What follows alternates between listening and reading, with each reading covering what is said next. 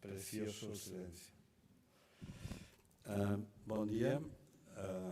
Us agraeixo moltíssim la vostra presència aquí, com cada 2 anys. Us agraeixo molt, diguem, que sigueu fidels a la Bienal i qui estigui aquí per primera vegada li agrairem, diguem, que hagi descobert una família molt gran de paisatgistes que ens anem trobant regularment. Avui aquest matí us voldria presentar el diputat de la Diputació de Barcelona, el senyor Xesco Gomar Martín, que és el diputat de l'àrea d'espais naturals i d'infraestructures verdes de la Diputació de Barcelona, una àrea importantíssima en el cuidado del nostre paisatge. Per això ell estarà aquí per obrir la sessió. Gràcies.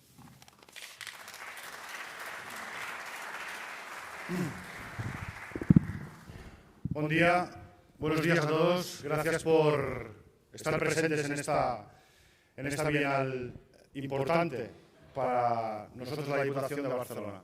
Mireu, faré en català si em permeteu, perquè jo seguirem el protocol des del punt de vista institucional. Permeteu-me també que saludi els companys de la Diputació de Barcelona, els tècnics de l'àrea d'espais naturals i infraestructura verda que ens acompanyen aquí, liderats per l'Albert i el coordinador de l'àrea. Sense ells seria impossible la meva feina com a diputat d'espais naturals i infraestructura verda i els agraeixo sobretot el que fan cada dia en el conjunt de la província i el que fan sobretot cada dia per la preservació del nostre patrimoni i del nostre paisatge en els espais naturals. Mira, jo sempre que tinc l'oportunitat i la sort de parlar en nom de la institució que represento, la Diputació de Barcelona, sempre explico que la Diputació té tres joies importantíssimes i que defineixen el seu paper dintre de Catalunya i també, si m'ho permeteu, dintre d'Espanya i Europa, que són l'Oficina de Gestió Tributària, això dels impostos no hi ha altra manera que gestionar-ho des de l'administració, com no pot ser d'una altra manera que la provincial.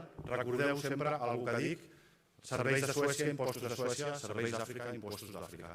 És un principi important des del punt de vista de la gestió pública i els recursos.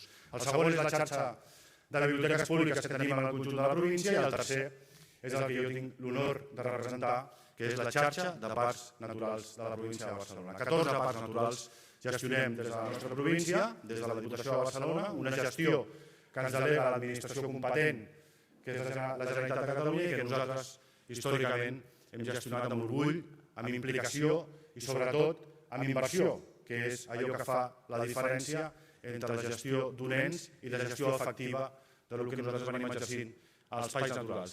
En aquesta última etapa, que és la que jo tinc la sort de liderar, hem afegit un epígraf a la nostra àrea, que és precisament la infraestructura verda. Vivim en uns moments de canvi global, sobretot de canvi climàtic, tot i que alguns es neguin a acceptar-ho. El canvi climàtic és una realitat i això ens obliga a totes i a tots a adaptar-nos, sobretot a les administracions públiques, i com no pot ser d'una altra manera, a el que jo considero les administracions més importants del conjunt d'una societat, que són les administracions locals, perquè són les que aconsegueixen efectivament i realment transformar el nostre dia a dia i sobretot transformar el dia a dia de les persones amb les quals ens hem de relacionar i tenim l'obligació de relacionar-nos, escoltar-los i aplicar totes aquelles innovacions i demandes que tenim, que no és més que la ciutadania.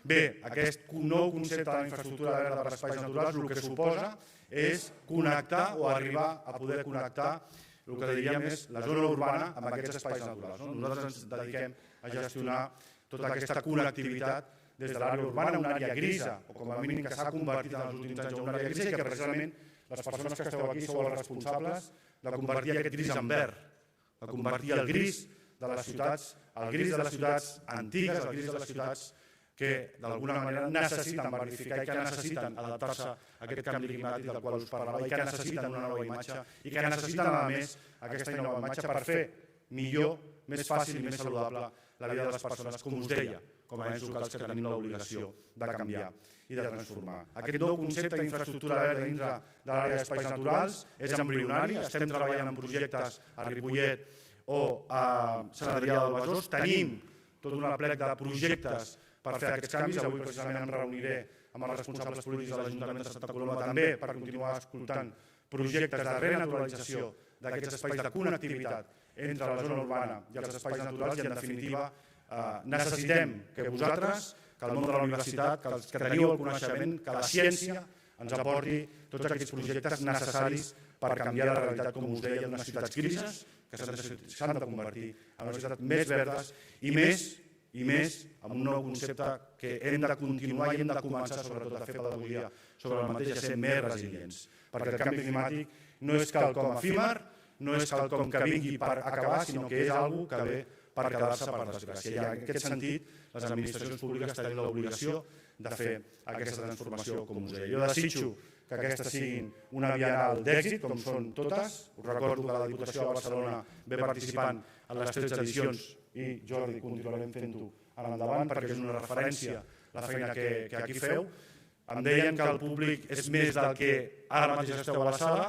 Barcelona és fantàstica i suposa que les nits s'allarguin i que els sopars siguin molt més emocionants que en d'altres ciutats.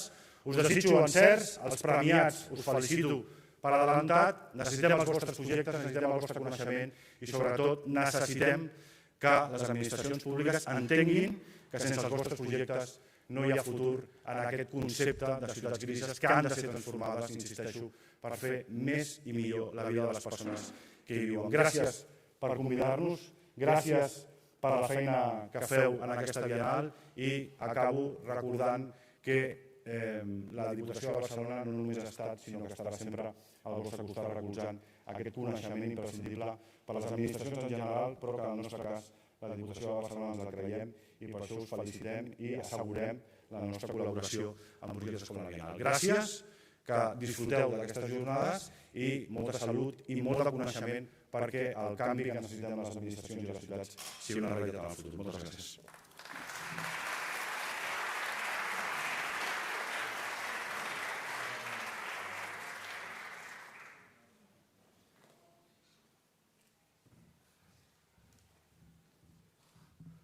Bom dia, good morning everyone, and welcome back to the Palau de la Música Catalana for another exciting day at the Barcelona Biennial. My name is Biennial, and I'm the president of the International Federation of Landscape Architects and also a member of our Rosa Barba jury here. I'm also joining you from Aotearoa, New Zealand, where I also serve as Associate Dean at the Faculty of Architecture, Design and Innovation of Victoria University of Wellington. So it will be my pleasure to moderate this morning's session. And without further ado, we'll move into our first jury intervention of today. Our next speaker is a leading voice in American landscape architecture and a true pioneer in climate adaptation. She's the founder of the design studio Escape and the director of the urban design program at Columbia University. Her work is widely recognized for merging design with activism to solve our most pressing climate challenges. In fact, she was the first landscape architect to ever receive the prestigious MacArthur Genius Fellowship. In 2023, she was named one of Time magazine's 100 most influential people in the world. To share her insights with us, please welcome Kate Orff.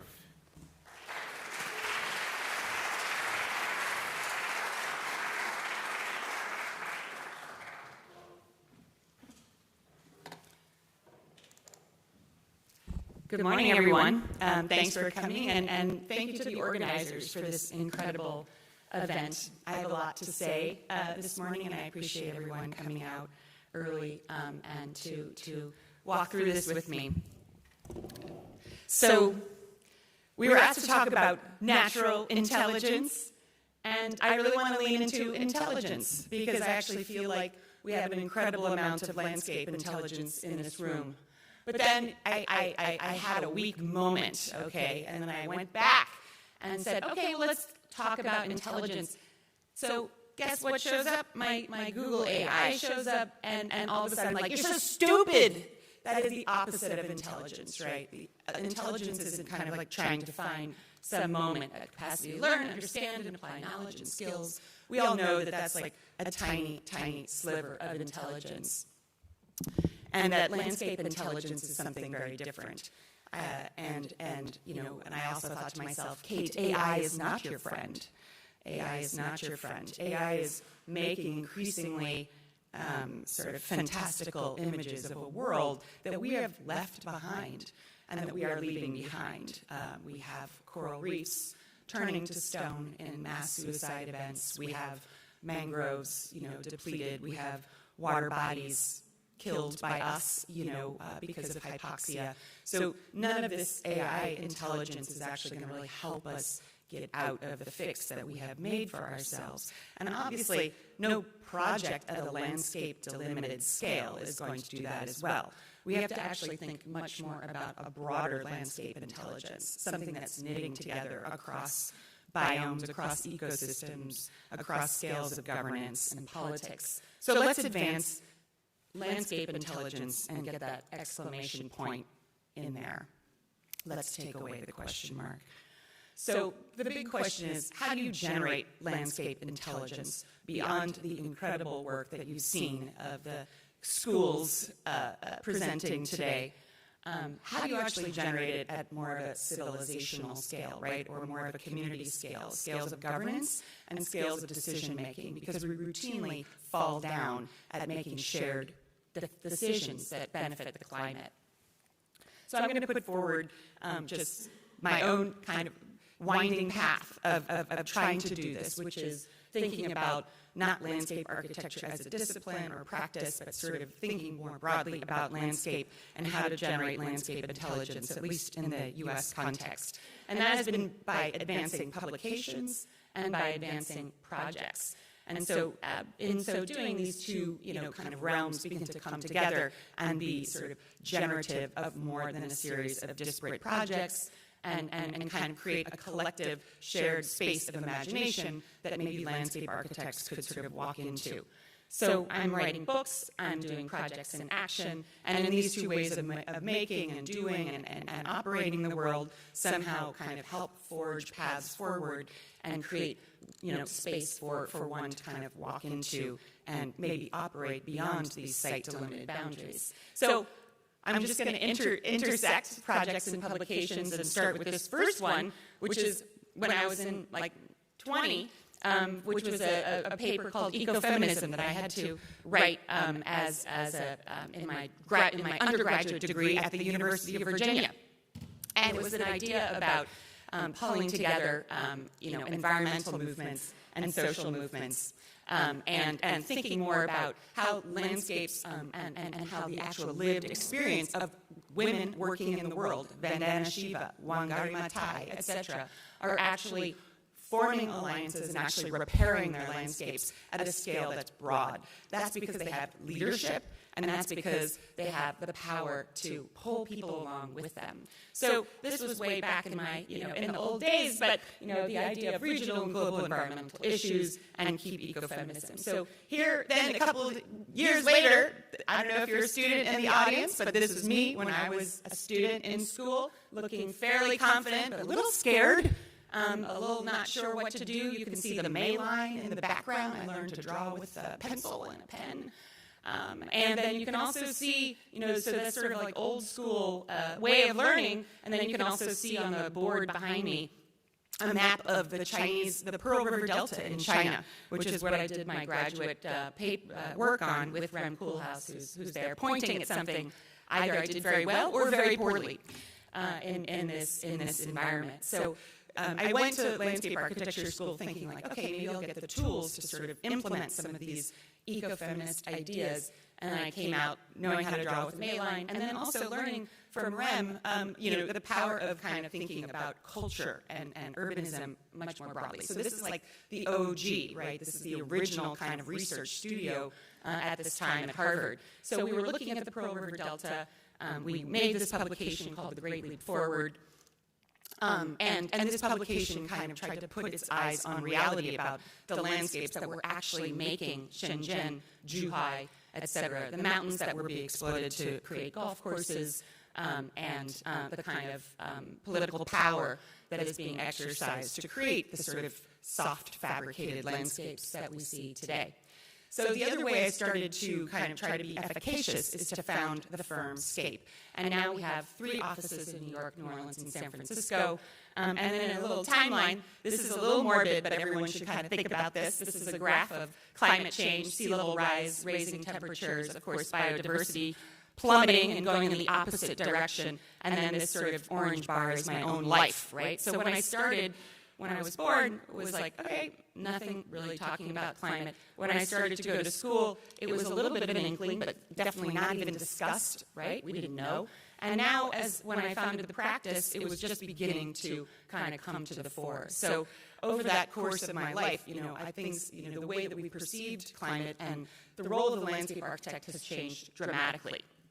So scape is kind of a hive mind. It is, by design, a sort of a larger network of incredibly, landscape nerds, I guess, landscape geeks, who know about the technical implementation of landscape, but who can think about landscapes at all scales, whether that's the scale of, the entire coast of Louisiana, or a little school, a garden for a school, or anything else here, like a riverfront park, et cetera. So we're building landscapes, and we really work together as a team.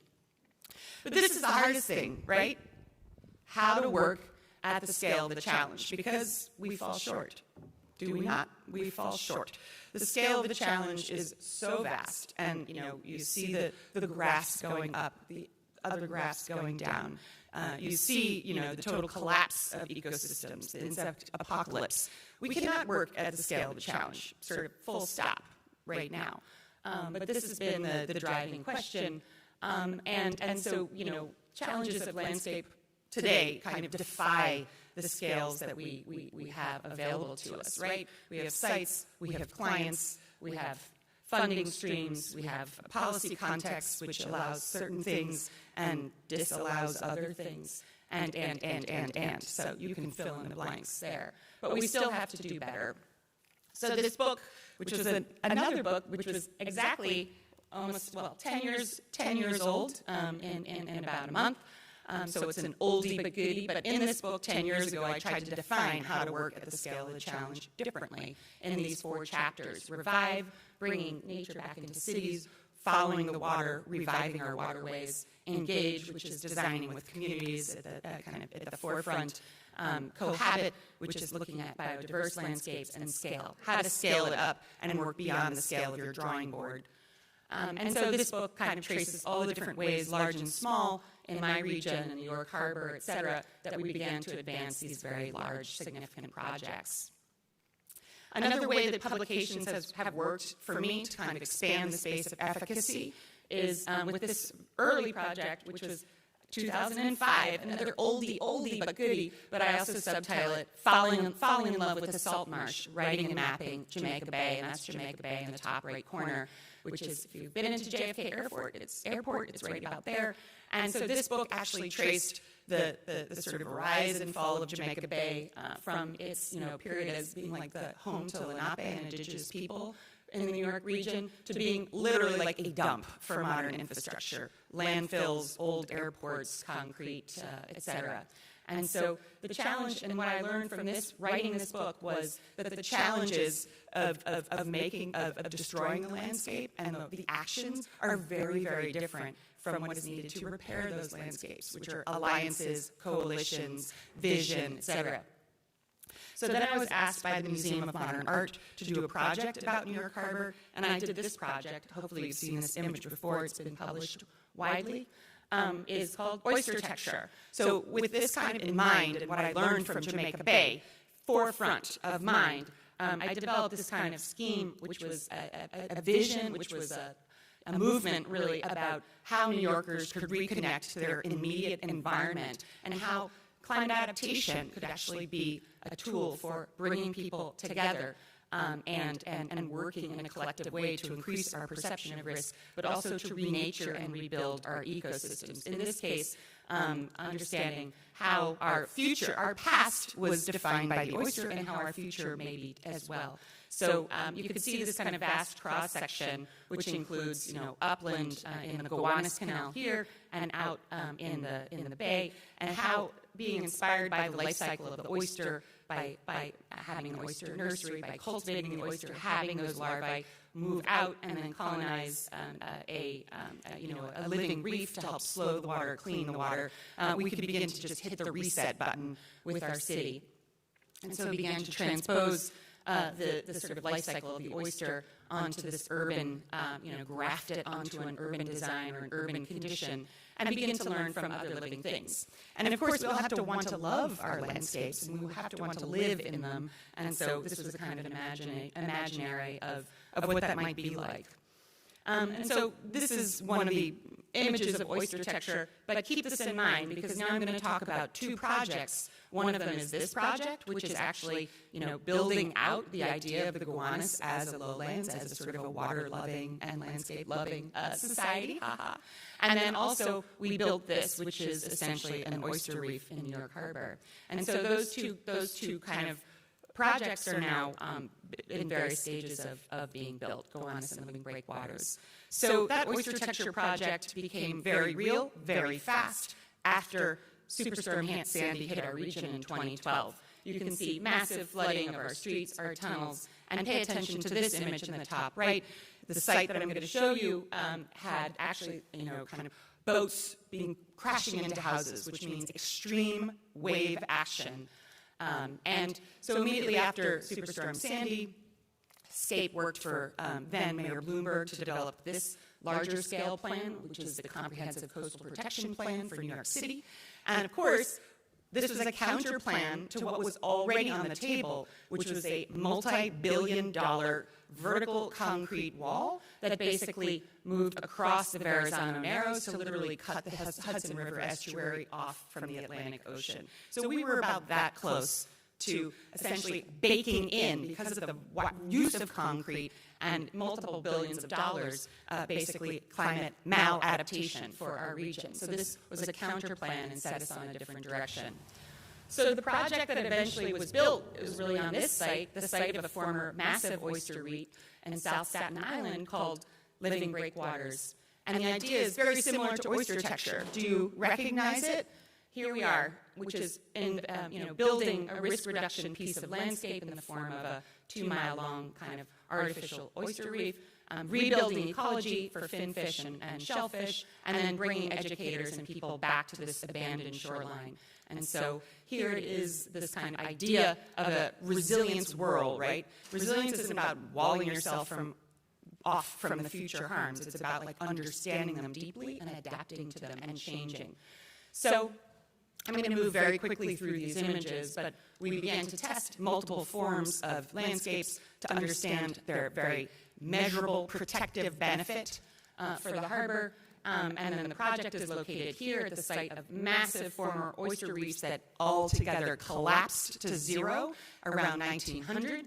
And we built this, sort of model. We tested the model. We engineered the model. We developed different kinds of units of change. This is our United States Senator Chuck Schumer saying living breakwaters with his Brooklyn accent, bringing funding to the project. We modeled it in many different ways to test its efficacy, to understand how it replenished the shoreline, reduced erosion, reduced wave action. We tested it in a physical tank. We developed the entire project as a pilot, which is the idea of this can be a pilot that is scaled for many places, and we're monitoring that pilot right now. We had to get it passed through policy. This project was illegal because you cannot put any fill in our water bodies. And every project, beneficial and not, has to go through this really long environmental impact statement process. So whether or not you're doing a 14-foot vertical wall or you're doing a sort of a nature-based infrastructure, it's the same process, which is massively problematic. And then we started day one getting oyster larvae in the water through events with our partners at the Billion Oyster Project. We also co-developed this curriculum called the Living Breakwaters Curriculum for all high schoolers in New York City. Talk about scaling. It is the biggest organization in the world, I believe, the biggest public schools organization in the world. So publications and publics, and what I learned from this curriculum is that it goes in many directions, and that's called learning. And I'm not sure machine learning is quite the same, right? A publication, like a curriculum, can then engender and create an entirely new public of harbor stewards for the future. So this curriculum is freely downloadable and usable, has been used. The oyster restoration continued. The project got built, and this never happened, students, so don't get too excited. This is the only project where the Photoshop has ever actually happened in the face of Stanley the Seal arriving.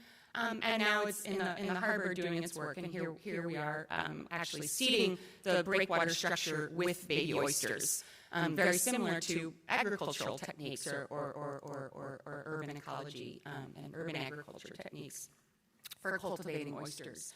And so these are the breakwater structures doing their job. It's a calm day, but when the winds are high, the shoreline is protected and replenished. And of course, the big part is bringing back what has been lost down to less than 1% in our harbor, which is rocky subtidal habitat for finfish, shellfish, and others. So the entire kind of bountiful harbor has begun to creep back in very small ways. Sorry, Mr. Crab, and he's a little upset. And so it's a beginning, right? It's not the end, but it's also signaling a paradigm shift away from walling ourselves out, away from so-called gray infrastructure, away from what I would call maladaptation. And so that was this project here, Living Breakwaters, and now I'm going to move on to the Gowanus.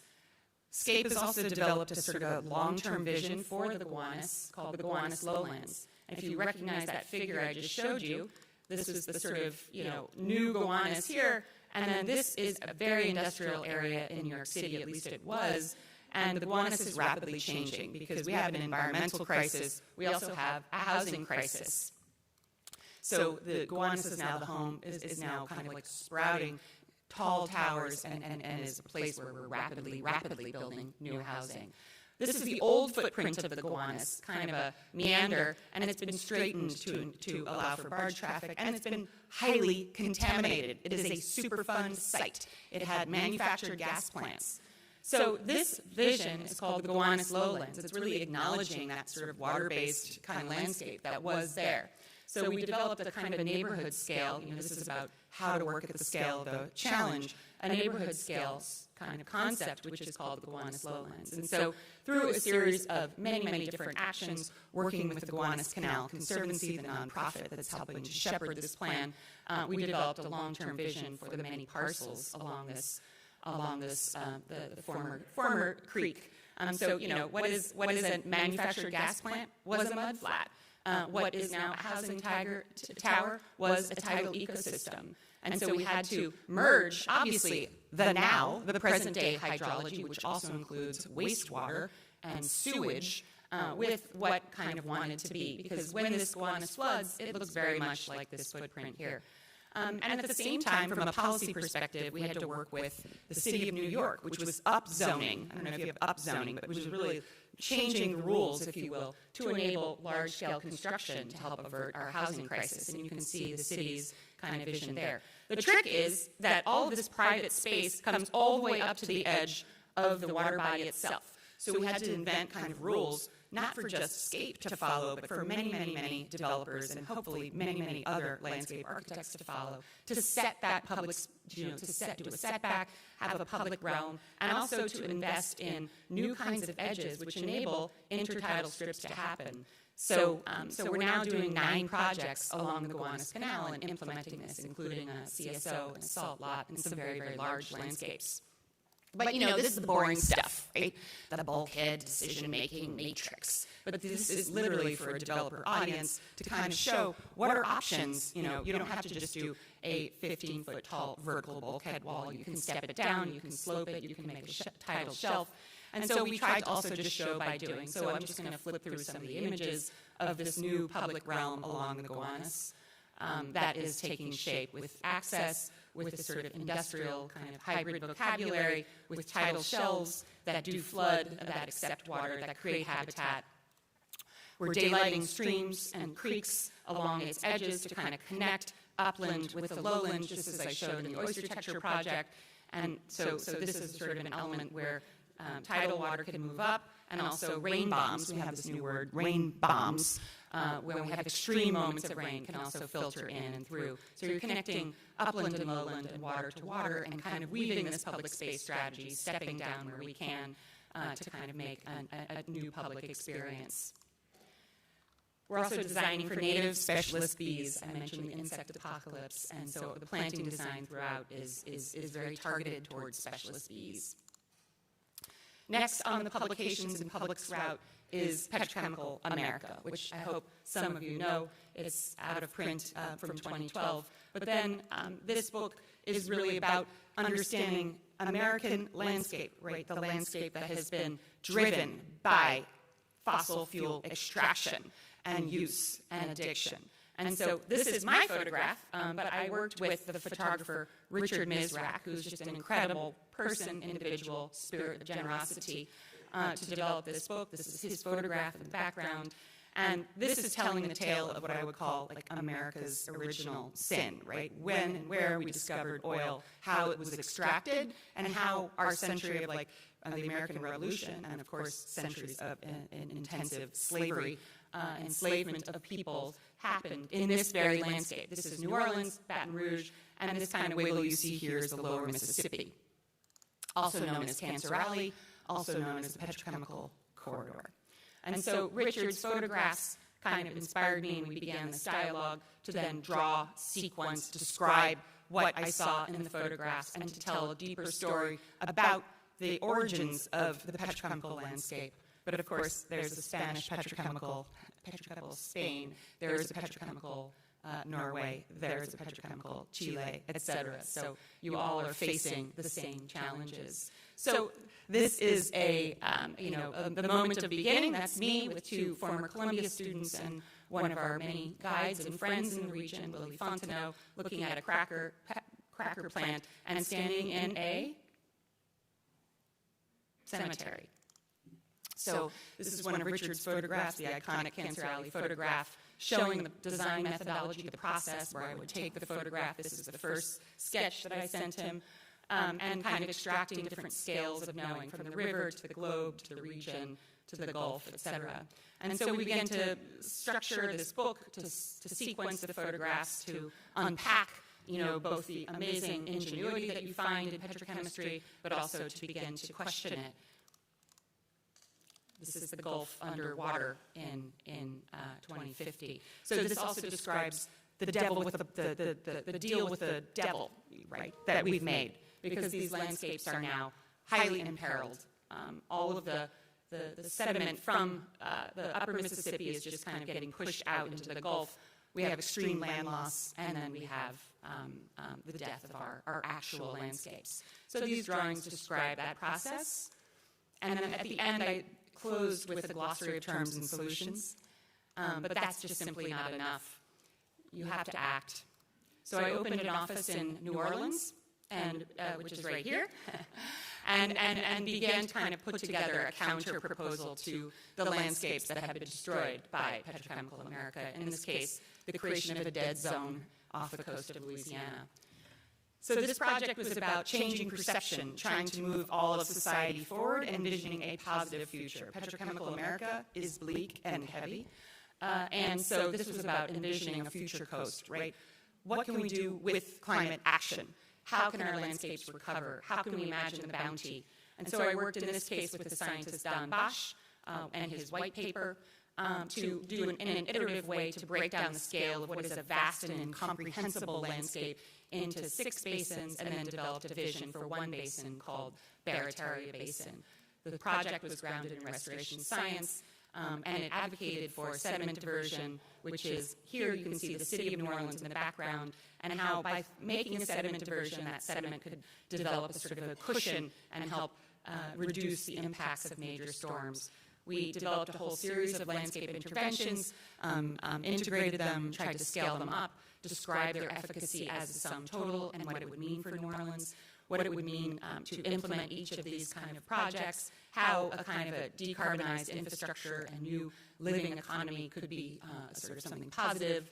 And then we had both incredible success and then like massive failure on this project. The incredible success was that it was an unprecedented project to fight land loss.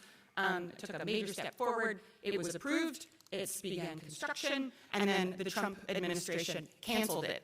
$200 million into the project, there was a fire sale of the infrastructure that was mobilized. So not only did we lose this project, we lost actually all the carbon and all the 15 years of thousands of people trying to advance climate adaptation at a real scale. It's a true tragedy. So, you know, all of the land that could be built through these interventions is now halted, and we are on a path of destruction. But all is not bleak. SCAPE also worked on the 2023 Coastal Master Plan, and this was an ASLA award-winning project, a plan for Louisiana's coastal communities, in which we had, through 200-plus touch points, worked across the state to kind of understand what a future without action and a future with action would look like, how to inspire larger-scale landscape action and transformation, put all of the projects together, just as you saw with Barcellona, into one map, describing what they are, describing their efficacy. And so this is where I want to close, which is scaling, right? We have to scale. We have to scale beyond this to the scale of the United States, and we need to scale landscape intelligence. So the last two publications I'm going to show are just working within the SCAPE framework to also make big things happen. So we developed this book called The Chattahoochee Riverlands, which is a plan for a bikeway and a greenway along Atlanta's Chattahoochee River. This is 100 linear miles, 100 linear miles. And this is Atlanta. I can't even see it. That's Atlanta. So this is a vast scale across multiple states. And this project was funded, and you can see our Congresswoman here advocating for its funding, and is moving together in parts and in sections, hopefully by the work of many, many towns, communities, and landscape architects. And so that type of publication leads to shared collective action, it leads to coordinated action, and it leads to a ribbon cutting, which is amazing. And similarly, in Memphis, where you have one of the most cities in America challenged with racial tensions, we built this park called Tonley Park, working also with the artist Theaster Gates, and this is his piece here, to think about how we can sort of reclaim this sort of riverbank. And then we also wrote a 3-part curriculum, A Living River System to a Bountiful Landscape, which is now integrated into all Memphis 3rd and 9th grade classrooms. So to talk about scaling. And then finally, I'm going to close with this publication. This is not a publication meant for us. This is a publication meant for lack of a better word, a mass audience. It's called All We Can Save, edited by Ayanna Elizabeth Johnson and Catherine Wilkinson, some good friends of mine. And so in this essay, my chapter in this book was called Mending the Landscape. And it was a call to action for an American landscape transformed and mobilized for change. So we need to scale the scaling, and work hard with all we can do. And so this book became a national bestseller. It became the subject of book clubs and reading circles around the country. And so I'll close with this poem that we wrote in the table of contents. Reshape. Problems embedded in the contours of cities, transport, infrastructure, capitalism, coastlines and landscapes where human nature meet. Much to consider, mend, invert, remake. Thank you.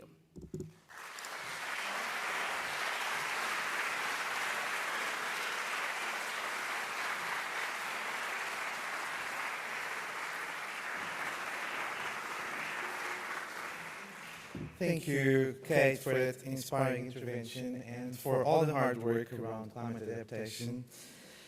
We're now shifting our focus to the future of our profession, the schools. We have 5 finalists presenting their work for the Rebus Pierre Prize this morning.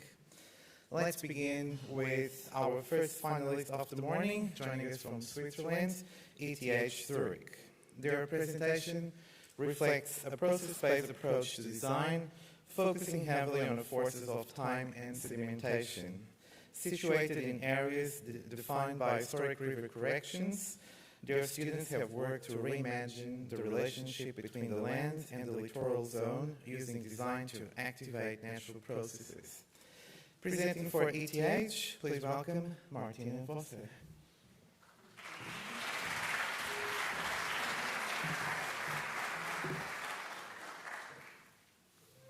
Good morning, everybody, and thank you a lot to the jury to making us finalists. We were very excited and honored, even that half of my team is also here and some students also joined. And can profit of this fantastic Biennial. So thank you also to the organization. I think it's a fantastic idea to mix up schools and practitioners that we can learn from each other, because I really think it's a moment we need to exchange and learn from each other. We just heard. I'm a bit overwhelmed by what we just heard. And I was thinking, probably Google AI is going a bit crazy, because I think everybody was Googling about intelligence, so suddenly this algorithm going crazy for the thing. So I want to talk about what we do with our chair at the ETH in our fantastic Master of Landscape Architecture, which is still a baby, but is growing and getting stronger and stronger. And we mainly focus on the work of the topic of processes, because I think we can really also learn from processes. I don't know if they have an intelligence, but I think it's intelligence to learn from them. Because first of all, processes contains already the topic of life, growth, birth. Automatically also includes time, which is a very important thing. It somehow connects past with future, transformation and adaptation. And we are extremely in a phase of adaptation, of course, with our world. So in our teaching, we force the topic of designing of and with processes, and especially with an understanding of not controlling them but guiding them, which in Switzerland, in our culture, this is quite a paradigm shift. The challenges of the Swiss landscape is not new. As you see, these two paintings of Giacometti and Segantini, the value of water because of droughts in mountains has always been there, or erosion, stones in the forest has also always been there. So it's not something new. The problem is that in the late years, with the increasing temperatures, the more heavy rainwaters, it's really getting more and more extreme. Like in Blatten this May, a whole village has been covered.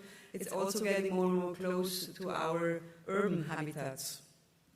But also the topic of having too much or too less water is an issue that we are facing more and more. We're a culture, especially in the flatlands, of drainage, and we need also to become a culture of irrigation, because we also face droughts, which is quite a new issue, especially in the flatlands.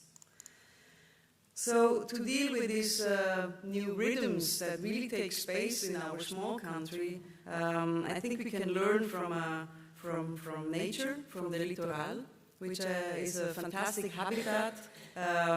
It marries the two worlds of earth and water. It's constantly in dynamics. It has a huge biodiversity, very rich in species. So I'm convinced that we as architects or landscape architects, we can be inspired and also translate and interpret this idea of the littoral, this space that is always in transition, shifting lines. We can translate that not only from a natural point of view, but I think really also going into social and politics and bringing it into urbans. It's also fantastic in the littoral, sometimes you see things, but sometimes you don't see things, but they are still there. And that is also where we are researching. So in our chair, you must know we are a country where landscape is designed by engineers and politics, not so much by landscape architects. It's still a very young profession that until in the origin was mainly doing classical projects like gardens or cemeteries or parks. So we are convinced that we need to start to also design these spaces, these landscapes. I mean, it's very much smaller scale than what we have seen before, but nevertheless, to bring in also this density of species together, this multi-layered understanding, and also an understanding of these transformational spaces. So we are this researching on design methods that iterates between what also engineers are using, 3D simulations, but also analog, drawing by hand, and to bring in also these soft factors, not only the hard factors, but the soft factors such as culture, memory, and social interactions, that you can't put them all in Excel sheets to make an algorithm out of it. What we also love about working with the point clouds or big-scale 3D models is this multiscalarity. So you can have really the territorial systematic understanding, the section, but you can also have immediately the very one-to-one scale or the scale of a bug. And it also helps us to real minimal differences, even if you are in a territorial understanding, like the plan on the left-hand side. It's a site where we were working with the students, where you see the old shorelines of the lake. So this working iteratively between working with a hand, going on over a point cloud, adapting a point cloud, searching, understanding at the same time, similar time, the big scale, the systematic, but also with the hand, our knowledge that we have in our spina dorsale. I think it's a very important synergy that we create maybe an intelligence to adapt, to immediately address all the layers that a landscape has into it.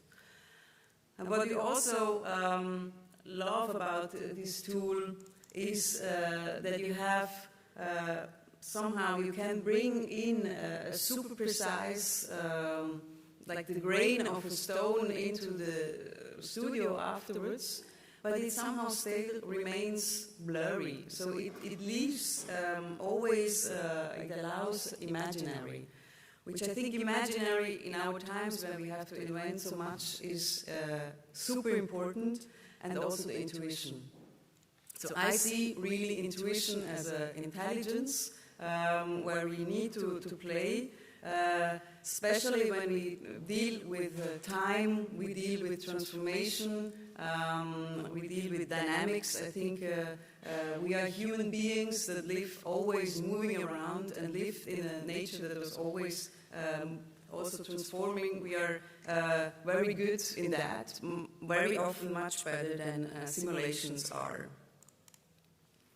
So in our studio, we bring the students on sites. They have to interact with sites, for example, with an exercise of choosing or building an element of sitting to get about comfortable, it's about really positioning of a human into the landscape. But then they also scan and they bring it back to the studio. So you can have the grain of a stone, you translate it into a point cloud structure, you translate it into a model, and then you can translate it maybe into a topographical concept. So this iterative and evolving, continuous evolving. We also let them work on milled, inverted topographical models that they made like sand models out of it, so they start to dig and work on the topography, and they have not fear of changing. But at the same time, we also let them get really in contact with hydrological processes, with modeling of Earth, to understand. We even installed on our roof terrace a little water and sand playing game, but I think it's important that you understand what you're doing from a very intuitive and physical experience that you get. So the students are playing with sand, letting flow water, and then they scan it again, bring it to 3D, and then again they translate it again. So they are continuously interacting between digital and physical. So in our studio we have this iterative method not only in the methods with which tool we use, we also work iteratively on local and territorial, but also what I think is very important, immediately a design, and then parallel the analysis, not to get, I learned from Gomar yesterday, the fantastic work, pack analysis, no? That very often happens. We also have in our class 2 modules that are embedded in our studio, which I think are very important. So it's the module of digital design method, but also law as a design factor. Because we need to learn to see also the process of making laws as a process that we can guide and we can transform. So the project we sent it in for the Biennale are 3 projects of 2 master semesters. 2 of them are just at the border, at the edge between the mountains, so the Alpine, and then the valley is coming. It had always a lot of flood, a lot of sediments coming down with the lint. Sediments are still very present, but it's also a land that is very flat and has a lot of infrastructure and very scarce biodiversity. So the first project by Niels and Sabrina, Keep the Dust on the Carpet, is playing with all these sediments that the lint is bringing, because the lint has been originally flooding always the zone. We also had malaria, and during the correction they put it in the Walensee, and then it goes cleaned without sediments towards Zurich. So it was also an infrastructure to help Zurich somehow at the end. So they had, inspired by the Delta evolvement in history, they developed a strategy or vision to create a new landscape by guiding the sediments with the invention they created, and even changing also our attitude towards sediments, which is something negative, into proposing that every year there should be also a sediment festival with certain installations. So also, Niels and Sabrina worked very intuitively by drawing the first sketches. They were very super strong. Then they started to work with simulations, but also played a lot with sand, and developed by doing so this fantastic maybe land art structure with this net structure that they proved with simulation that they work to guide the flows very differently. And so also invented a new graphic for the plan that talks about this growth that is always a very difficult thing. How do we communicate transformation in a plan, because it's still a tool that we have. And then again controlled it into the digital model. So and they used then also the digital model to again rethink what is the quality of the space. The next project by Valentina, Ines, and Shin works with another topic, the invisible groundwater of the site. They were also inspired with the historical photos. They revealed somehow what was underground by again working on many different layers, and installed by doing so a new topographical concept that finally changes absolutely the ecosystem of this site, but not only the ecosystem, also the relation to water, installing these hydrophilic landscapes for everybody, for people and animals and plants that love drought and humid. And also proposed, again in space, I think the spatial aspect is super important, but at the end in space everything comes together, we meet all together. And the last project is by Amira and Nichin, where we are on the other side, but it's also about this relation to water. It's in Biel, it's in the plain, so not so much the big sediments, but fine sediments, but a very flat land, a very changing shoreline. And they proposed by reading until where the water comes, they proposed to just shift shorelines, so taking the existing, bringing it further out, installing a new higher one in the back, and by doing so, very fine interventions, very subtle, but every step they did was for humans and ecosystem. And they installed this project, but they also were thinking about a new zoning plan. And this is what I hope we can create, this new future landscape architect, the Dessi, that all the layers of a landscape can be designed, not only the spatial ones. And so also my understanding of landscape architecture, that we create structures where new conditions can arise. Thank you very much for your attention.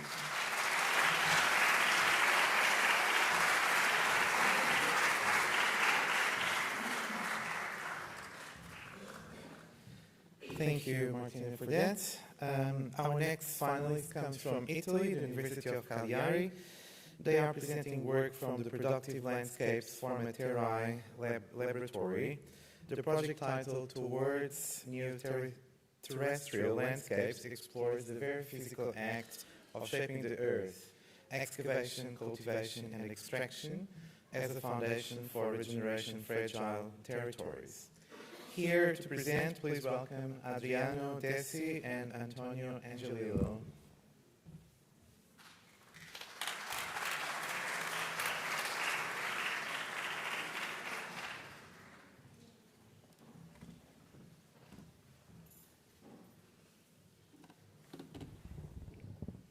Good morning to everybody.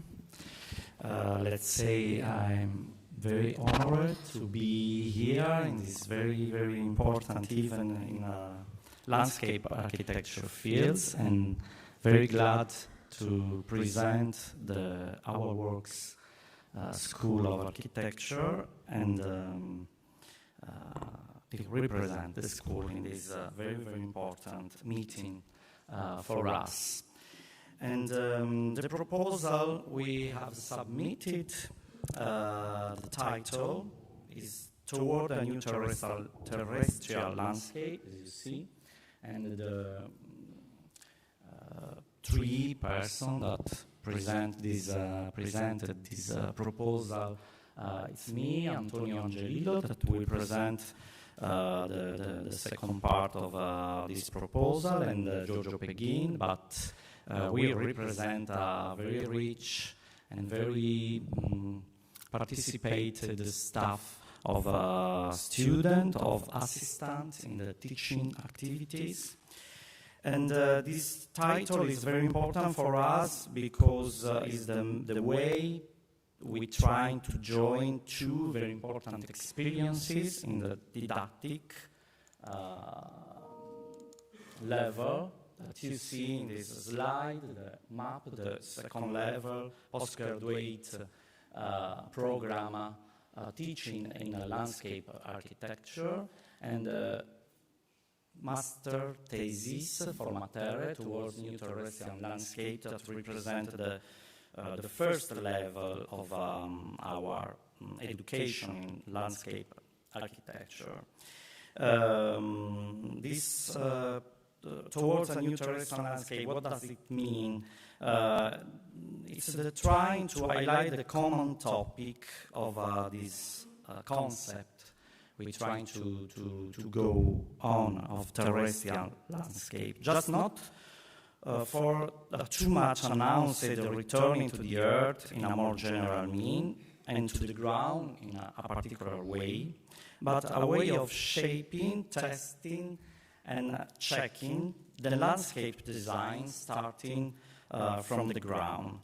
The two main grounds where this approach has been tested and where we over the years have been involved in design research occasion are the city of Cagliari, this is the main city of our island, Sardinia, of our university, but is one of the main field of our research.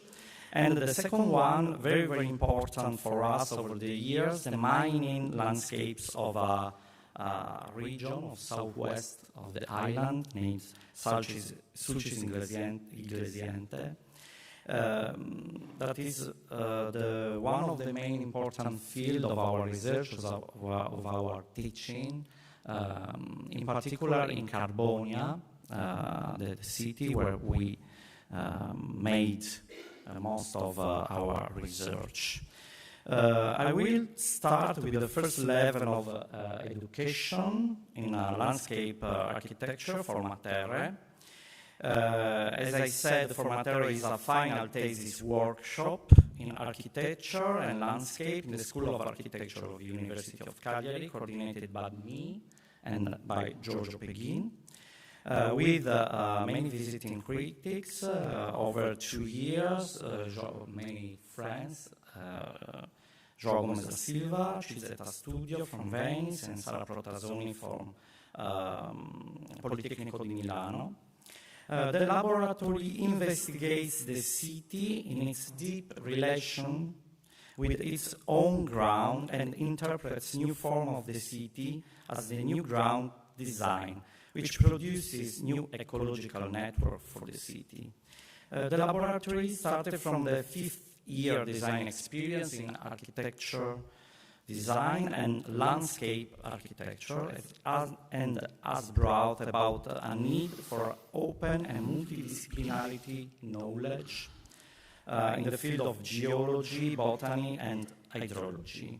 The contribution of the first experience in teaching activities of the school is made of 3 parts, with a brief introduction about the relationship between the city of Cagliari, the place of design study, and the ground on which it is built. The first one is an interpretation of some topics about what it means to design the form of the city, starting from the ground. This is the main topic to which we have started the teaching experience. The second one is a thematic collection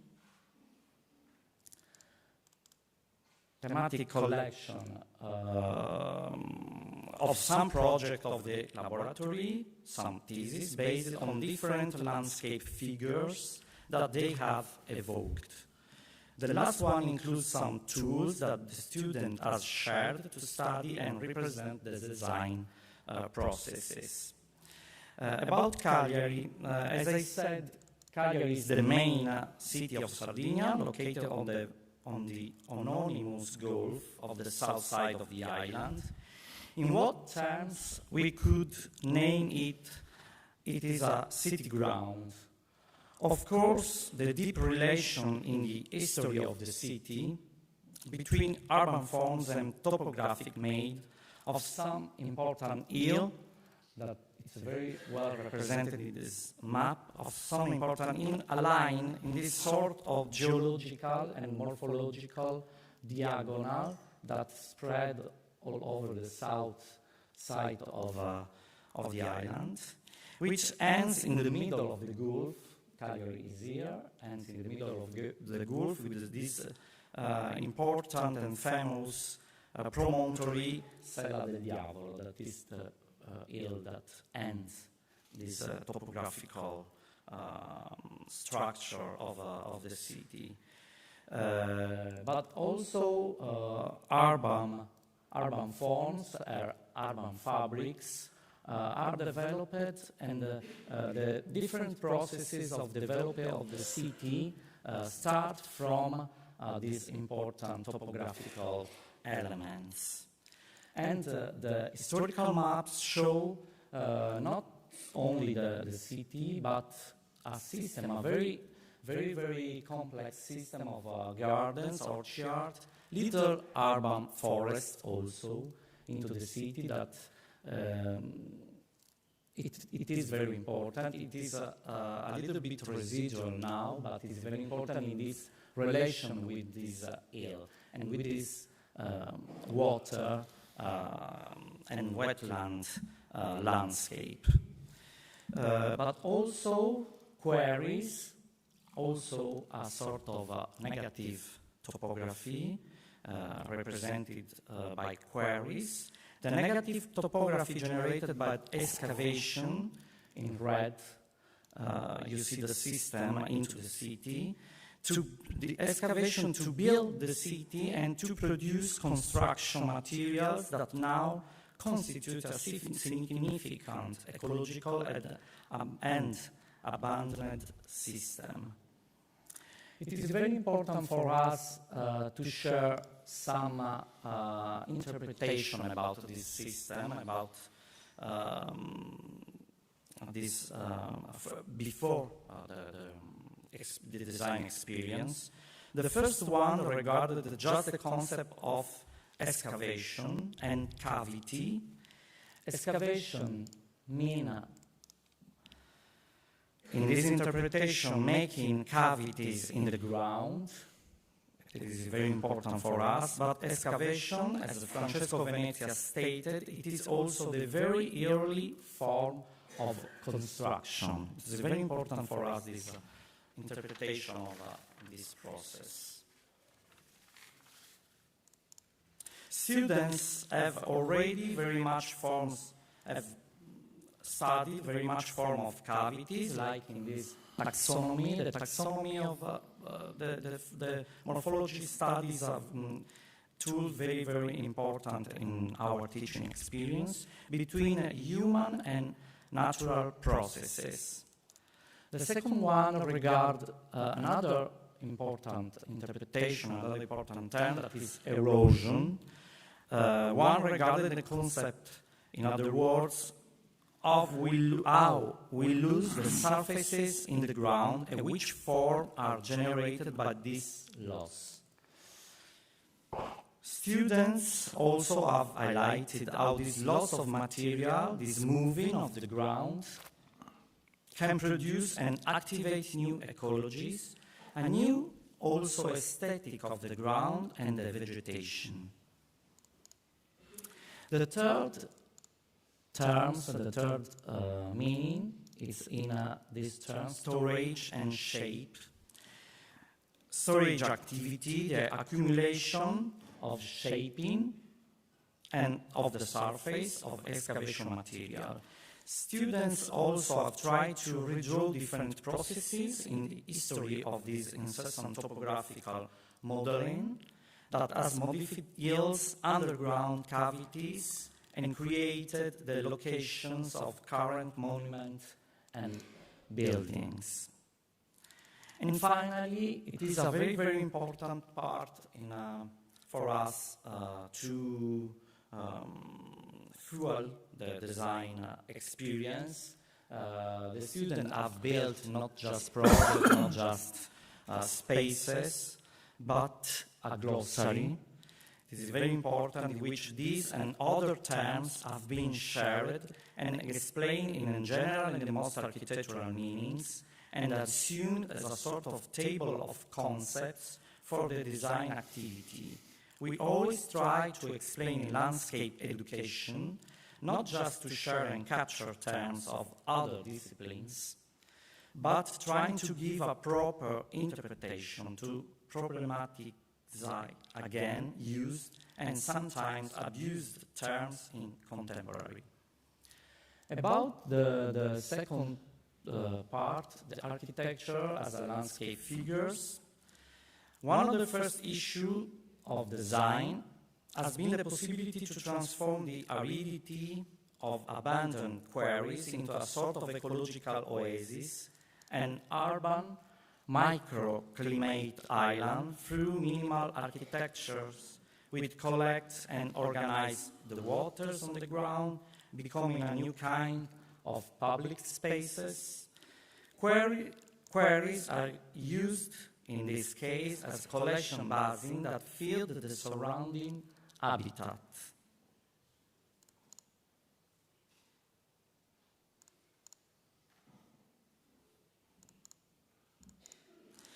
The second idea has been the possibility of considering that the abandoned quarries, industrial element and existing cavities could become new places of stay, new contemporary temples from which to observe and to live natural processes.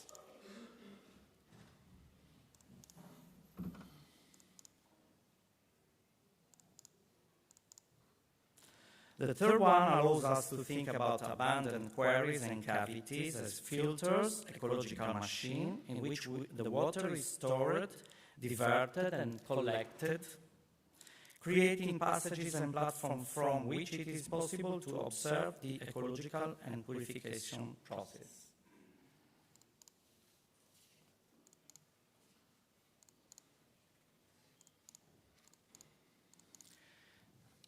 the final part of the presentation of this workshop is some instrument like diachronical maps to represent a different time of developing the city around this topography. The ground section with the student represented all the strata of the geological formation of quarries and the possibility to build new ecology. And at the end, this kind of, the block diagram, when a little unit part of landscape are studied to represent the project. And finally, Antonio, you could... No. It's over. It's over. No? Is it possible to present the final? Okay, thank you.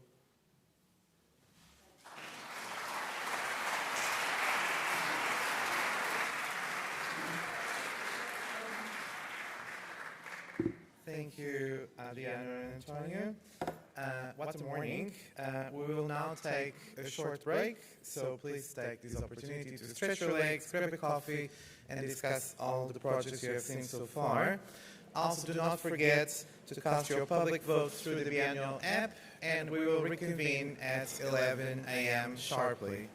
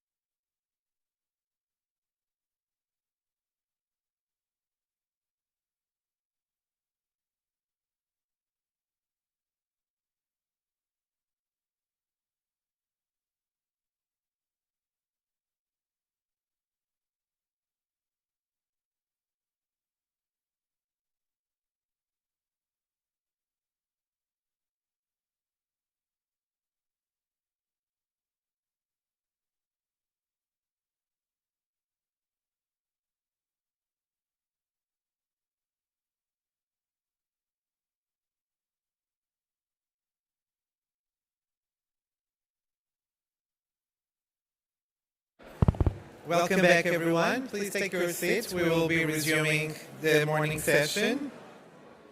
Welcome back. May I ask everyone to take your seats so we can start? Thank you.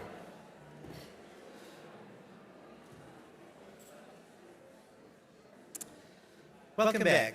We are diving straight back into the Rebus Prize finalists. Next up in our list is Cornell University from the US. Their department emphasizes a situated approach to the natural and material world. Their students have tackled issues of climate uncertainty and land degradation by viewing the landscape as a site of co-production. They focus on field work and critical practice to develop strategies for eco-social renewal. Please welcome Jamie Vanucchi.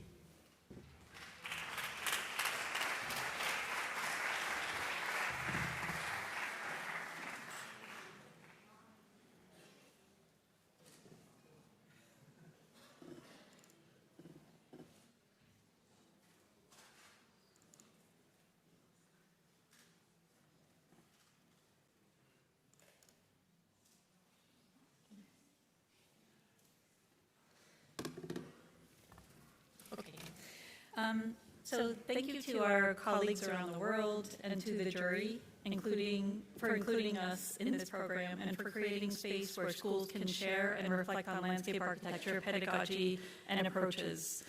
We have a small delegation of students here today, over there in the corner, and we are very thankful to be a part of this.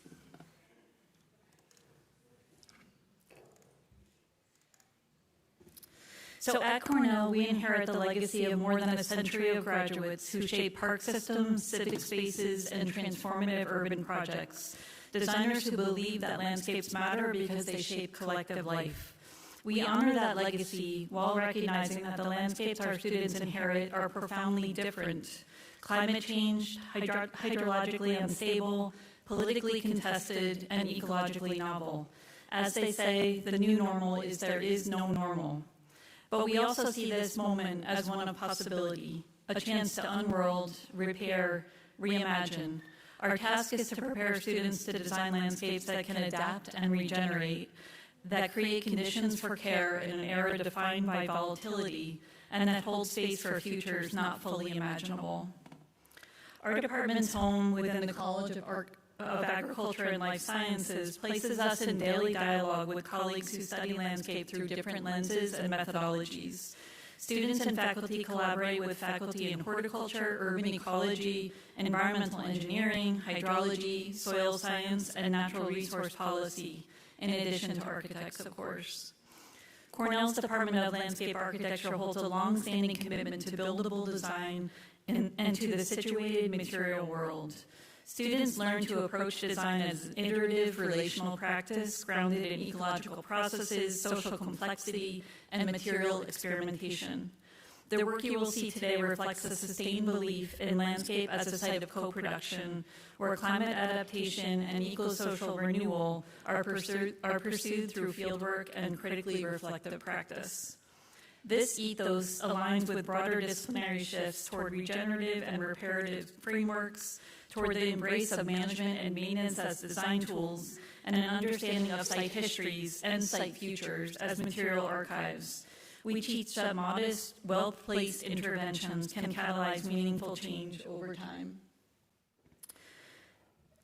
So here are some core aspirations in pedagogy. For us, specificity is a way of knowing. The word shares a root with 2C, and that etymology shapes our pedagogy. In a moment when universal solutions are rewarded in the allied fields of science and engineering, and when AI image generators are prolific in their output but detached from real places, we engage specificity as a counter-practice, a resistance to abstraction, and a commitment to landscapes as complex, lived worlds. Fieldwork is where this groundedness begins. As faculty, we deeply believe in the value of fieldwork, testing a suite of proactive practices that combine measuring, drawing, interviewing, mapping, testing, listening, and sometimes just sitting still. Through fieldwork, we affirm our shared commitment to embodied knowledge, primary data collection, and the plurality of site experience. Knowledge develops through an iterative cycle of questioning, probing, proposing, building, testing, analyzing, and revising. Design is a conversation with site, communities, and the forces of change. Students learn how to convene communities and collaborate with scientists, maintenance workers, policymakers, and local land stewards.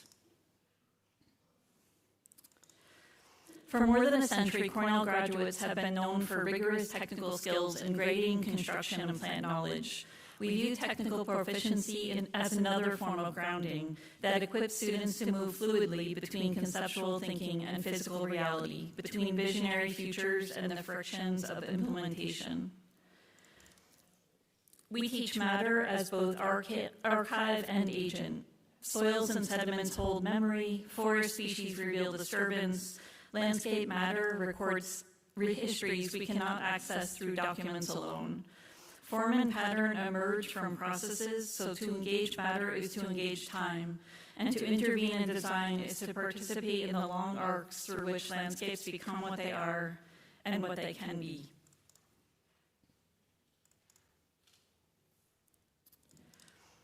For the disciplines of science and engineering, uncertainty challenges core methodological frameworks, so it's no surprise they seek to contain it in error boxes and freeboard.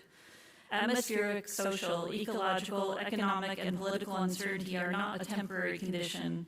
Rather, uncertainty is increasingly defining our world and the context of our practice. We will educate a generation of 21st century leaders if we can cultivate the capacity and practices to not only tolerate uncertainty, but to work with it generatively. Here we draw inspiration from Lauren Dyer and colleagues who describe in uncertainty a tension between the discomfort of not knowing and the creative openings that emerge precisely because we do not know. Uncertainty opens a dialectic of possibility. These core values appear in the 5 student projects we chose to submit this year. The first project, by Kate Chesborough, asserts the role of maintenance to reshape relationships within a park on Mud Island in Memphis, Tennessee, just down the way from Tom Lee Park. While this park site is in the floodplain immediately adjacent to the very dynamic Mississippi River, frequent lawn mowing suppresses floodplain ecologies.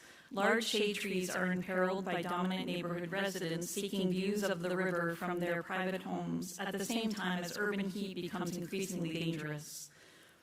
This proposal conceptualizes the site's future as a series of decisions which incrementally shift relationships. Strategies include a variety of mowing, pruning, thinning, protection, and planting methods to diversify the densities, textures, and heights of woody and herbaceous plants. This transforms the site into a patchwork of ecological and programmatic assemblages that frame river views, bloom ephemerally, create microclimatic shade, and provide a network of spaces for gathering, circulation, and recreation.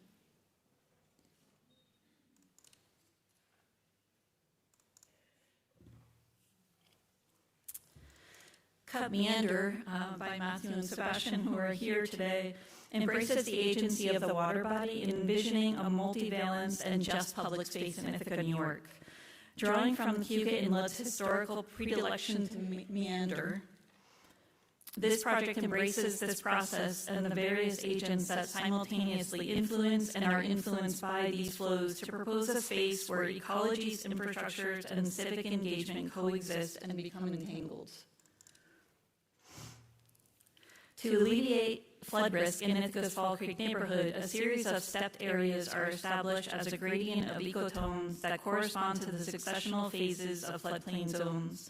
While the initial organization of interventions, which are cuts, take their form from the projected city grid, this rectilinearity will blur or meander as the inlet erodes the landscape in some places and deposits sediments in others. Underserving space like a municipal golf course are reclaimed, while critical civic infrastructure like Ithaca's municipal waterworks and the farmers market are embedded in these floodable zones and connect people to the water. This project is influenced by the ecological processes in wetlands and floodplains, particularly the workings of beavers and muskrats that significantly alter landscapes. It embraces the dynamic complexity and uncertainty inherent in changing climate by utilizing cycles of disruption and succession, and proposes a series of native and experimental forest and wetland types. Cut Meander is a vision for publicness in Ithaca that enables expanded relationalities of the Cayuga Inlet. Now moving on to a project in the Black Dirt region of the upper middle reaches of the Wallkill River Basin. This project addresses a landscape shaped by glacial activity and long-standing wetland processes. The region's rich organic soils, the remnants of ancient swamps, once supported diverse native habitats, but decades of agricultural intensification have led to fragmentation and ecological decline. This project puts forward 3 interwoven strategies to balance ecological regeneration with local economic benefit, including promoting wildflower turf production to reintroduce perennial root systems that act as carbon sinks, creating a pastoral complex in regularly flooded zones to avoid excessive carbon release from soil disturbance, while offering new grazing-based land uses that function as flood buffers, and reactivating a green spine by gently reshaping the river channel. By linking production with restoration, the project enables users to actively support biodiversity and carbon capture while offering a scalable model for regenerative land uses across the region. The next project attempts to promote a dialogue for both animals and humans within a domestic realm. Utilizing the Virginia opossum as a highlighted species, the concept is to change the performance of the suburban fence from barrier to corridor, connecting larger ecological patches. The prototype, which suits the requirements of the opossum's habitat and nesting, provides a basic function as a planted fence with embedded burrow. Expanding on the project in terms of its aesthetics and marketing, style, and color were explored as formal drivers to expand the product's reach. The project merges urbanism, ecology, industrial design, contemporary consumer culture, design, and fun for better multi-species relationships in our built environment. Drawing on fieldwork conducted in designed forests and urban treescapes in Europe, this thesis translates the legacy of planted forest parks into design tests based in Ithaca, New York. Ithaca is a city of channelized creeks and infilled wetlands where increasingly intense rainfall events reveal the present-day inadequacy of historical planning decisions. Landscape arborism reclaims Ithaca's tree identity and mobilizes it to create climate-conscious and experimentally diverse public space. Pairing one key design move, planting densely in a grid, with principles of creative management allows for experimentation and discovery while guiding trees toward desired future forms. Trees are more than instruments we tasked with absorbing carbon and providing shade. Their capacity to structure space combines occupiable infrastructure with civic good. Assembling a new urban tree lexicon establishes the conditions for an endless series of relations and negotiated actions between people and trees in close proximity to each other. By offering a range of planting strategies rooted in site history and foregrounding the role of human management through time, landscape arborism articulates a new power for trees as spatial co-agents of the continually unfinished future city. Thank you.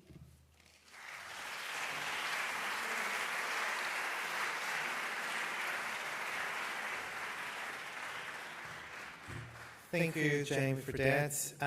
We are now coming back to Europe, to the Canary Islands, and we have the University of Las Palmas de Gran Canaria. Their work comes from the islands as laboratories of the Anthropocene research line. They treat the island environment not just as location, but as an ideal laboratory for studying climate challenges that affect us all. Their projects range from coastal strips to salt flat restorations. Please welcome Jean Taira.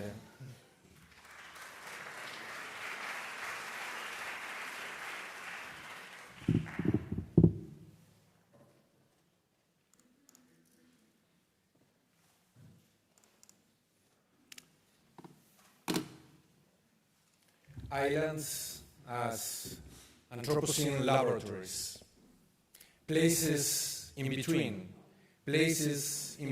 continents that eventually, from the research developed in such places, could eventually be small or big lessons for our continents. Well, is what we believe in our tiny archipelago in Canary Islands. Because we are in limits, geographical limits, but also limits that they are related with socioeconomical issues, and, of course, with environmental and tight circumstances that we have to address. For basically last 4 years, we've been working in islands. As you can see, we are going to present some projects, one in Gran Canaria, a couple of projects in Lanzarote, but not only in Canary Islands, but also on the other side of the world, in Tokyo. There is 4 years of the work of 120 students among 40 groups, and is the last step of a urban design strategy to finish at the end in a preparatory graduation course for architecture, landscape architecture, and eventually will be a master course, thanks to the effort of our professors here present in the audience. The first project is in Gran Canaria Island, in La Aldea de San Nicolás, an amazing place, as you can see. Well, for those that doesn't know, Gran Canaria is an island of 50 kilometers diameter, of 2,000 meters high, and the trade winds create two phases of the island. One is green, the other is dry.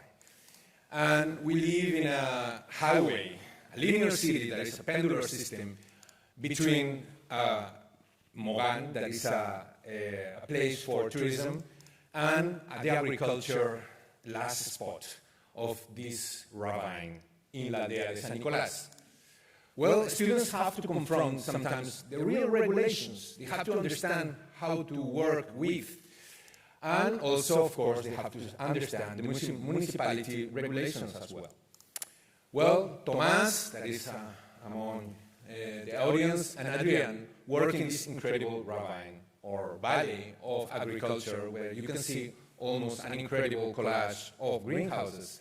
But not only that, the students have to understand all the circumstances that happen and collide in this environment. Valleys that actually house not only greenhouses, but also settlements, a port, a beach, and also a very pre-Hispanic and valuable ethnographic heritage. Students have to basically understand the circumstances, for example, in their case, in the coast, the complexity, and trying to understand and trace a creative connection between, for example, in this case, the vegetation of the area and the noise of the different landscapes that actually wave the landscape of this ravine, or understand the palette of colors and materials that actually build this environment. At the end, they have to establish a scenario, understand in which area they believe they are going to attempt design, and through three different parameters in their case: impact, habitability, and the natural forces that actually collide. And they provide a solution in the coast, trying to provide a solution to understand and to organize the whole coast through a project of place for staying, organize the complexity of all the elements that collide in this coast, and provide a solution for accessibility as well as a place to understand the landscape.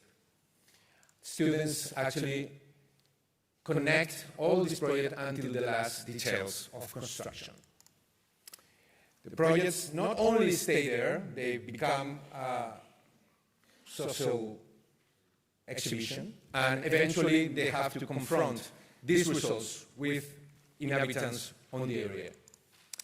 Second projects are actually in Lanzarote. Lanzarote Island is a magical place, and students, they have to work in abandoned salt work or salt production places in this incredible other Canarian island.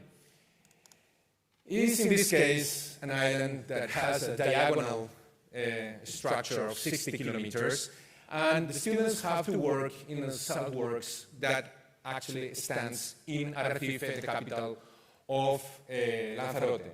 It's a pity that this image almost have disappeared in our imagination. And, well, Cristo, Antonio, and Paula tried to work in a liquid voids that is actually in this area called the Saltworks of Naus. Students understood the scale of the island, understood the waterways, and how it is connected with the saltworks of the whole island of Lanzarote. They try to understand the connection between the surfaces and the volumes and the heights of the different spaces that conclude in this environment that should be resolved under, again, 3 different scenarios. At the end, the students wanted to create, in this environment, an aquaponic park, and trying to understand the scale of these works, extract the geometry, and build the park that surrounds the whole intervention. As you can see here, sections, plans, and perspectives.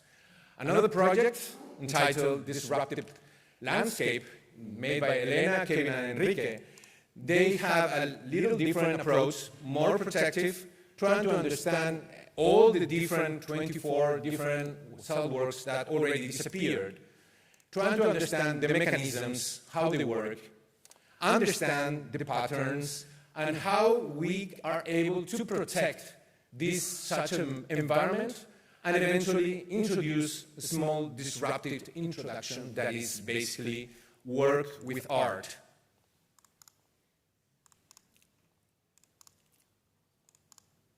And the last work in Lanzarote basically is based in a little bit more, may I say, disruptive idea in which the students try to introduce the idea of a sports center in such an incredible place, and trying to make it visible and understandable, understanding how the population and the needs of such a disruptive use could be actually introduced in such a place.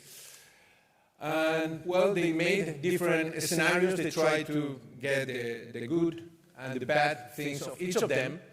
And finally, they came out with the idea of a belt line that connects all the sports centers and trying to mix each other in this plan. Some elevations, some structure drawings, some perspectives.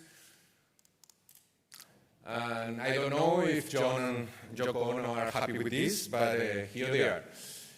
And the last one is actually going to Tokyo, jumping to an incredible place that is in the Tokyo Bay. Tokyo Bay, well, they live over there 40 million people. It's a megalopolis. But if you compare with the scale of Gran Canaria that already began with that, it's actually this scale, where only 800,000 people live. It's an immense comparison. Well, here we are, in this tiny island, 80 hectares made of garbage. And, well, we can work in here. It's a test place for parks, and it's this environment in which students, well, the selected work by Juan, Dylan, and Maele try to develop a Tokyo natural park.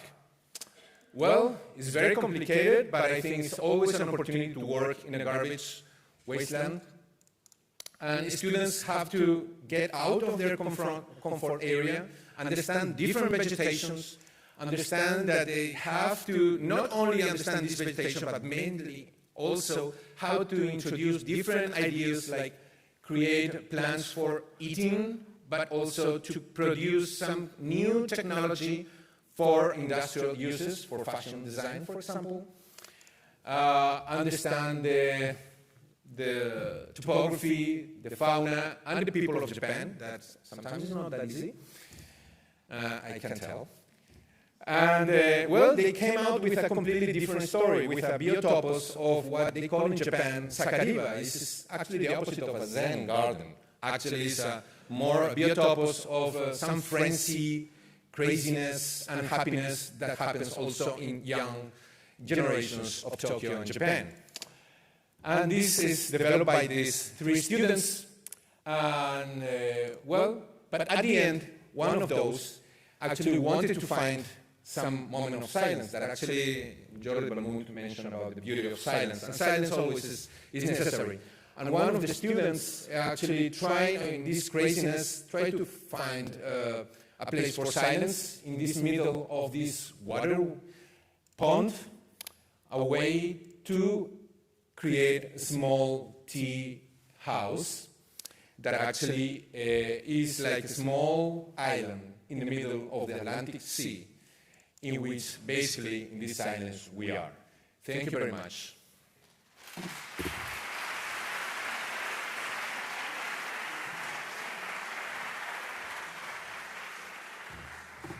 Thank you, Jean, for that.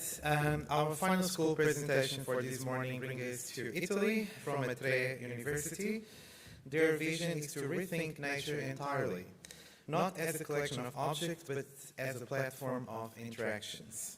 They aim to overcome the binary between the natural and the artificial, presenting landscape architecture not just as problem-solving, but as a negotiation between dynamic relationships.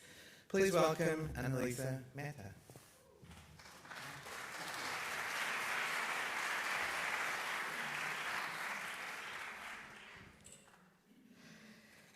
So, hi everybody, and thanks for being here. On behalf of the Architecture Department of Roma University, it is my great honor to present a selection of teaching activities from our postgraduate programs dedicated to rethinking nature and design. Roma University has not degrees in landscape architecture. We have just a few classes about landscape design inside architecture degree program. So this is why, as a landscape architect, I am today so grateful and so excited to be here in the most prestigious stage for landscape architecture in the world to present and to share with you our work. So thank you. Some of the 5 selected educational experiences of ours are 3 months classes, landscape observation and interaction studio, critique of the urban realm, open space design studio. Other are intensive workshop, naturalist working, and mundus, soil azureness. I will not describe them in detail. I will rather focus on the overall methods, goals, and expectations that guide our didactic work. Drawing inspiration from Athanasius Kircher, we conceive landscape as an opificium, a factory or workshop where every element, including those that appear still, is constantly traversed by processes of transformation, generation, regeneration, and consumption. At every scale of space and time, landscape is a vibrant, evolving entity.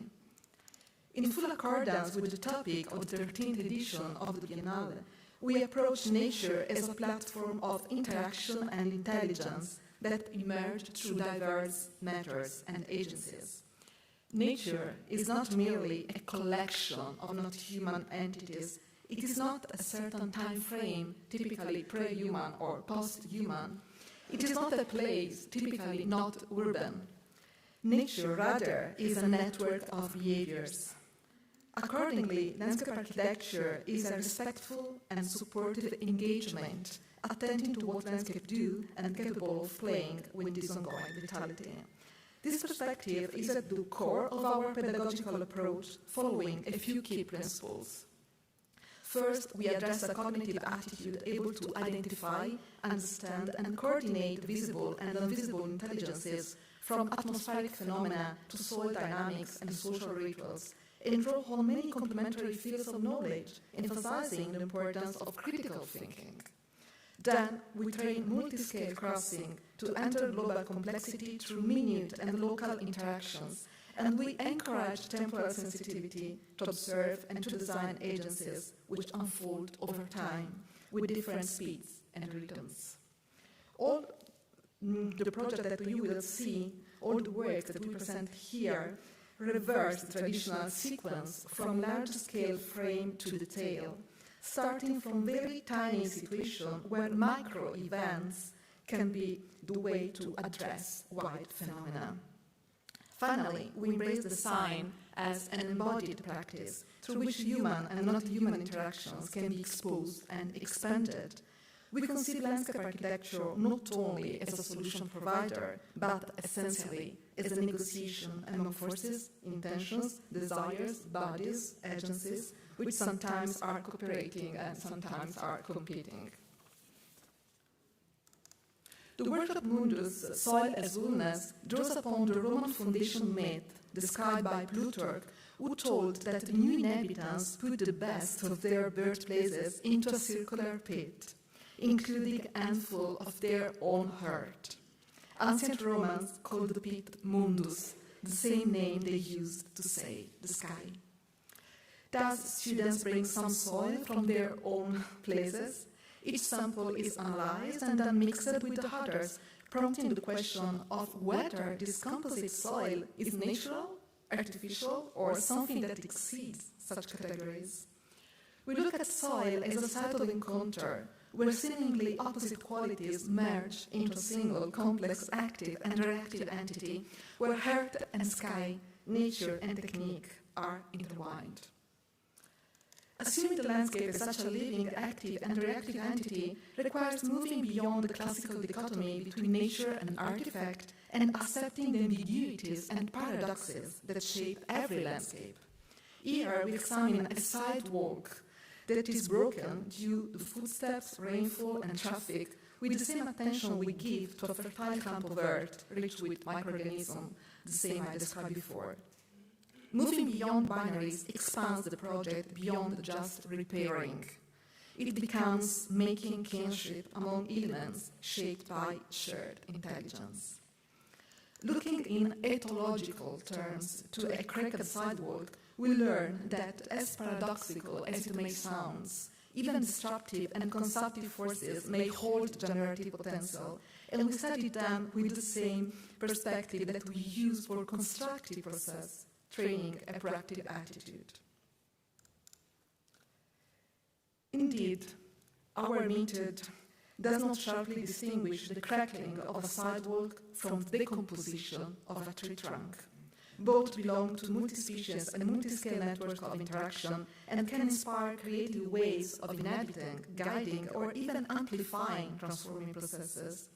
Within our conceptual horizon, landscape architecture becomes both a seismograph, able to reveal, detect, and record landscape agencies, and a catalyst, capable of boosting and orienting agencies and plural intelligence. This was the intentions of this 5 days workshop, Naturally Sparkling, for the master program Performative Arts and Community Space, where students from architecture as well as dance and visual arts work together. By observing micro-situations, students come to understand the broader dynamics. To small-scale as they coding large, students observe and represent active phenomena and intervene one-to-one scale. For instance, analyzing the micro-landscape of a tree stump, its fungi, insects, humidity patterns, and exposure to light and sun reveals a vibrant world. Perforating the stump accelerates the metamorphosis of the wood and welcomes new life. This is a sort of playground for insects, or even a playground for the rain, the heat, and the mosses. So, if landscape is an interspecies play, we can say that landscape architecture is the corresponding interplay. We adopt the same approach as the short workshop in the full semester landscape observation and interaction studio. Among the novelty is that this is the first time that our school has brought together students from the Department of Architecture and students from the Department of Philosophy. The course blends literature readings, fieldwork, and expert-guided observation, involving biologists, meteorologists, entomologists, soil scientists and designers, as well as critics, historians, and philosophers.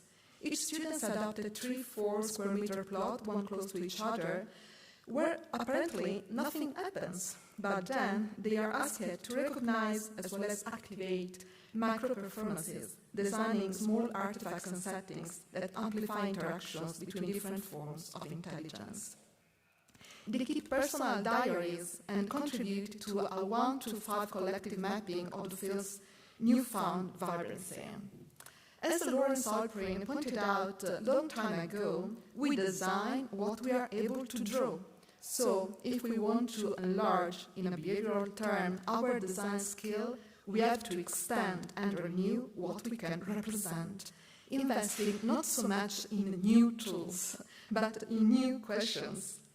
Although these drawings are totally traditional, they are all handmade, the shift for us is that they put a new plane of reasoning precisely because of the question that they are open to. We ask students to answer the question, what do landscape do, and not just how do landscape look like.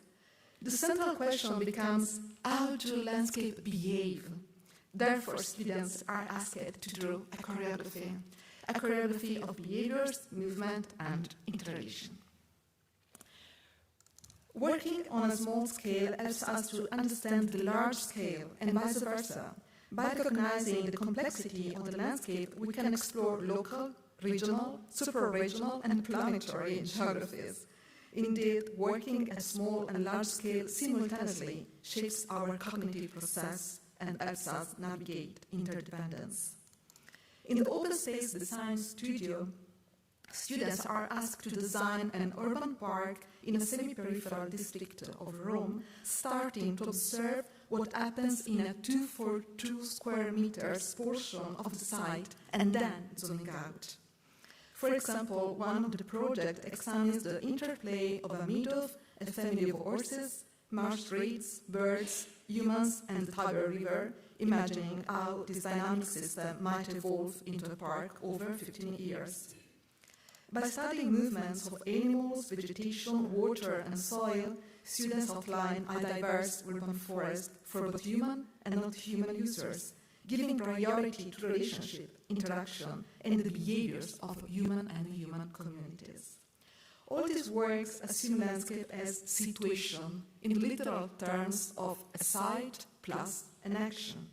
They recognize and celebrate landscape not as static entities, but as happenings. Because, indeed, landscape happens. Landscape happens at different scale of space and time, sometimes in ways that are faint and invisible. Landscape change, unfold, retreat, and diverge. Design landscape require attention and skill to properly face their ongoing transformation. It is the art of anticipation rather than prefiguration. It is a full natural and plural intelligence. Thank you.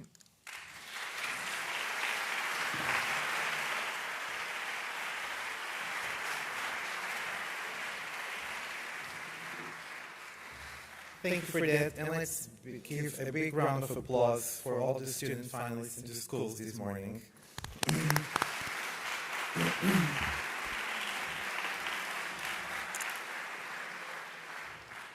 It's giving some reassurance that the future of the discipline is clearly in capable hands. And I would like also to encourage the universities to apply for the IFLA Global Studio Program and keep expanding the boundaries of the discipline.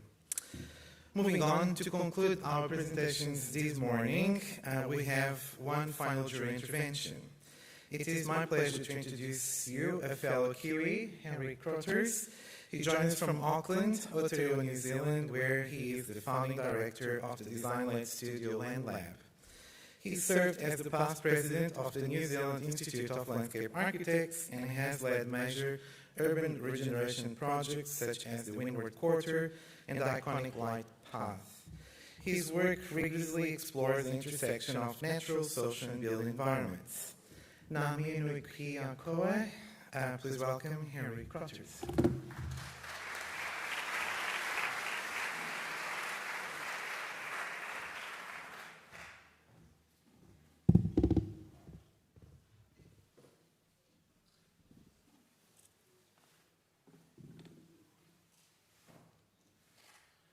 Kia ora katoa katoa, ko Henry Crotters toko ingoa, ko LANDLAB i Mariana.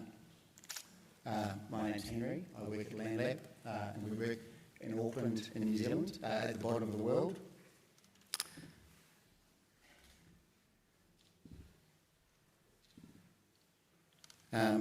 Today I thought I'd just talk about some projects in the context of working with our Indigenous partners in Aotearoa. So, the discovery of New Zealand was a significant act of natural intelligence, one of the greatest feats of human exploration.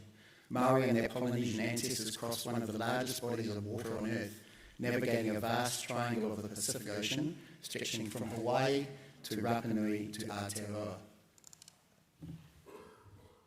They travelled in waka, ocean-going canoes, capable of carrying people, plants, animals, tools, and knowledge systems across thousands of kilometres. Reading the position of stars, not as constellations, on a map, but as living pathways across the night sky. Observing wave patterns, swells and ocean currents that carry the memory of distant islands. Watching cloud formations that signal land beyond the horizon. Listening to the calls and flight paths of seabirds which indicate proximity to land. Feeling subtle changes in wind, temperature and water salinity. Tracing migration routes of marine species, the behaviour of bioluminescence and the pull of the tides.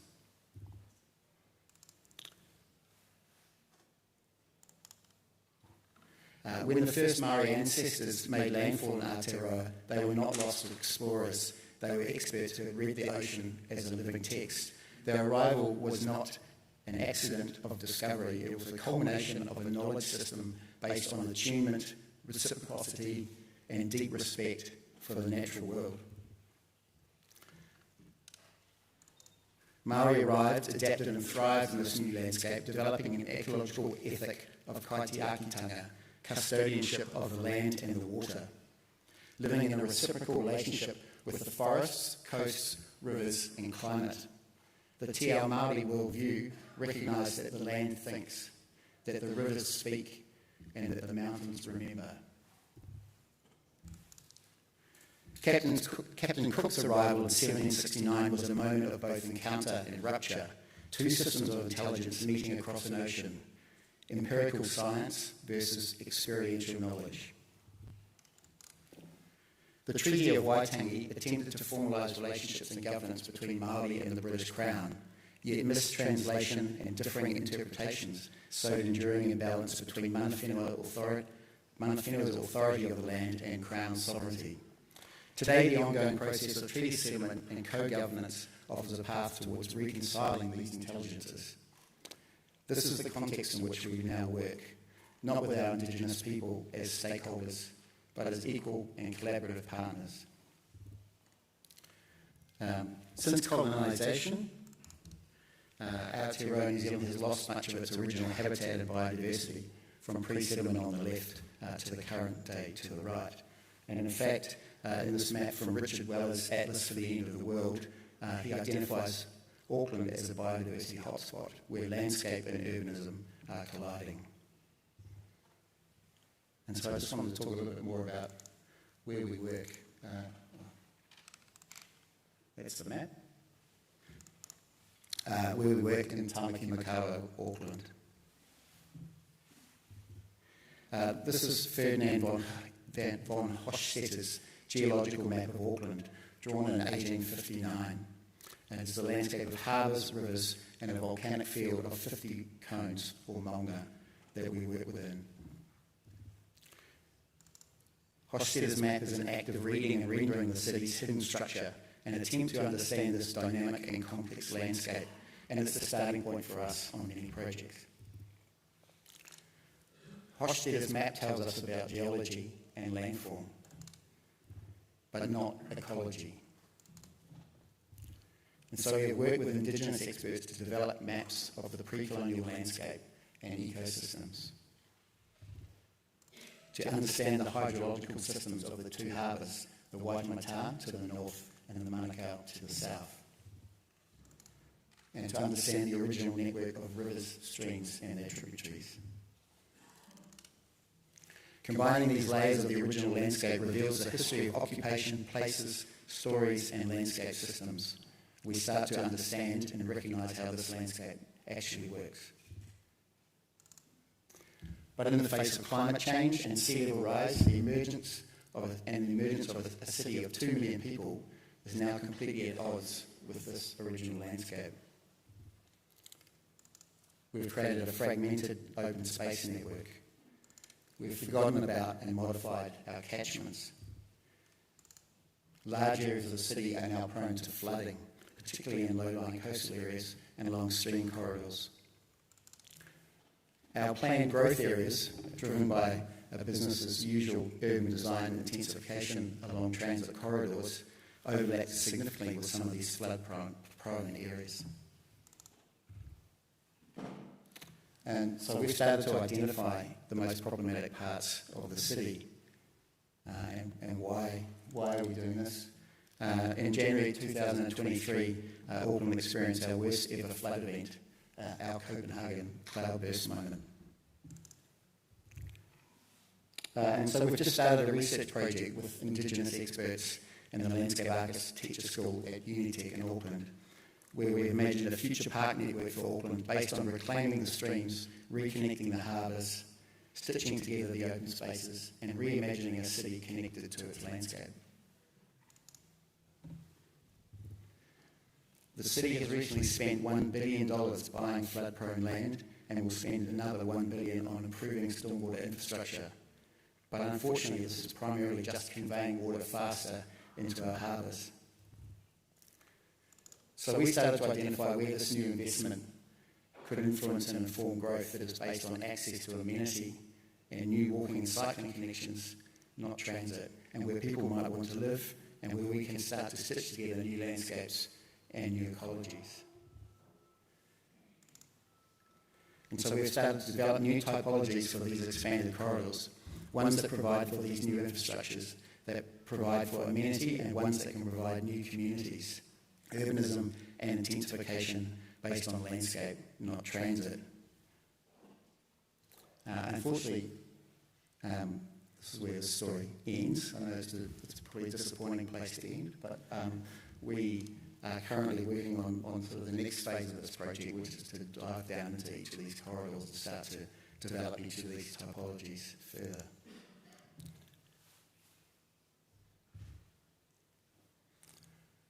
I guess I thought I'd also just talk about some projects, and particularly ones that we've worked on with our Indigenous partners. And so the first one is on the Auckland waterfront, the upgrade of Quay Street, which is the main east-west connector across the bottom of the city. And for this project, our idea was to replace the missing piece of coastline created by successive reclamation and the building of wharfs and structures along the waterfront, to recreate the missing piece of this coastline that resonated with the original landscape of the harbour. And we inherited a piece of infrastructure that didn't work very well.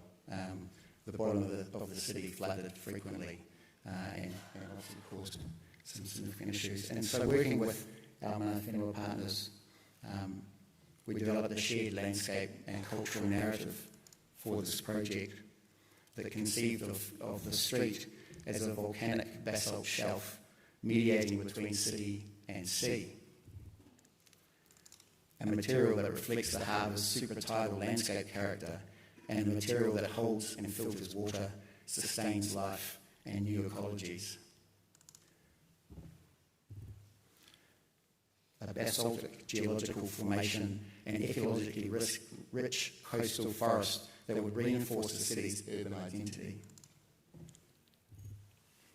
We transformed 6 lanes of traffic into a pedestrian priority street with walking and cycling and green infrastructure that mitigates flooding and provides for climate adaptation. A shared urban surface that accommodates both car and carless operational modes.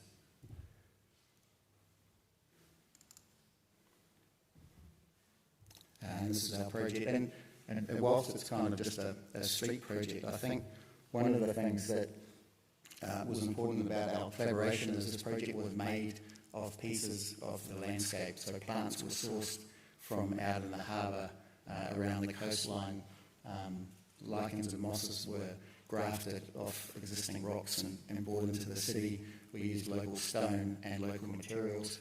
And I guess the desire to create this rich and authentic urban landscape and coastal forest on the waterfront also enabled us to get away with things that we wouldn't normally get away with in terms of working with traffic engineers, working with planners, and working with people from council. So we managed to create an incredibly dense and authentic new ecology as a new welcoming place at the bottom of the city.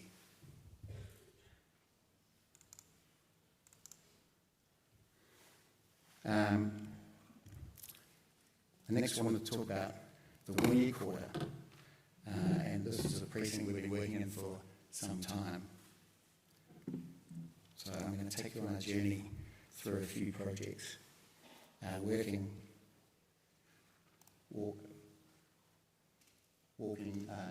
south to north from Victoria Park through Dalby Street to a future park on the headland.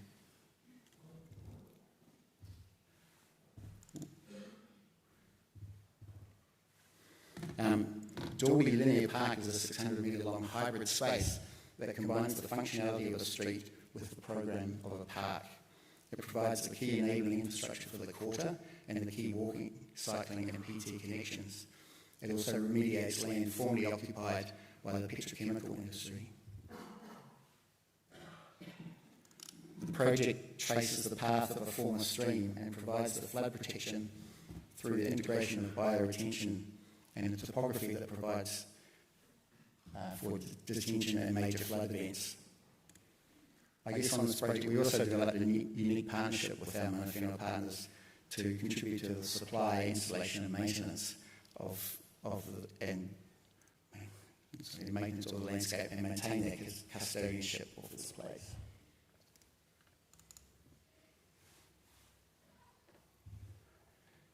Fluid sculptural forms reflect the underlying seabed and establish a topography that feeds the site-wide network of green infrastructure. Further along Dalby Street, Amy Dalby Park establishes a new gathering and recreational space with a topography that accommodates recreation, events and additional stormwater management. Further up Dalby Street, the program of the park integrates found industrial artefacts and reused concrete hard stands of the former industry. Sorry, I'm getting all out of whack here.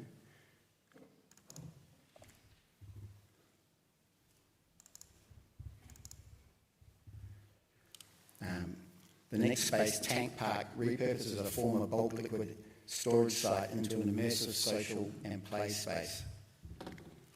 New spaces were created through the removal and retention of existing structures. Tanks were repurposed as opportunities for art, play and interaction. Repurposed industrial piping and infrastructure has been transformed to interactive play elements. Lighting is activated by movement.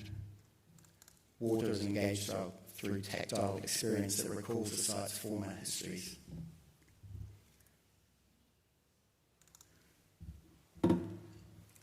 And the next project I wanted to talk about is one called Tiara Tukutuku, which is the headland park at the northern end of this journey. Tiara Tukutuku is a name used for waka ramps and a metaphor for the binding together of land and sea. This project begins with the pre-colonial landscape of headlands and bays of the harbour. This foreshore was occupied by the indigenous communities and provided access to the resources of both land and sea. But successive modification and reclamation has landlocked and removed these sacred and significant sites from Mana Whenua. So the project provides the opportunity to symbolically replace these lost headlands, to re-establish ancient connections with the harbour and enable a renewed cultural presence on the waterfront. This montage demonstrates the interconnectedness of land, sea and sky significant in our Māori culture. It provides a framework for our regenerative approach led by our Indigenous design partners.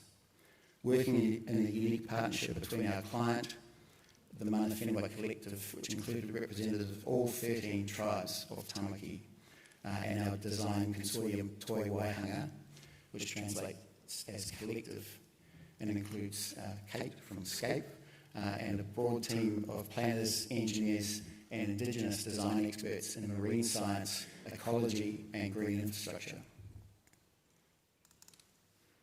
This project provides for 5 hectares of open space and 5 hectares of future mixed-use development. A new headland topography that reflects the former landscapes of the Waimata Harbour, formed and holding multiple park programs, and a place that restores the former marine and terrestrial ecologies of the wild landscape. Working collaboratively and regeneratively led us to a different way of working, and initially without pens. We started with a discovery phase, which included the mapping and observations and talking, and the process of designing a process before designing a project. We followed that with a reverse brief phase, where we undertook a series of themed workshops that explored and documented the project's potential in terms of a cultural brief, where we established our cultural protocols and communications for the project, a procedural brief describing and defining how we would work together and how we would collaborate, a functional brief where we discussed and defined the project's program, an environmental brief where we developed sustainability objectives, regenerative processes, and established environmental outcomes, and an emotional brief where we identified and discussed the activities and experiences we wanted this project to have. And so before we started designing, we captured thoughts and aspirations, and we catalogued the design interventions, programmatic elements, and key outcomes before we started to design. And I think this idea of just starting a collaborative process with a blank sheet of paper, which is what we endeavour to do in these collaborations, is a really important part of how we work. And we inherited a lot of information, which we then summarised into 9 key points, acknowledging the fundamental interaction of the ecologies of land, water, and people, and a 3-step design approach, including the healing of the site, transforming it from one of extraction to one of abundance, and to make the space healthy again and re-establish its mori, or life force. The second one being to form, to design the landform topography and spaces and experiences and create this new headland. And thirdly, to cultivate, to enable the emergence of new marine, terrestrial and social ecologies. And the last 3, now, soon and eventually, understanding that the project will be delivered in pieces, in parts and over time. And from this we developed a series of key design moves for this new park.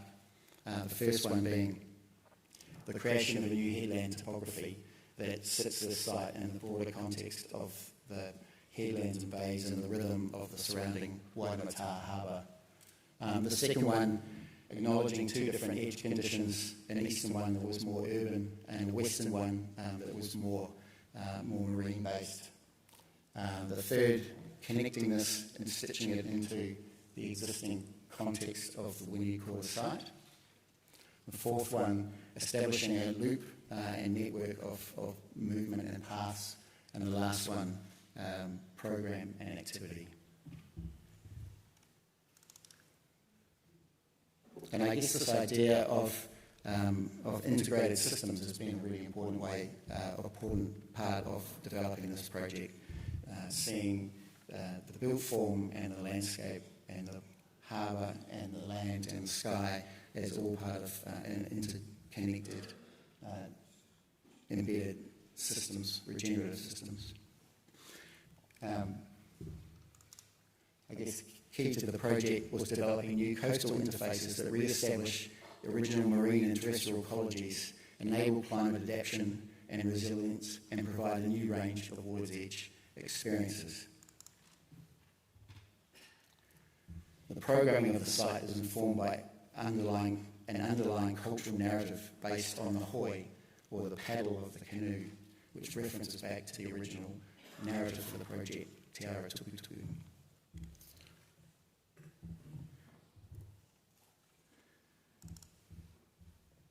And so we have a range of spaces that have all have developed their own idea based on an overarching narrative, and all have their own stories to tell and contribution to make to the project. So Te Unga on the eastern side adapts an existing wharf to make a place for the arrival and departure of boats and connection to water. Te Kako becomes a connecting space that leads you out to the headland. Te Tinana becomes the civic heart of the project and the space that mediates between the park and the city. a layered interface between park and future development, where a whare waka, a canoe house, a pavilion and a community building support new cultural activity. Te Mata becomes a marine restoration zone and a pilot project for marine ecology and marine improvement of the wider harbour. Te Mata also becomes a place to reconnect with the water and a place for the landing of waka and canoes. Pahutakawa on the northern end of the site becomes a layered coastal walkway sitting below the new headland.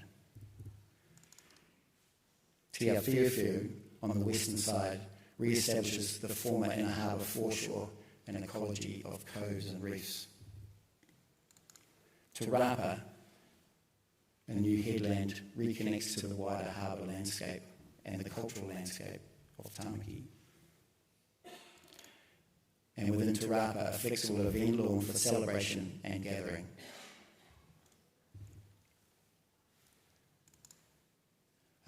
I guess all of this has been supported by a program of place and activation that seeks to involve and take our community with us on a journey. The trialling of marine interventions, the seed sourcing of the plants, the establishment of an on-site nursery, and the ongoing activation and education of the project. And so, perhaps in summary, the way we practice has evolved significantly over the last 10 years. We've had to learn to put down our pens, to slow down, to build relationships, to listen deeply, to translate and to coalesce ideas slowly, with care and with intent.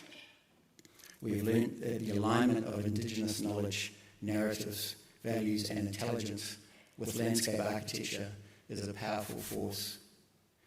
And so we are working to a future which is co-written,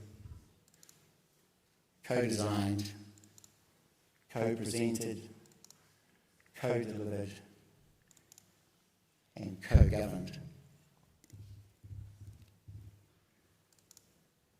And to conclude, today as we confront rising sea levels, urban pressures and ecological uncertainty, natural intelligence, the intelligence of water systems, volcanic landscapes, harbour ecologies and cultural memory offers us a way to reimagine our cities, not as machines, but as living systems capable of learning and healing.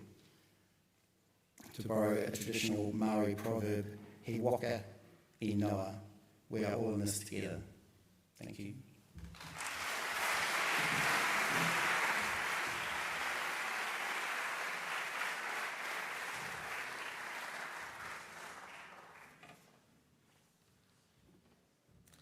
Thank you, Henry. Henry. Before we close, a very important reminder regarding the public voting. Please go to the app and you will find in the upper right corner the voting instructions. If you are registered for this event, you should have received the login credentials via email. To wrap up our morning, we have a special presentation regarding the documentation of all this incredible work. I'd like to introduce you to Jordi Belmont from the Biennial's Executive Committee. Jordi has been a pillar of this event, having directed the Masters at the UPC since 2000 and organized all these editions of the Biennial before. Thank you for being such a great audience this morning, and I'm leaving you in a very capable hands of Jordi.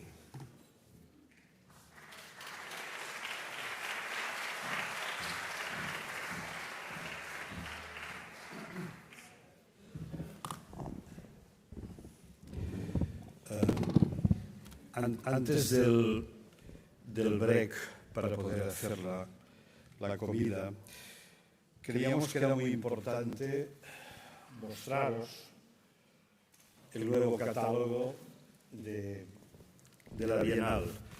Siempre hemos dicho, desde el año 1998 que empezábamos a hacer la Bienal, los hemos llevado todos como muchos recuerdos, la cuestión de cabeza, a veces muchos sentimientos, cuestión de de corazón, pero físico, nos llevamos el catálogo. Es el 12º catálogo, como siempre. La Bienal anterior es la que nos produce todos estos proyectos.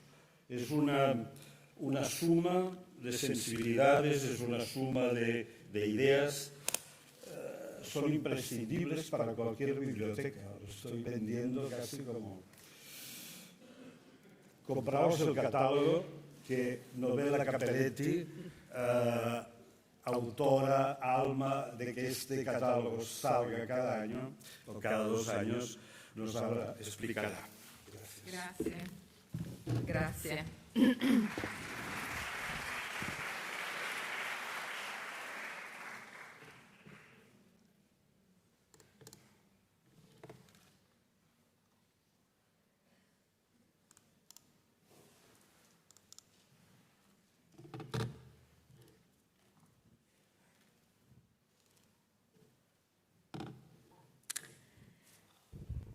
Grazie prima di tutto per avermi invitata qui. Il catalogo della Biennale di Architettura del Paesaggio di Barcellona nasce come un'opera autenticamente corale, come la diapositiva mostra, raccoglie il contributo di 225 autori che provengono da 37 paesi, a cui si aggiungono naturalmente tutti i collaboratori della Biennale. È un insieme eterogeneo e potente, reso possibile grazie allo straordinario lavoro di coordinamento che la Biennale fa, del comitato organizzativo che cura con intelligenza e visione e raccoglie ogni tassello di questo vasto mosaico disciplinare. Noi siamo editori Paesage, che io qui rappresento dal 2005, quest'anno compiamo anche noi 20 anni, si occupa di promozione e sviluppo dell'architettura del paesaggio. Questa è la nostra missione, diciamo, imprenditoriale e culturale. E quindi siamo onorati di dare forma a questo patrimonio collettivo da diversi anni. Quindi ringraziamo ovviamente la Biennale, il COAC che ha sostenuto l'iniziativa e anche i partner italiani che sono stati selezionati non solo per la qualità della loro produzione, ma anche e soprattutto per l'impegno nel sostenere questa pubblicazione come contributo culturale alla costruzione del sapere. Non è banale che siano usciti quindi dalla logica della promozione per investire nel futuro dei territori e delle comunità. Il catalogo della Biennale rappresenta quindi un dispositivo culturale dell'iniziativa, ma è molto più di un semplice libro.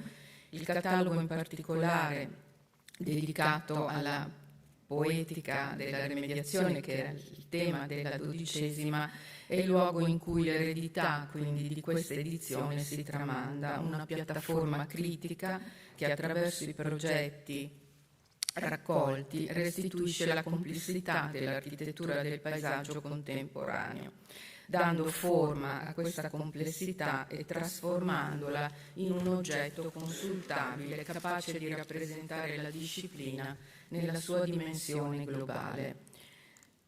Il catalogo partecipa quindi e ci mostra la natura della Biennale come non un semplice evento, ma una soglia attraverso cui la disciplina entra in contatto con se stessa e con il mondo, e ogni 2 anni questa pubblicazione diventa una cassa di risonanza in cui il progetto del paesaggio si manifesta nella sua dimensione più radicale, come infrastruttura culturale, come linguaggio condiviso, come forma del pensiero contemporaneo. Il catalogo rivela ciò che la disciplina sta diventando. I progetti del paesaggio pubblicati diventano quindi la grammatica attraverso cui decifrare la complessità, le logiche profonde che governano la relazione tra suolo, acqua, clima, comunità. Il catalogo e quindi coloro che hanno contribuito anche a realizzarlo si fa interprete del tema, dove la poetica diventa una forma di precisione, l'arte di vedere ciò che sfugge ai dati, ai grafici, alle analisi tecniche. È un metodo interpretativo che permette di cogliere le risonanze culturali e simboliche dei territori. La rimediazione, quindi, si fa testimone di un tempo in cui il progetto del paesaggio non può più solo costruire, ma deve riparare.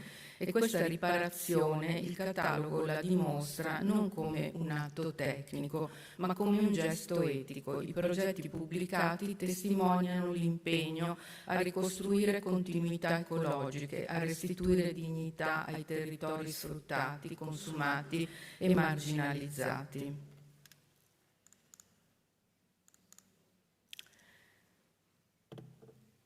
Negli ultimi 26 anni, ne cito alcuni, il catalogo di edizione in edizione è stato testimone dell'evoluzione della disciplina. Nel corso di questi anni l'architettura del paesaggio ha compiuto una metamorfosi silenziosa ma radicale. Dal giardino come microcosmo si è passati a questo è uno dei primi temi, siamo arrivati al territorio come organismo complesso e pulsante. Quindi il catalogo della Biennale non è, come dicevamo, un semplice libro, ma un catalogo, un organismo che raccoglie progetti, ma non solo, anche posizioni, tensioni, direzioni. È un atlante disciplinare che documenta il modo in cui la professione si muove, si espande e cambia pelle. Ogni edizione è un archivio vivo che non solo documenta, ma evolve.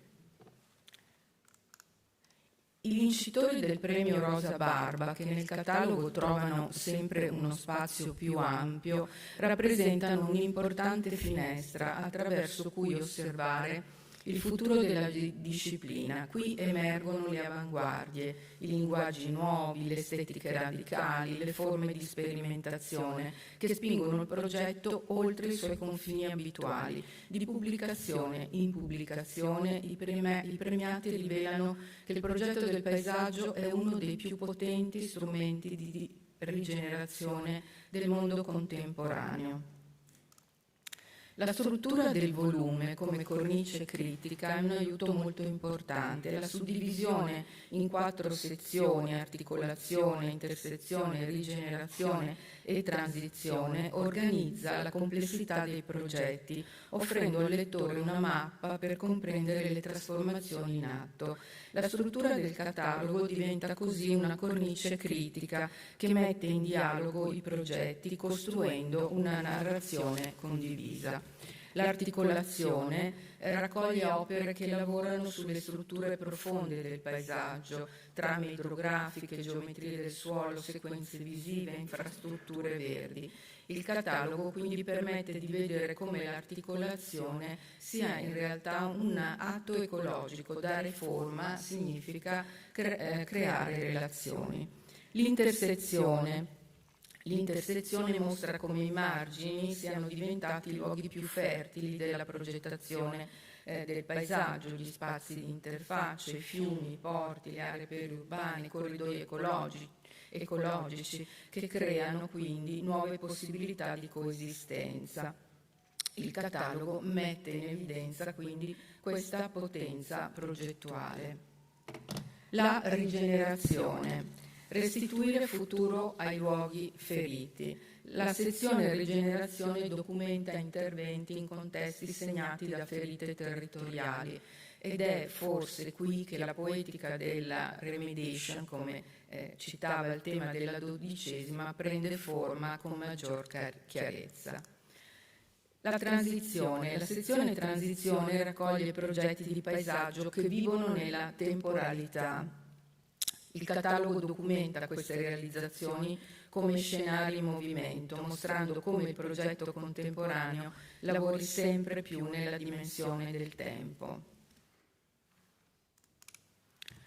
Giustizia ambientale e spazio pubblico. Il catalogo nella rassegna progettuale oggi racconta quanto il progetto dello spazio pubblico possa diventare una pratica sociale e un agente democratico. Può ridurre disuguaglianze, generare accessi, migliorare la salute urbana. Il progetto del paesaggio diventa quindi una condizione di equità, non modella solo lo spazio, ma modella i legami. Il catalogo della Biennale, infine, ripercorrendo il tema della 12ª edizione, sottolinea quanto la poetica della riparazione sia in realtà una postura, prima ancora che essere un progetto. Richiede un ascolto profondo, una sospensione del giudizio, una capacità di leggere le ferite del territorio come elementi attivi. Progettare l'incertezza. Il catalogo della 12ª edizione mostra e porta in rassegna un nuovo orizzonte progettuale, quello del cambiamento climatico. I progetti pubblicati dimostrano come il progetto del paesaggio diventa uno strumento predittivo, non stabilizza condizioni, ma elabora delle strategie di adattamento per raccogliere la variabilità, per assorbire gli shock, per modulare anche la vulnerabilità. E infine il catalogo, direi possiamo dirlo, della Biennale rappresenta un silenzioso manifesto politico, non propone soluzioni universali ma mostra orizzonti, evidenzia metodi, strategie, paradigmi che possono ispirare, ci mostra l'evoluzione della disciplina attraverso le trasformazioni in atto, perché contribuendo al progetto del paesaggio del futuro, definisce che ciò che sapremo immaginare oggi sarà un paesaggio comunque fragile, resiliente, complesso e soprattutto condiviso. Grazie.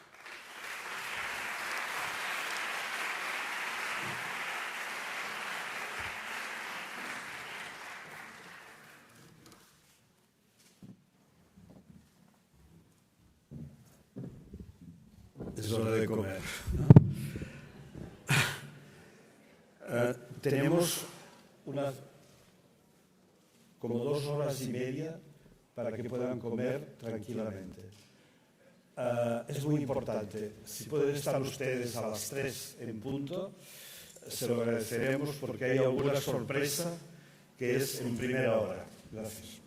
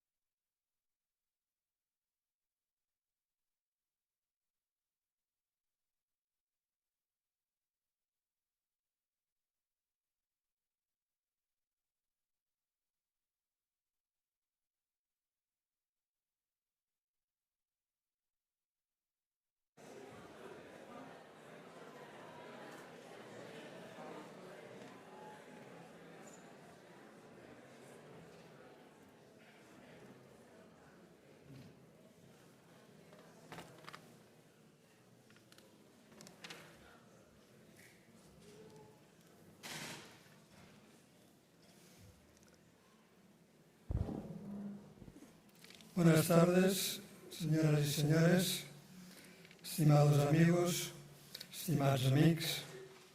Mi nombre es Joan Ganyet y soy arquitecto. Estoy sumamente agradecido con la oportunidad que me ofrece la Bienal de compartir las emociones de esta tarde con todos ustedes y singularmente con los finalistas de los premios. Me consta el alto nivel de calidad de los proyectos presentados en esta edición número 13 ya de la Bienal. La Bienal, como saben ustedes, es un acontecimiento cultural de primer orden al que me siento especialmente ligado desde mi anterior responsabilidad en el Gobierno de Cataluña en las materias de arquitectura y paisaje. Siempre he considerado un auténtico honor el haber podido participar en la elaboración de la Ley del Paisaje de Cataluña, la primera del Estado español, y en la creación del Observatorio del Paisaje. Sabemos que arquitectura y paisaje forman un binomio indisoluble y de importancia capital en el equilibrio emocional de las personas y, por ende, en la calidad de vida de la sociedad.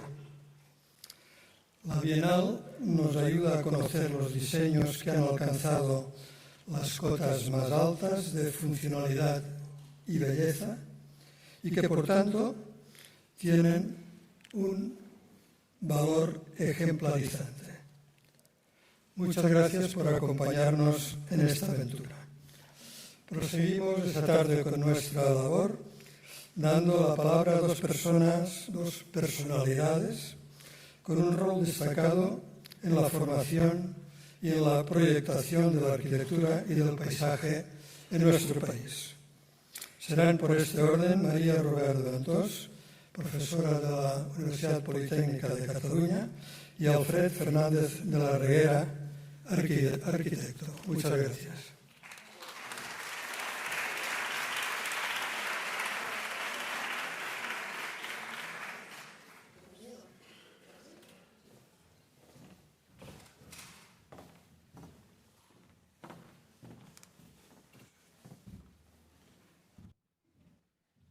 Good evening. Thanks for inviting me. Thanks to the organization, to the friends that have come, and to colleagues, to students. In fact, yes, as Senor Ganyet said, I am professor at the UPC, and I have been involved in landscape since the beginning in different ways. Maybe what I have in my background, the most important thing is that I have planted more than 100 trees all along my life, and that's what makes me someone that knows something about landscape. Anyway, I'm here to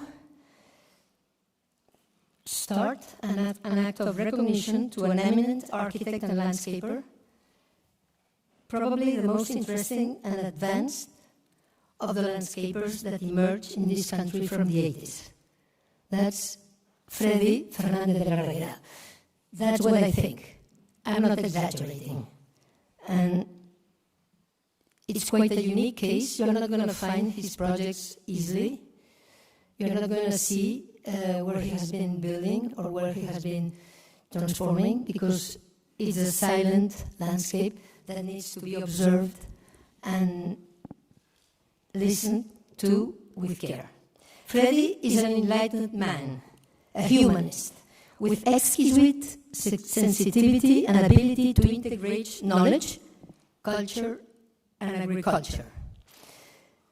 In the broad sense, history and classical philosophy, fine arts and music, capable of seeing beyond what is there.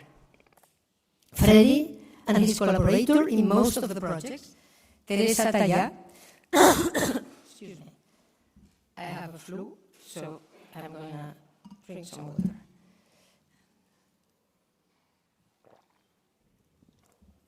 and her collaborator in most projects, Teresa Taira, with a long career as a designer of interior furniture, fabrics, objects, have been 10, 20 years ahead of the issues that interest and are at stake at the table today in our field. And I think that's really important, when some professionals are ahead of their times. That's what I think De La Reguera is. I can only be grateful that they have been able to make projects and ideas come true in the service of building beautiful landscapes, to intelligently influence, to dismantle aggressive infrastructure, to redirect situations of abuse, to reinterpret old structures with a modern attitude. And that is why their work is so integrated, so tight, silent and sensitive, that it seems it has always been like this. Just beautiful and meaningful. De La Reguera has an extraordinary capacity to play with situations and an intuitive and complex vision of the landscape and its problems. He's responsible for several beautiful housing projects in Barcelona and elsewhere. Plans such as the one in La Cerdaña, which control the massive and abusive construction on the valley. Pioneer projects on the Spanish coast, such as the recovery of the Salé in Valencia, a model of what can be a radical transformation and dismantle of abusive road structures. Or the one who invented a continuous promenade in La Scala from the old Riuet to Mongo. The discreet and enormous work he did in La Scala and Ampurias, that I know a bit, is an example of this. A splendid and peaceful promenade with the same trees that the forestry engineers planted in the beginning of the 20th century to fix the dunes, without adding practically any new vegetation, tidying up some parking lots that were already unpaved avenues, and tidying up 2 paths to recover old routes. A sum of wise decisions that have built a space of silence and beauty that paradoxically resulted from a Herculean task, including the dismantling of 2 breakwaters like 2 Greek mock piers created artificial sand beaches. On the other hand, I remember well the impact of a visit to the coastal path with some friends in Asturias, from Providencia to Cevignon, Iñora. I asked them who had organized these discrete parking lots, laid out a path and arranged and controlled erosion in such a beautiful way between eucalyptus trees. A Catalan who has done many things for the Environment Ministry, Reguera, they told me, but we are not sure. But yes, it was Freddy's work, which attitude and manners was a reference and is still today from landscape projects linked to the Progressive Ministry at the time from the 19th on. A good landscaping project is necessarily an effort of imagination, but it also is an effort of synthesis. What is proposed must count on what is there. But also imagine an option that includes dismantling errors and abuses. And it is, on the one hand, this listening to the place and understanding its meanings, and on the other, the ability to organize the fit different, varied, and contradictory proposal, what makes a project a key reference. And this is the lesson of Freddy's projects till now. In my view, current circumstances suggest that landscape instruction and training, beyond taking the consequences of climate change seriously and testing mechanisms to support global improvements, has to incorporate sensibility towards diversity, teaching to recognize the value of what is there. And what is there is not superficially only. Educating a taste of what exists, for what is useful, for patina, for printed, for footprints, for the past. In short, learning from history, understanding how places have been built, and being willing to recycle many times. Landscape designers must be trained in accordance with this taste of spaces and environments that manifest the passage of time. But the current challenge also involves learning to erase, borrar, what is unnecessary, to let what is substantial emerge, dematerializing, emptying useless structure, ruralizing, as Ildefonso Cerdà proposed for Barcelona, and recovering old connections. The party that began in the 19th of the last century is over. The current context forces us to new challenges. Among them, organizing all these uncomfortable and non-functional remains that que salpican the territory and our environment, dismantling agriculture and forestry production units, and trying to make them more sustainable, efficient, beautiful, because they are the stage of our lives. Fernández de la Reguera has shown that he listens to the actors, understands the opportunities intimately, but above all, he listens to the vocation of places, understands the geography and history to propose his personal vision, often a rescue. He acts, and then his project erases too, he disappears. You will not find tilted lampposts, nor little beams, nor special benches, not grand geometrical gestures, not new planting species, not special pavements. He just transforms the landscapes into more cultural and beautiful environments. And in this sense, all the projects full of silences of this rocker, an excellent writer who is Fernández de la Reguera, seem to me extraordinarily suggestive to me today. I hope there is a book soon edited by whoever likes to do it, because probably it's the most modern of the architects, landscape designers that we have in our country. Congratulations. I'm going to, leave some images of two of the projects. I don't know if it's too long. Is it too long? Is it too long? ¿Vaya a cortar? Do you want to see this? ¿Corto? Okay. I'm going to show you two projects or three. I'm going to do it, but I don't know if this is Freddy and Tere. Might be. Okay, is Elizabeth? Okay, anyway, we know this place, and what he has done, it's big, okay? Because this is the Golf de Rosas, this is how it was. ¿Cómo se fa para marcar un? Albert? Sí? No, para apretar vull dir per assenyalar. This is what it was. The Greek, the first pier structure in the peninsula, and then two other mock copies of it, and so that you see here, and you see here, okay? These were the mock Moll Grecs, no? That we don't remember that they were there. And they were making easy to use the beach, of course, more sand. But it wasn't like this that we wanted, okay? So he looked at this.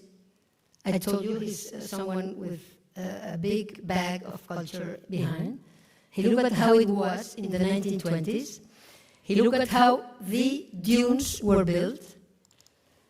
He looked at the enormous beauty of this arch that goes from the village to the Moll Grec, and how they were built successfully by the forestry engineers. He drew this. M'estic equivocant? Okay. He drew these sections, and he succeeded to make the people of the Ministerio dismantle this. That's huge. That's the most important thing that has ever happened in Ampurias. We should say it, because otherwise it seems so natural, it seems so easy what's there, that we don't see the real project. That's this for me. Okay, you see the project, you see the efforts of doing things, and then, and what he did to the village also. You don't see the fake muelles anymore, and that's how it is. The parking that was already planted, a group of plants, every 8 meters a tree. The ones that know me, the students know perfectly that I am obsessed with this idea of 8 meters, that help organize trees, but also they help organize cars, they help organize markets anyway. And the new access to the village, the way it is used today, another access between the dunes, and you see now, no fake trees, no mock trees, a beautiful and long beach that we use, we try to use it with care.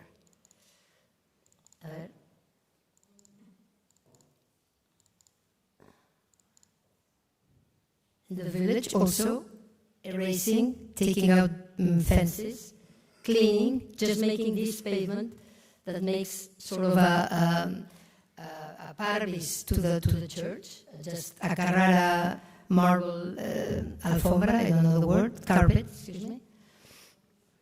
And then taking out the trees, taking out the cars, making the cars disappear. As you see, no cars.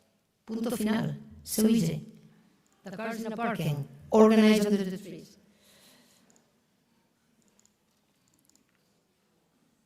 That's a sort of a poem or a letter from one of the most interested in landscape in La Scala at the time. And that's another project that's quite amazing. It's a 1999 project, El Salé, that make able to reconquer a place of beauty that had been dismantled completely in the 60s. This is El Salé. I don't know how I do it. This is El Salé, more or less.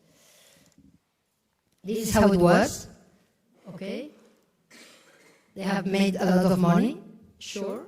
The asphalt is behind. Okay. But you see already the traces of what it can be. And here we see all the idea of progress at the time. I mean, we have to understand that our ideas changed, thanks God, and we didn't see this so bad at the time. But then now we see it really bad.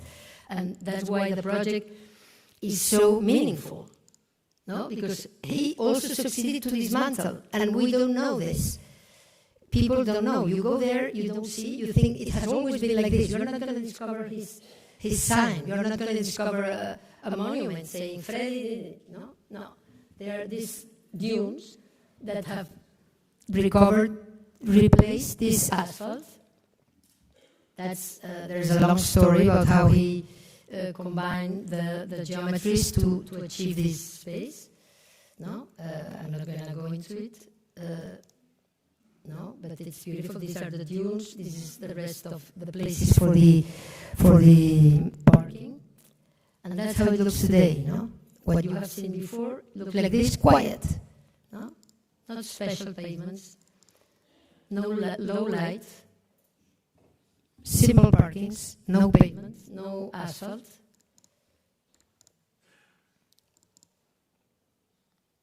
Simple playgrounds, and that's images of the space. In a way, I think he learned from the photos of old Ampurias how to make these dunes. I don't know if it's true or not, but I imagine he was inspired by the photos of the people, of the engineers in Ampurias in the 1929, and he made them remake this here. No?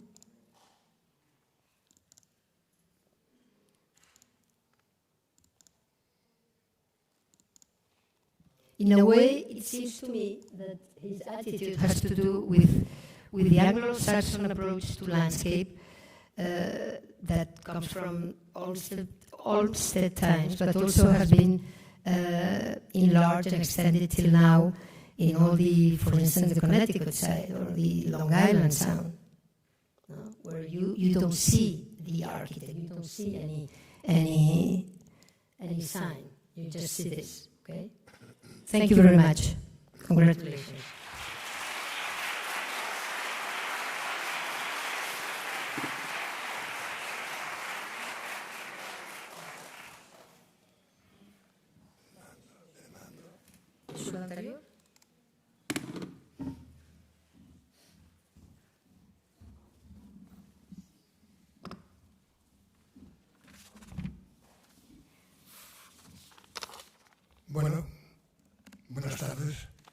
ha puesto muy difícil.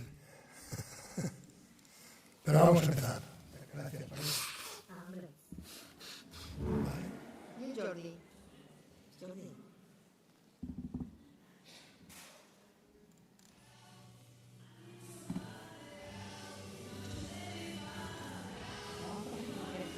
Ho veieu que és un rockero, ¿no?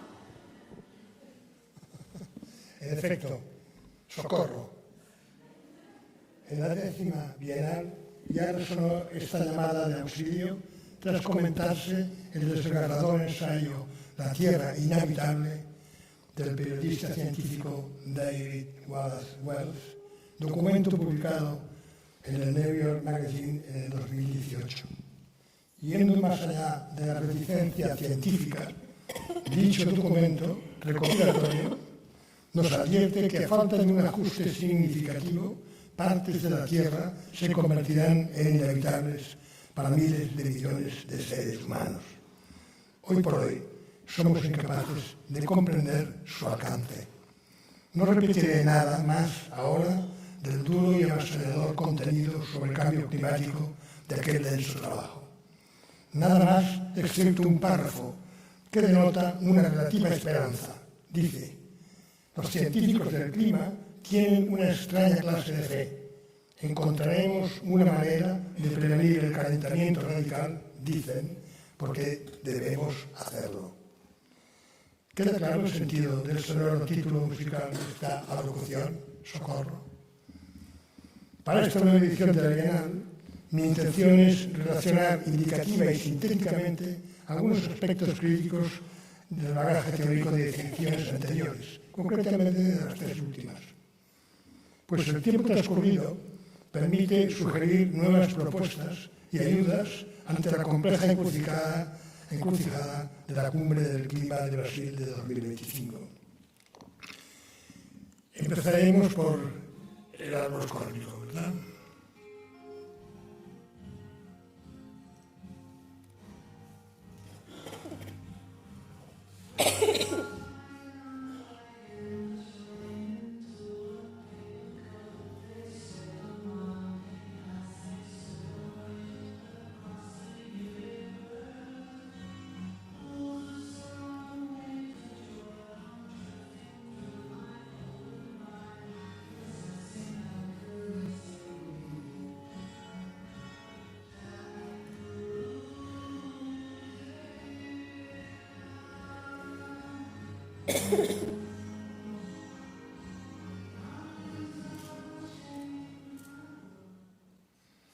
El primer hogar, el árbol.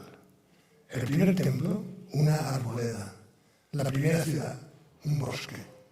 En la 11ª Bienal, esta premisa de calificar los árboles, los seres arbóreos, como nuestros mejores valores, ejemplarizó la principal defensa frente al cambio climático. Según la leyenda, el árbol de la vida y el conocimiento, el árbol cósmico, es aquel que tiene las raíces en el cielo y los frutos en la tierra. Este arquetipo ancestral representa el mayor ejemplo de supervivencia de una colonia de seres vivos, de los seres más grandes del mundo, organizados bajo formas cooperativas colectivas. Quizá para los seres humanos y su hábitat, el futuro reside precisamente en adaptarnos a la existencia más como colonia que como individuos, gracias a la solidaridad de una inteligencia de enjambre. Probablemente el miedo a la muerte ante la inmensidad de las fuerzas telúricas del cosmos hiciera buscar socorro a la humanidad en un ser superior, un ser capaz de identificar y abarcar todo el universo. Quizás también hoy, frente a la amenazante crisis climática, la misma conciencia de supervivencia es la que nos mueve a combatir el terror con la experiencia y ayuda vital de nuestro mejor aliado, el árbol. Con esta idea, el sentido de la Bienal ya se expresó asumiendo que el árbol está en el origen, está en nosotros, pues es como nosotros, y que migra con la cultura. Hombres y árbol se identifican con la misma sustancia cósmica que ensambla vida, espíritu y naturaleza. Entre naturaleza y sociedad hay, pues, un compromiso ético. Dice Schopenhauer, pensar que el mundo tiene meramente un significado físico, pero no un significado moral, es el error más grande, el más nocivo, el fundamental, la auténtica perversidad de los sentimientos y, en el fondo, es, sin duda también, lo que la fe ha personificado en el anticristo. Esto dice en su libro sobre la ética. Vamos por la práctica.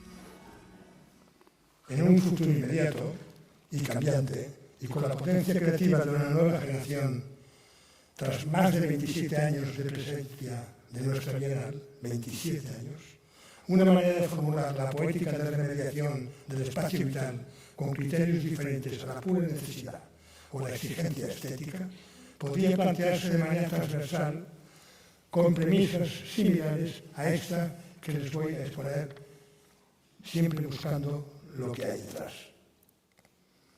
Idea, palabra e imagen. La idea. Hace ya unos años, en la 10ª Bienal, la socióloga y escritora Saskia Sassen nos sorprendió con un discurso que ahora me resulta premonitorio. Lanzar hipótesis extremas a la tierra muerta, que aún tiene voz que hemos olvidado, donde el territorio se entiende como una categoría compleja, el paisaje como una forma de volver a narrar una historia con libertad antes de como un método. Este es el mensaje primordial a transmitir, que invoca la necesidad de acomodarse al medio entorno, probablemente de manera distinta a la supuesta realidad. La palabra. Anomalía. Sentir o ser la anomalía. La definición enciclopédica de esta palabra alude a una divergencia, una incompatibilidad, una discordancia o un desvío de una forma o una práctica. Esta actitud transgresora podría ser la respuesta heterodoxa y crítica de los nuevos paisajistas frente a un entorno híbrido cada vez más complejo. Ni todo lo malo es tan malo, ni todo lo bueno es tan bueno. Es imposible alcanzar la luz a costa de rechazar la oscuridad. La imagen. Un hombre joven lanza un cóctel molotov armado con flores en lugar de con gasolina. Una imagen del artista Graffitti. Este gesto libertario del personaje aparentemente contradictorio de alguna manera me recuerda el juicio del novelista Víctor Hugo sobre el talento poético del autor de la Fleur du Mal, Charles Baudelaire. Dice: habéis dotado al cielo del arte de no sé qué especie de relámpago macabro. Habéis creado un estremecimiento nuevo. Estamos frente, pues, a la doble mirada de la ambigüedad, en busca de lo más profundo, tal vez alejados de lo cierto, lo bueno y lo hermoso.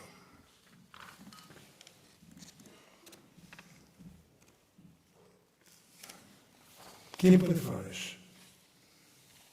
Al iniciar el camino de nuestra tercera Bienal de paisaje y como posible ejercicio libre de natural inteligencia, pretendo mostraros un acontecimiento cultural que he presenciado recientemente porque creo que su planteo guarda relación con la antes citada versión sesgada de mirar y comprender el paisaje, la mirada transversal. La casualidad también juega sus cartas. En el centro de Roma, junto a la iglesia de Santa María del Apache, se expone una bella performance, Tiempo, Tempio, di Fiori, il piccolo paradiso, notable creación del artista norteamericano Austin Young. Lo hace ocupando un claustro renacentista del siglo XV, obra del célebre pintor y arquitecto del primer Renacimiento, Donato d'Angelo di Pascuccio, detto Bramante. Siguiendo con las premisas anteriores, ¿cuál sería el paradigma en la mediación de este montaje? Pues para la idea, mediante una laboriosa y prolija investigación, el artista ha conjugado el rejuvenecimiento y armonía del estilo de la arquitectura clásica del claustro de Bramante con el efecto de un homenaje simbólico a la diosa Gaia, la madre tierra de la mitología, y a María, la madre de la humanidad. El contenido de la muestra, caracterizado por una explosión floral multicolor y variados motivos botánicos, entomológicos, zoológicos, junto con fragmentos de obras de arte, ilustraciones históricas y manuscritos, incita a reflexionar otra vez sobre las relaciones universales entre naturaleza, espiritualidad y regeneración en el seno de un fabuloso jardín. Y la palabra está clarísima, es renacimiento, absolutamente rotunda en toda su virtud de aceptación. El hombre vuelve a ser la medida de todas las cosas y aspira a acceder a la verdad de la naturaleza. El claustro del Cinquecento se transforma para el espectador en una suerte de mundus cereris, mito de Hades, Ceres y Perséfone, la primavera. En una metáfora donde la visión transversal y poética conjuga lo mítico y la historia, pasando con la modernidad para augurar un renacer de la belleza gracias al profundo imaginario cultural surgido desde los puros lugares del saber, en palabras del filósofo Peter Kingsley. Y por último, la imagen que veremos en breve.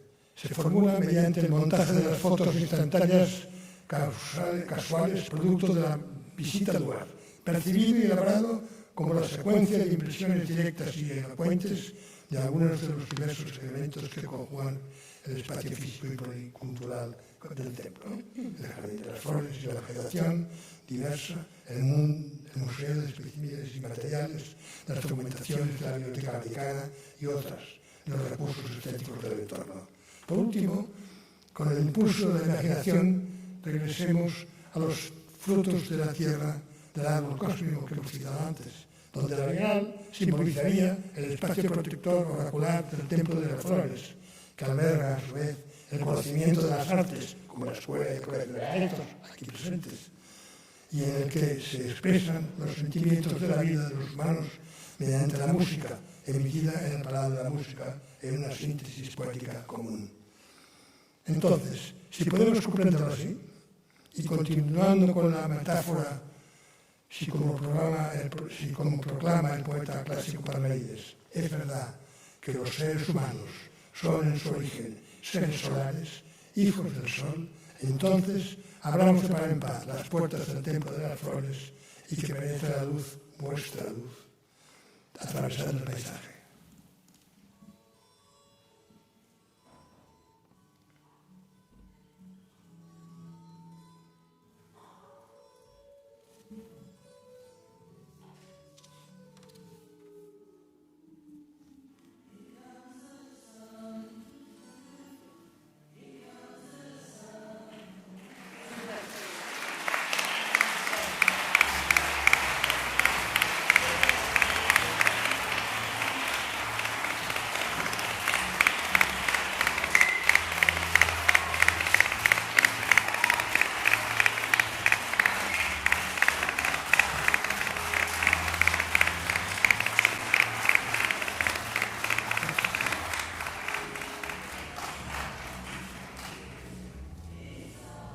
Todos somos la Biennial.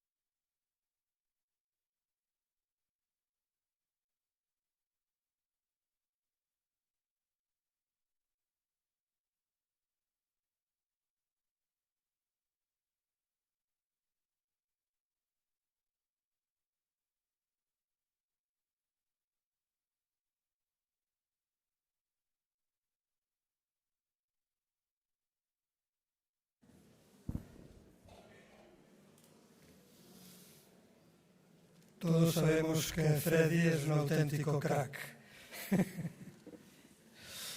A continuación, doy la palabra a la señora Juan Jin, miembro del jurado del premio Rivas Piera.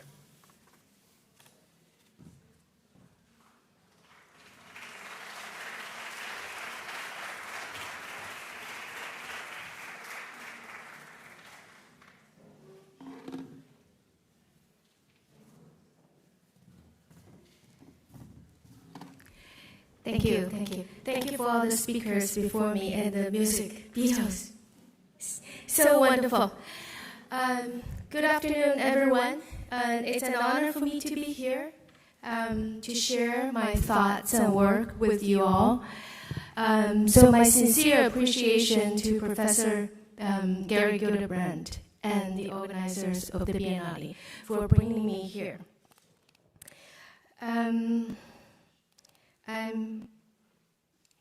I'm an architect by training and by profession. But my practice, I should say our practice at Open, does extend to urban and landscape design. So naturally I collaborate with experts of many disciplines, but I enjoy most with speaking to landscape architects, professionals, educators, and so it has been such an amazing 2 days for me here to listen to all the presentation and talks.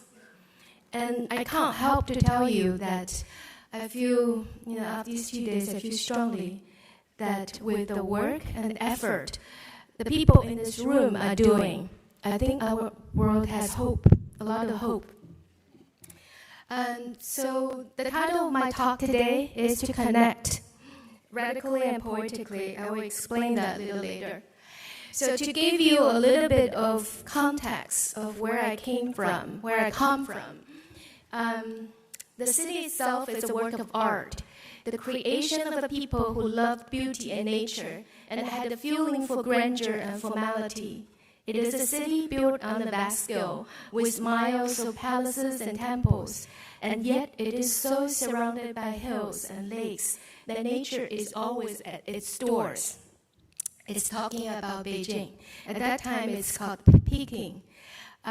It was written in the, I think, early 20th century, with a bit of romanticized angle of view. Much of that still remains true, but the development, the rapid urbanization of past few decades has transformed the physical outlook of the city. Between the palaces and the hills, there has been so much built, and which changes a lot of things, including the life of the species of bird. It's called Peking swift. This bird is it's a very amazing bird. You can hold it in one hand. It only weighs about 40 grams, but it flies about 30,000 kilometers in a year. And it has been a seasonal resident of Beijing for hundreds of years. The bird comes in April, May into Beijing and nesting in gatehouses, eaves of temples, and normal houses. They rear their chicks and then leave the city in July to go back south, all the way south to South Africa. So the bird flies, like I said, 30,000 kilometers a year. But with the urban development of the past few decades, the number of Peking swift has dropped dramatically from around 50,000 in the early 20th century to about 3,000 in 2019. That's the latest data I could find. So the bird virtually disappeared from the urban life in Beijing. And together with it, so the problem of big metropolis and the rising climate crisis that everyone is aware of. So at Open, our practice has been a central concern to our practice is how we as architects to build to protect, not to destroy. Build to engender and enable life, collective life, not at the expenses of other actors. So today, through a few of our projects, I think about 6 of our projects, I want to talk about how we see architecture as a medium to connect us, human, back to nature, to the sky above, the earth, and to other non-human actors, and how architecture can connect us to each other to form healthy communities, and how architecture can connect us back to ourselves, our innate senses. I have 3 keywords. It's not written here, but it would, I don't want to label any one single project. It's 3 things that's going threaded through all the projects. One is coexistence, and then the second one is community, and the third one is awakening. I want to go back a little bit to the title, radical and poetic. What do we mean by that? Because of the time limit, I won't expand. I just say briefly that radical is an attitude, a kind of dissatisfaction of the status quo, and our impulse and action to make changes is by and large an effort to build for the bigger society. And Open's poetic, our poetic is really about awakening human senses, our innate senses. And it is about achieving the ineffable resonance that can only arise when invisible energies, forces are made sensible through physical spaces. And the revelation of poetics occurs through the activation of our human faculties as to see, to sense, to feel. And it is our effort to create architecture grounded on earth and reconnect people with the forces, the sacred forces of nature, and with the cyclical movement of the celestial. So I have a confession to make here, which I spoke to Professor Gary Hildebrand earlier. After 26 years of practice as architect, I come to realization that the achievement on sustainability on a building scale, any single building, no matter how hard we try, is limited. And because it's an issue of a much larger scale and much more complex actors to be involved. But on the other hand, if architecture can make people see nature differently and make people aware of their existence, your existence at this time and place, then people can become more aware and more likely to be steward of our environment. So that became one of our goals. And similarly, if building can bring people together to form strong communities, then we can deal with crises, we can deal with challenges collectively. So I'm going to dive into a few projects, and the first 2 will be centered around coexistence. And this is what we called a dune art museum. And similar to the images you saw in the earlier presentation, this is what we encountered when we first came to the site. We only see dunes and sky and ocean, but nowadays it's very different. If you come to, this is about 2 hours by train ride from Beijing, and it's this huge resort community built. And at the time when we encountered it, you see this happy donkey. They're taking a lunchtime nap, and it felt really beautiful to us. And this is a model we built for this project, and it's the model and a set of drawings and sketches are collected by MoMA in New York. And right now, this model is in exhibition at MoMA in an exhibition titled Down to Earth. But nobody will see the building like that because it's buried under the sand. We buried the building into the dunes. And our initial thought was to seek protection from nature because ocean can be violent, can be peaceful. But so we tested a lot of cell forms and so it's like caves into the dunes. And this is when it's built. So we have, I want to go back and say that our initial action of seeking protection from nature, and interestingly, in the end, turned out to protect the dunes from being demolished. The developer for the larger area said, because we have a museum in here in the dune, I have no choice but to keep the dunes. And so the apartments behind, which just have suffered for 2 floors, 2 or 3 floors, has no ocean views. So we built different skylights, light cannons, and pointing to different angles of sunlight and framing the views to above and to ocean. And shadows are carefully calibrated so that they don't fall onto the wall and the artwork.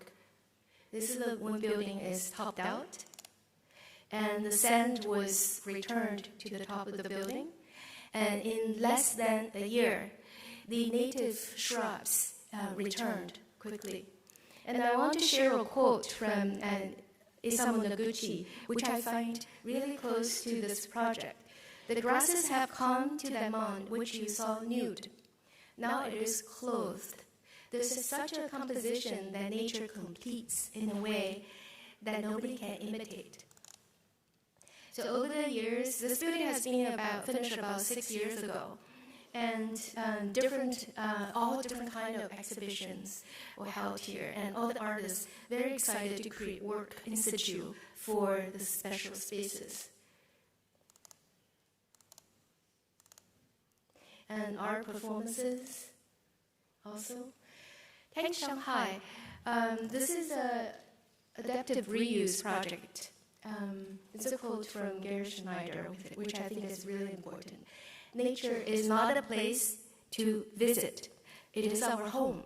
So, and through all of our project, we want the project to come out seen naturally as if it is just there. It's not something an architect imposed. So this is the finish of the project. We were asked to turn the aviation fuel tanks into our center. And when we sent photographers to go to photograph our building, the photographer could not find where the architecture is. I only see the oil tanks in the park. And this is during the pandemic, when no one has time, no workers are available to give the grass a haircut. But it doesn't impact the building, and people, kids, just enjoy the spaces so much. And I feel like the building just grow together with the landscape naturally. For this project, we also did the schematic design for the landscape. So this is before that, the historical photo. You see the oil tanks over there on the lower right-hand corner. And when we saw the oil tanks, this is the first time, and it's so barren. There's not a single blade of grass you can see. So our immediate impulse is to bring life back here. not only life, not only art, but life. So we create, the basic strategy we use is to create a park that underneath this landscaped roof is a new public space we created to connect the different fuel tanks. And inside the landscape roof, there's a lot of skylights dotted inside. So people wandering around here can take a peek at the art down below. A lot of people actually come here for the park, then they realize there's an art museum inside. Here you see the tank and the new structure. The new structure does not touch the tank. We left a gap. One of the tanks we left empty is that this tank has spectacular spatial quality. Chapel Sound. So the next 3 project is about building community. And this project is situated in the mountain community. And here we wanted to use music, the sound of human-made music, and sound of nature to bring together this community. The site is literally on the northern boundary of Beijing, and you see the zigzag line is the Great Wall. So in this community, the mountain looks beautiful to us, but it is barren and has very harsh winters and has very little resources. So most people here have left the village and to go to cities to look for work. This is a collage, actually. You see, we collage the building. I don't know whether I have a pointer. Onto this aerial photograph. It looks flat, but it's just the aspect of the photograph. And this village pretty much was already abandoned. And this is a project that we were asked to look for a site, and after researching quite a lot in this valley, we realized that this is a place that the rocks are so weathered, and there's a lot of underground water seeping out of this mountain. And because of the monsoon climate in Beijing, in the summer there could be suddenly a lot of water down the stream through the valley. So instead of carving into the mountain like we initially wanted to do, we decided to place the building on a minimum footprint in the flat part of the valley, so it doesn't touch the very sensitive and vulnerable the balance nature has achieved here. And we did a lot of research of sound and how music's played in natural caves. And the inspiration of the building form comes from the local rock formation, the layered formation, and also our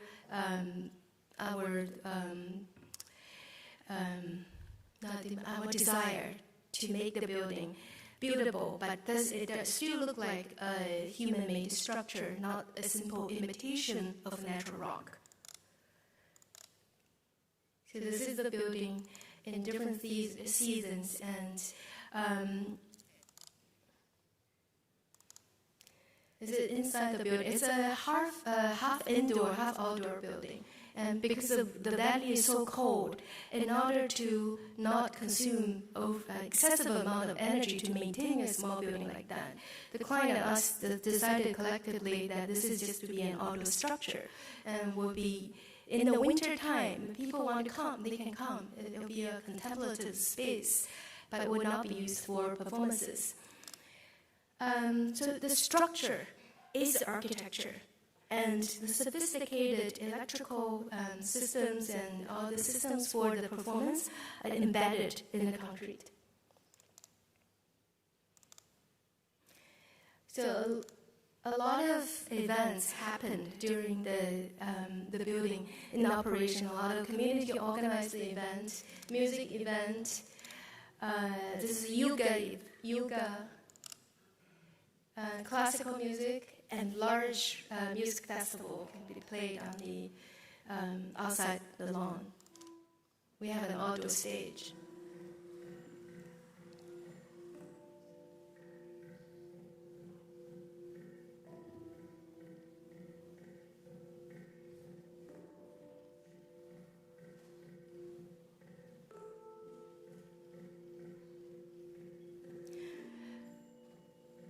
There's not any decorative element, and a single material solved the acoustic issue, both reflection and absorption.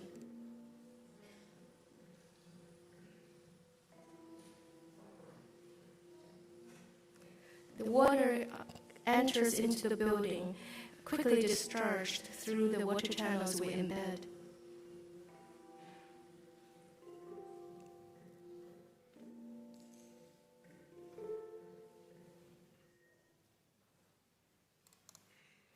The next two projects are about school communities.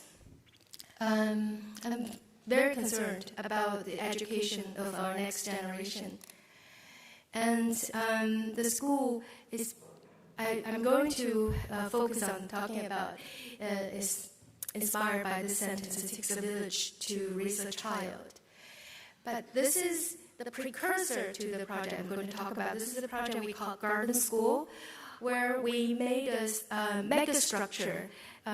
It's with the school floating in between of the gardens on the ground and the farmland on the roof.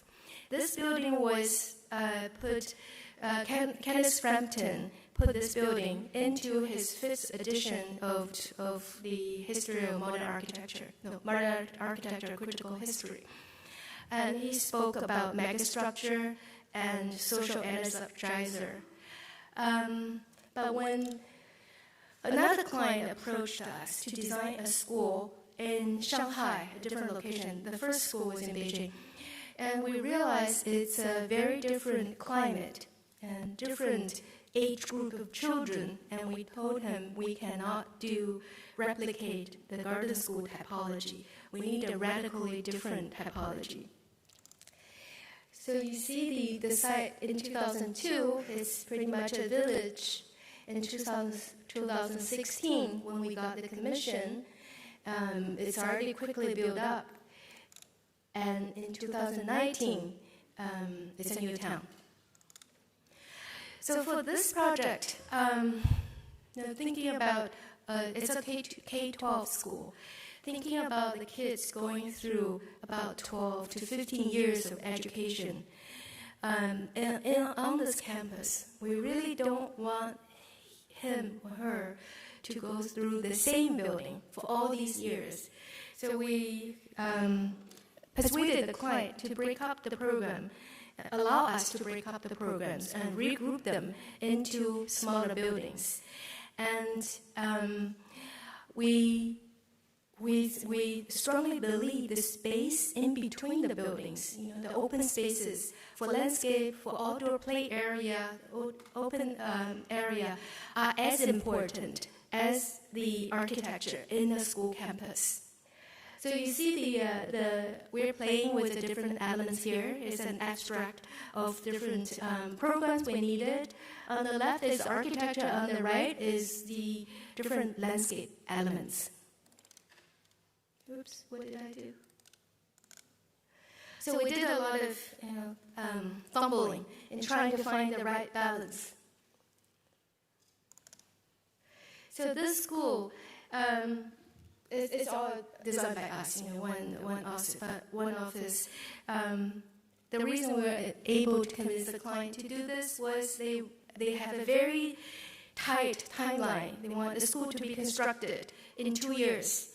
And we said, if we break it up into smaller schools, smaller buildings, you can have multiple contractors and they can work at the same time and you can achieve your timeline. Which was what happened.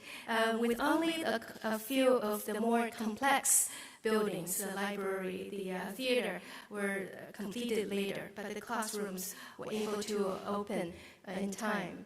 And I'll spare you of all the architecture. Okay? So we put in tremendous of time to the spaces outside the buildings. And the kids on this campus are the happiest I've ever seen in China.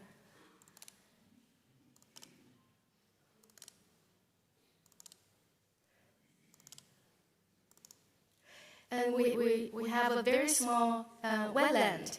During the pandemic, the 2 black swans had babies, so they have a family here.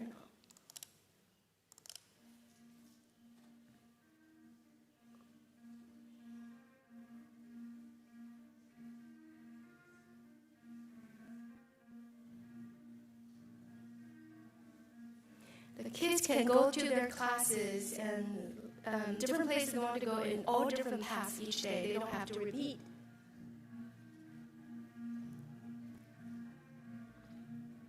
It's a library wrapping around a theater in the middle. The theater doesn't need light. This is a gym and the swimming pool floating on top of a canteen. The art center.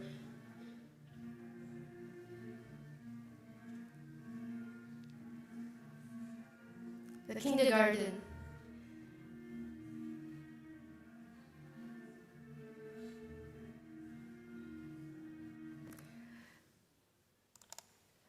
Okay, this is another school.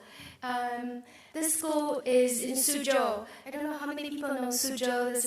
They have the famous Chinese scholarly garden. So it's a tremendous weight to design a building in Suzhou. But of course, we're designing in New Suzhou, in the newly developed area of Suzhou.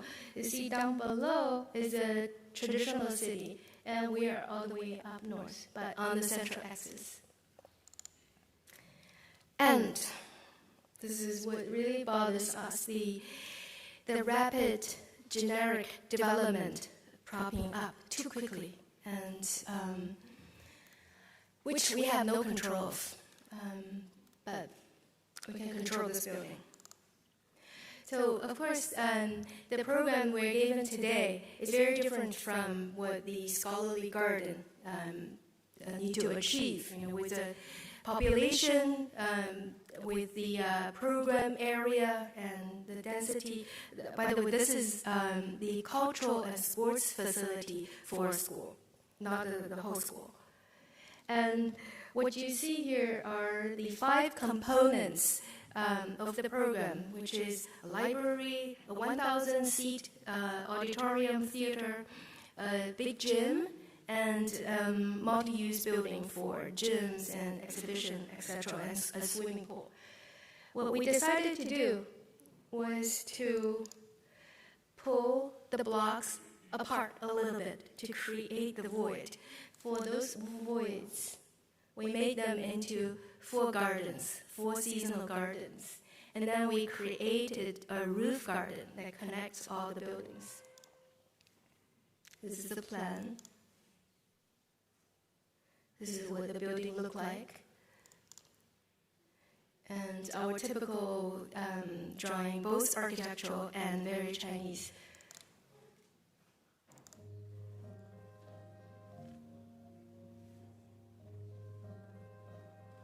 This is in the autumn garden. This is a summer court, which is a pool surrounded by the library reading rooms. And there's reading room below the pool as well.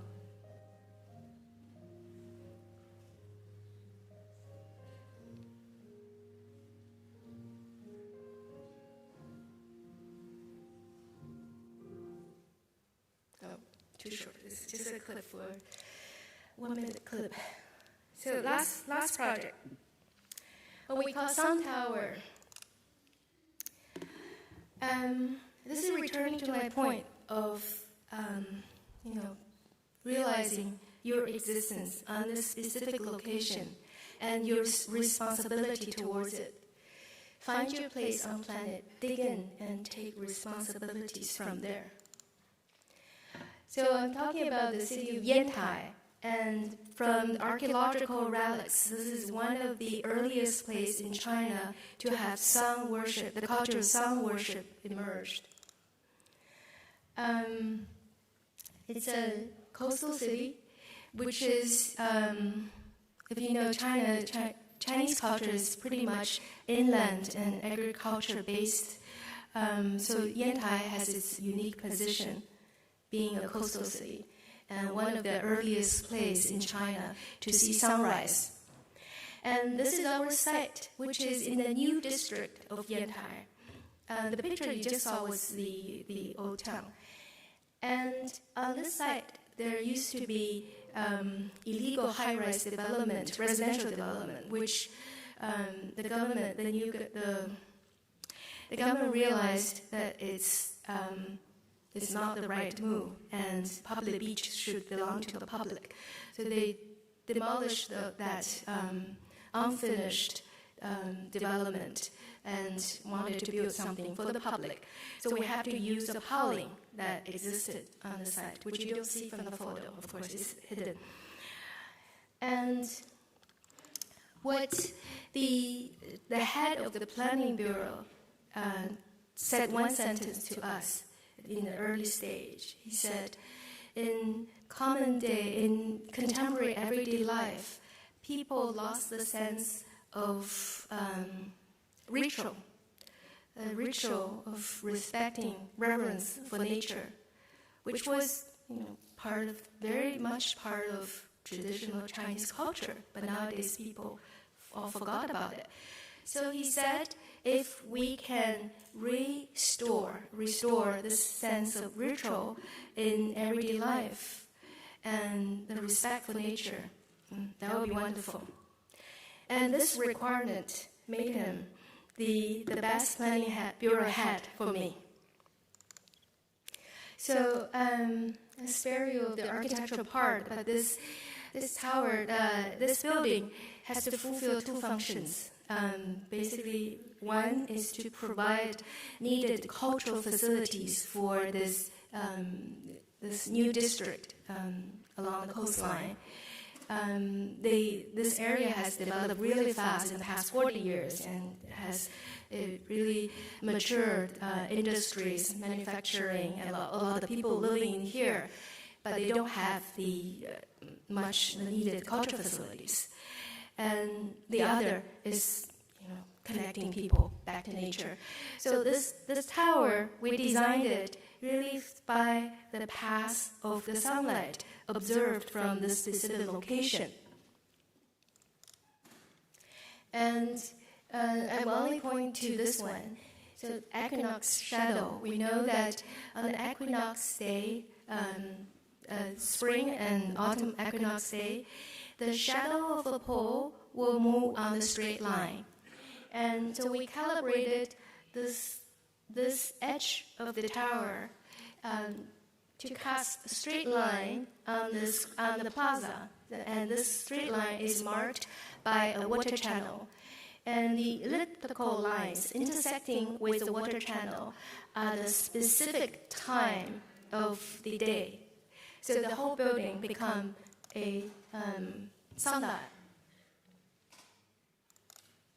To finish building at night. And this is the building shadow falling on the equinox day last year. That's the water channel on the plaza. And on this ring, we have fountains for 24 solar nodes in the Chinese calendar. So earlier this year, we saw on social media some teacher take the school kids here to study. So I asked our office, did you check the signage on the water channel? Are they really accurate? They have to be accurate because kids are reading them. So this is from the outdoor theater. I didn't explain the program. It's an outdoor theater on the bottom, and it's an exhibition space in the middle, and there's a library on the top of the tower. And on the very top, it's a half outdoor space we call it phenomena space. Basically, it's more of a reflective, meditative space. And this is the entry tunnel. Through this tunnel, this is the direction of winter solstice sunset. This is inside that was inside the exhibition spaces. This is the photo before the building opened, so you don't see a lot of things yet.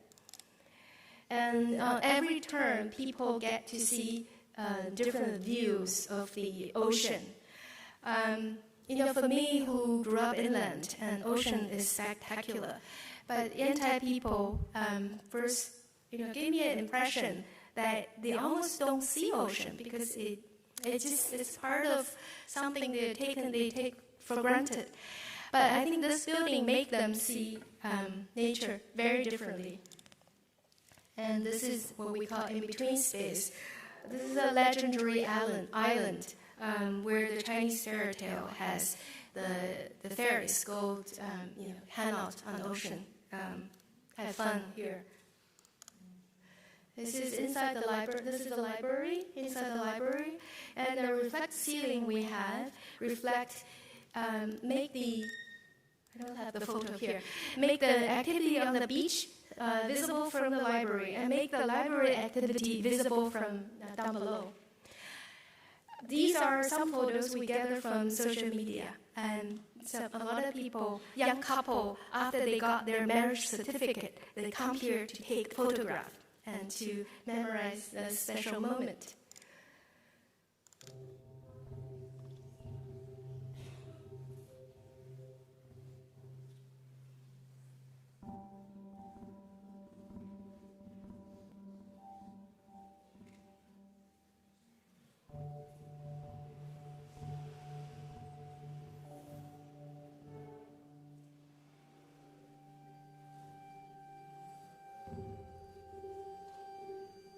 This is a sunrise from that legendary island.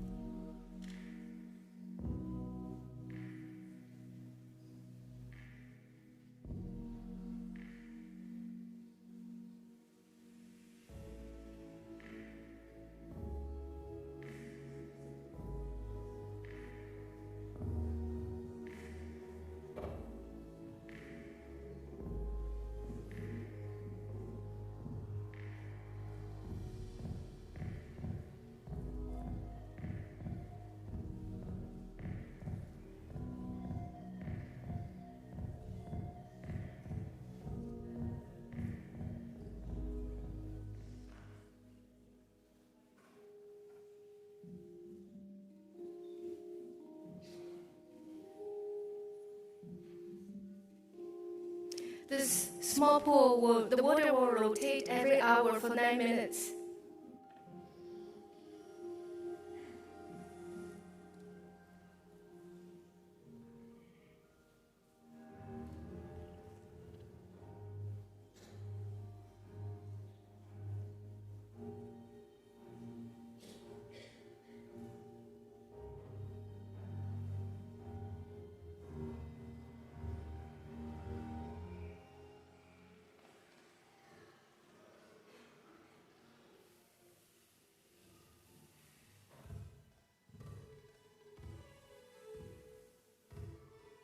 People really like to come here, even when there's no performance events.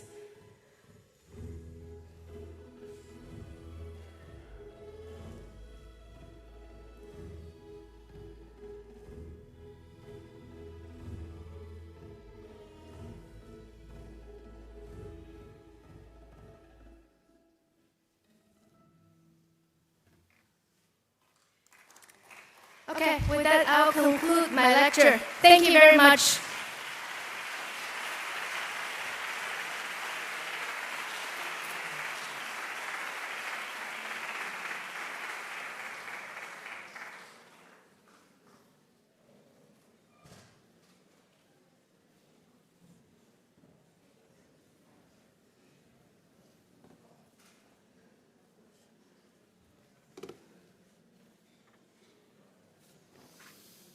Felicitaciones a la señora Wang Wenjing, que en cierta forma nos ha presentado una nueva China enraizada en la más profunda tradición.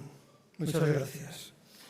A continuación, procedemos a la presentación de los finalistas del Premio Internacional de Arquitectura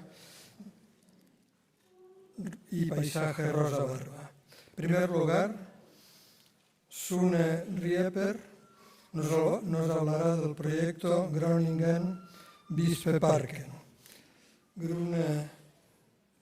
Sune Rieper es socio y diseñador jefe senior en SLA, un equipo responsable de importantes proyectos en Dinamarca y el extranjero sobre parques urbanos ricos en biodiversidad y estrategias urbanas.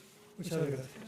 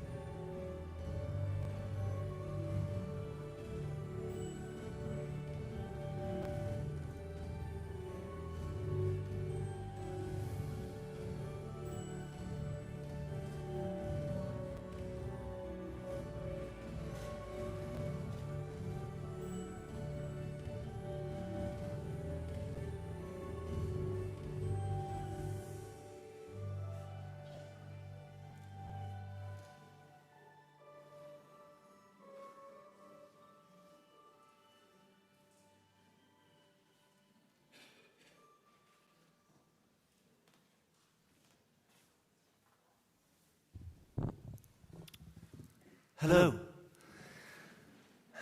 It's a little overwhelming to stand up here, but I'm so honored to share with you, the jury, the audience, a project that's very close to my heart. It's called Grønningen-Bispeparken, and I just love this contrast between the previous projects and this small-scale project. And I think it's amazing that this Biennial kind of,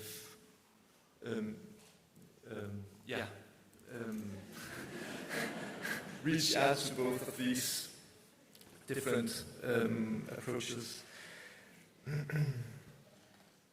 I want to share with you a personal story. For many years ago, I walked in the streets of Barcelona, passing by the Palau de Música, on my daily walk to the architect studio where I studied as an intern for 6 months. It was a place of dedication and passion for the art of architecture, and the two founders were drawing by hand, listening to loud opera.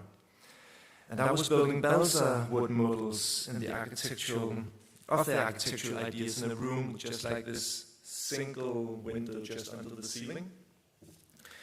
And it was this amazing old Catalan apartment just 100 meters away from here. And we scanned the drawings and traced them into AutoCAD. In this translation from the analog to the digital drawing, it was important to be as true to the hand drawing as possible. And I remember tracing a plan with a lot of round chairs of similar sizes. I traced one of them, and then I did the criminal shortcut. Can you guess it?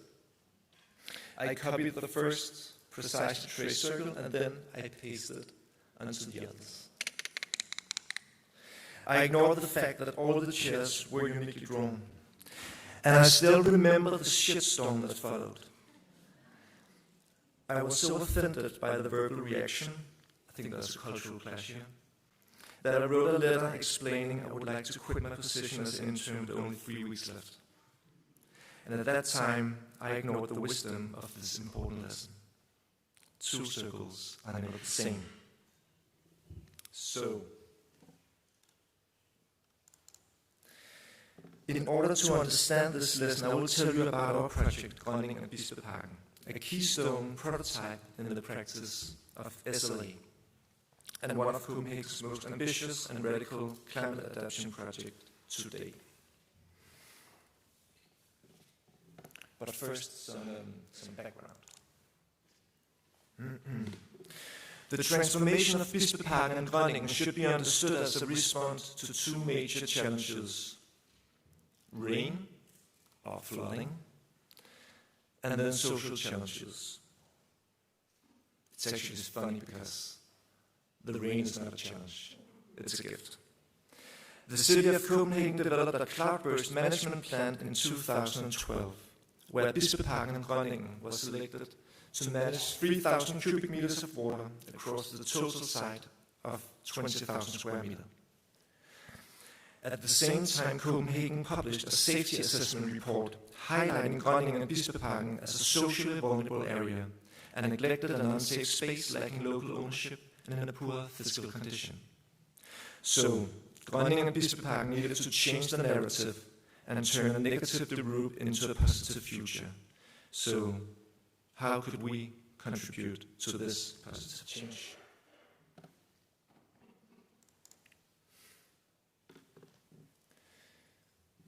On the top of the hill, we have the Grønningen Church, and in Copenhagen I think it's like, in Barcelona you have Sagrada Familia, in Copenhagen we have Grønningen-kirken. And it's amazing, like almost this brick castle, this crystal growing out of the clay soil. And you can see Grønningen-Bispeparken is divided by this heavily trafficked road, but it actually has this connection. It is the connection between the church and the public school down at the end of the park and slope. So in that sense, it's like a microcosmos of society, right? You can be born here, you can go to school, you can go to work, you can live, and then you can die. And we all have these landscape masters, and it's amazing, this feeling that you're standing on shoulders of the profession. A very key figure in the landscape architecture in Denmark is C.G.H. Sørensen. He is actually some kind of, the Danish answer to Frederik Olmsted or something like that. So, and he did the first design of the park of Grønningen, and you can see it here from the 40s. It's very flat, lawn, and you can almost, the trees that is now defining the perimeter of the park is almost invisible because they were so young at that time. But one amazing thing about C.G. Sørensen was the love for children, and he really believed that if a place was a good place for children, it was a good place for everyone. And he grew up in the countryside, and he saw all these kids playing around in the dense city, and he was like, I want to give them the same experience of nature in the city as I had when I grew up on the countryside. So he already had this vision of how to connect the children, the new generations, with the feeling of being in nature. And he developed these junk playgrounds, very informal. It's really hard with today's standards to do this. It's almost like a construction site for kids to play around. But it says something about his radical approach.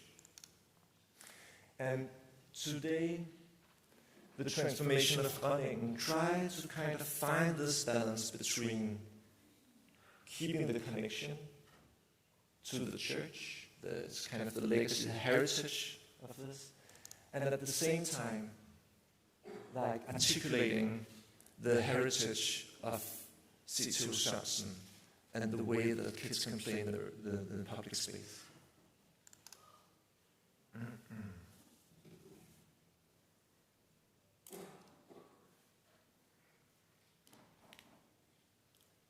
Okay, so now I will share with you the process behind the project here.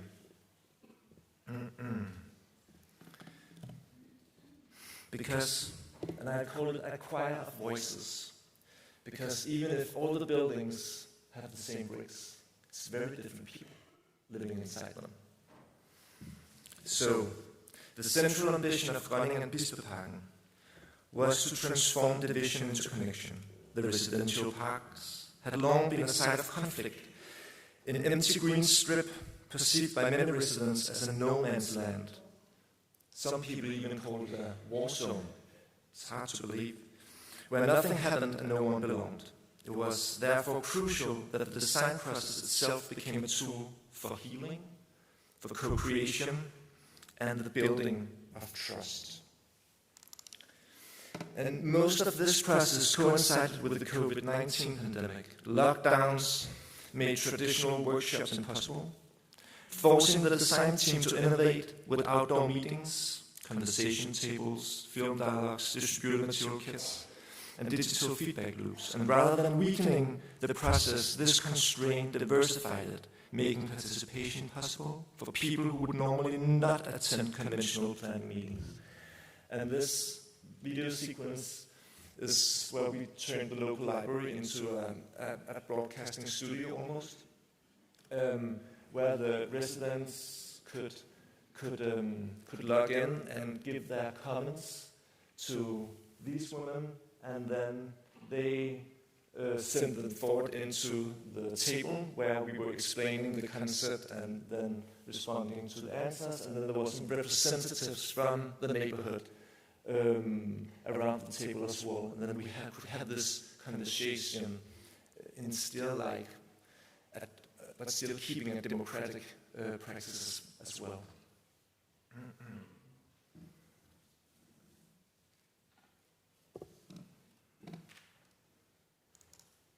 So, a very key, important woman here is the artist Kerstin Bergendahl from Sweden. She understands her own role as a place detective. She dives into the history and logic of the place and builds relations to the locals. She acts like a mediator between the users, the client and the consultants, and she plants the seeds of a positive transformation, identifying the potential for a new narrative. She understands here the art as a process and not as an object. And she believes in the transformative power of art here, and it was a huge honor to work together with her on this project. She interviewed all these people. She did short documentary movies about them. She really tried to understand their different voices and their different relations to the space, or to this place. And she selected these people as like key characters to understand the complexity of this place, because they had very different point of views. And in the same way, we detected like 400 species around Bispeparken and Grønningen in the wider context, and we choose the different species, character species that we knew could thrive in the starting conditions of this very restricted space in Grønningen. So these are the users, the citizens and the animals together. You remember I started telling you about the two major challenges that this is respond to, the cloudburst and the unsafety. So you can say this starting point is not very good for a community-led process, because it's a top-down. It's a municipality that is saying, okay, we need to do this project. So how do we flip it around and make it actually possible to work with both a top-down project, but also a bottom-up. And the way we solved this was actually having these timelines divided, the art project with the informal conversation with the citizens, the more classical democratic timeline, and then the space, the client consultant space. And that seems to be quite a helpful way of organizing this process.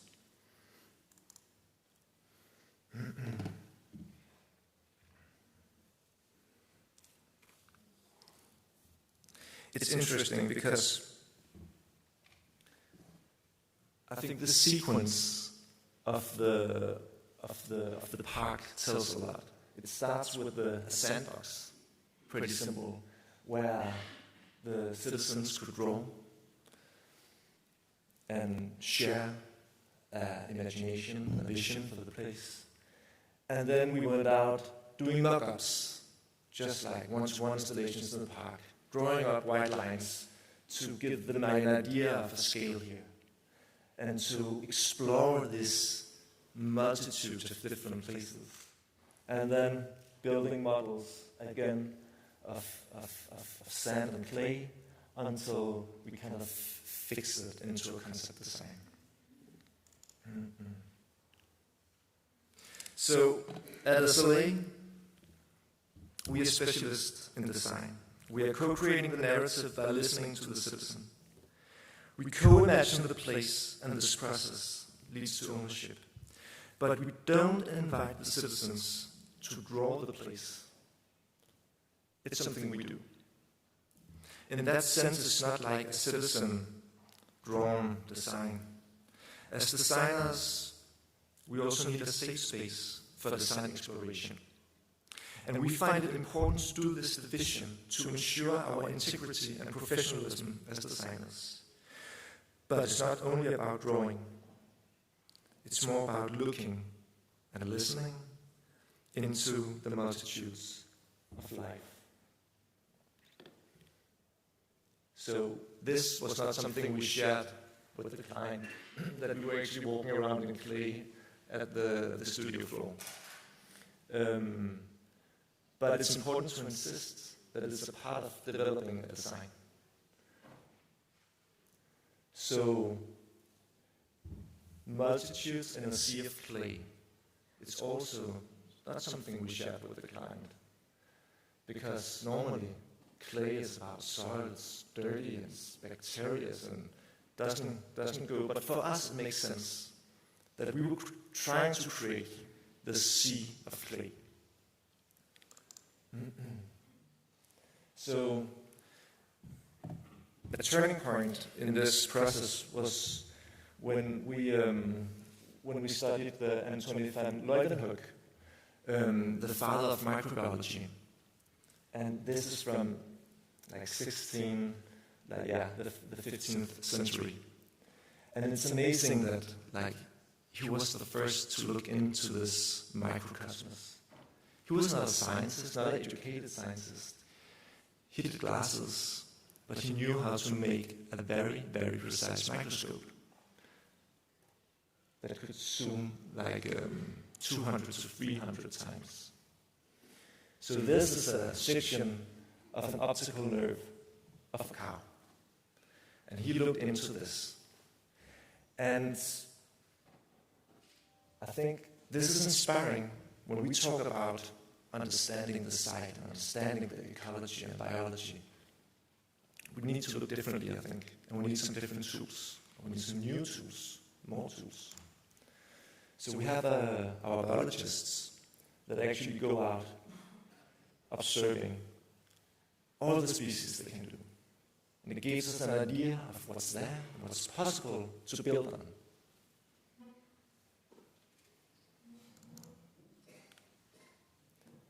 And the joy of digging a hole in the soil. It's like, I remember it from my childhood. Just like, you don't dig with a purpose, you just dig a hole because it's funny. And I found the same joy looking at the children when we did our soil drilling to get the samples, the soil samples, out from the park. They were so enthusiastic about that there was something underneath the grass. In the cities, we have hidden away the soil. We don't know what's underneath. And we brought it home, back to the studio, and we had these interdisciplinary workshops where we actually just, with all these samples and new understanding, tried to develop the concept further. But also, maybe some of the most difficult things is actually grasping the atmosphere, the poetic of the space. We use collages to kind of encapsulate the clay condition, but also the openness in the middle of the park. Somehow that you can hear the photosynthesis almost. And then again, try to understand these intentions into a scale of the space as well in the collages. The next chapter I will share with you is called Color Blue.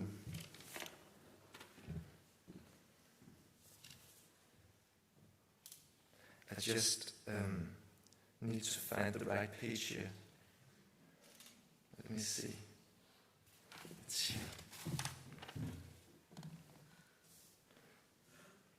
Okay, have you played Color? No? Do you know what Color is? No. You know, it's a game board. You have these holes, and then you move balls, and you drop a ball each time in a new hole, and then you move it around. It's very funny, and it's one of the most ancient games. You can just play it on the beach with sand and stone. Because it's actually the best way to describe how we guide the water through the park. You can say the water design, the water management part of this. So, all these swales are like open reservoirs, and they are slowly filled up from the area, not only the park itself, but also the areas around and the roofs, and then slowly filling up these swales. So it's not like then you have this complex system of swales. Some of them are dry, some of them are wet, and 4 days after the inauguration, it looks like this after a cloudburst. So you can see how it's filling up. And then you have a sunny day afterwards, and all these swales are dry, and they are like scenes for places to populate and to use as social bioswales. And we really find this ambiguity in a dense city necessary, that you have these multifunctional spaces, also when it comes to water. It's not a technical thing to be solved. It needs to go hand in hand with the users and the interaction, the social interaction. And you cannot do this without kind of this type of hydraulic engineer, water engineer that understands that the system, the infrastructure, is not for its own sake. It's actually to give a new, good starting condition for the people living there. And we are so lucky that he's actually here today. It's Espen. I think you should just raise up, because it's very important that yes. And this collaboration, where the design ambitions and the technical execution of this goes hand in hand, is just so important to address here. Because we're actually trying to keep 3,000 cubic meters of water on a slope. And we are not going to make, and we want to make as gentle intervention as possible. In the nature, water's just flowing, no problem. But in the city, we need to allow the water to flow. We just need like technical and infrastructure. So when we started the construction work, it looked like this, and I think the neighbors was pretty concerned because it looks dramatically. All of the soil has changed because it's polluted. And then the only thing you see now is also these details giving a hint of the flow of water. So for example here, the water is crossing the path. And over here there's this overflow detail. And you can see all the hardscape pavings are these clay stones referring to the clay underneath, like burnt clay, referring to the heritage of the church as well and the buildings around. It's like very consistent material approach. And then we have these different social swales, where you can have all these different situations going on at the same time. And then suddenly some of them become these small ponds. But the water will disappear after 24 hours. But they have different dynamics, and I think that gives a richness into this place. Then how do we connect all these? So how do we walk in the park? And more I believe like the way we walk is so like connected to the way we perceive the space, and also how the way we kind of, when we talk about connecting to nature, then maybe the path and the hardscape is the most critical part because it gives us a distance. So how can we overcome all that need for hardscape? If you don't have any obstacles, you just walk straight. A lawn is like a hardscape. There's no biological value, you just walk across it. But when you try to work with, what we try here is actually to use the nature as a disrupt the way you walk and the way you perceive the park. And sometimes it's more playful, sometimes it's even almost like just spontaneous path that is welcomed here. So, at SLA, we design places for life, all life. Our projects derive from our thinking on the relation between nature, people, and urbanity.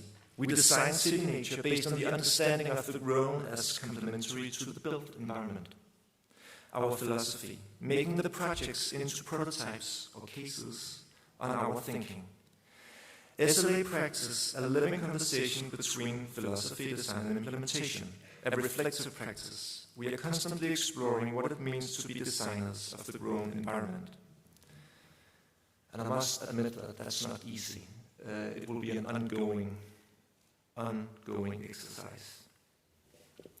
So, in order, when we say prototyping, we mean like that these projects are a part of a wider mission, a part of a wider investigation or exploration that inform the next one and the next one. So, for example, Grønningen-Bispeparken have been very key in developing different new tools. We developed the City Nature app. You recognize the survey, the biological survey we showed. So this is actually that way of observing and registering the biological value is like in this app, and now it's shared with all the whole across the whole all our colleagues and friends. And it's the same. Last month we just received funding for creating a national life cycle analysis tool for urban space and landscape. Again, these tools are just crucial as a microscope to create truly nature-positive places, and I think that's deep motivation for us. But then it's just also about making a difference in the everyday life. And this was a post on Instagram. I'll just read the last one here. A boy and his mom walked through the ox-eye daisy fields. It was dreamlike, the boy collecting daisies for his mom as the sun turned golden. Quite a vision between two housing blocks, the kind of thing you'd imagine somewhere far away from the city. So when I read that, I was like, okay, mission accomplished. Like, we have that feeling of natures now in the city where you don't expect it. It's actually possible. So, and now we are back at the beginning. Two circles are never the same. Two people are not identical. Two clouds or two trees are not the same. For us, that's natural intelligence. Designing places for life is deciding a starting condition for a complexity to evolve. We design for multitudes. We are multitudes. And Grønningen-Bispeparken is a case, a living case on that. So, muchas gracias.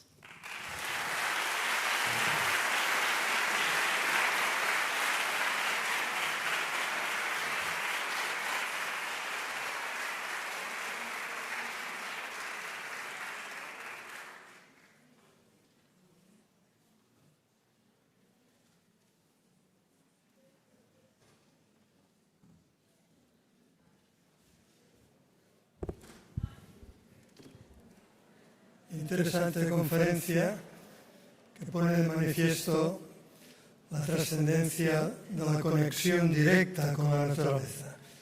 Haremos una pausa de 10 minutos. Muchas gracias.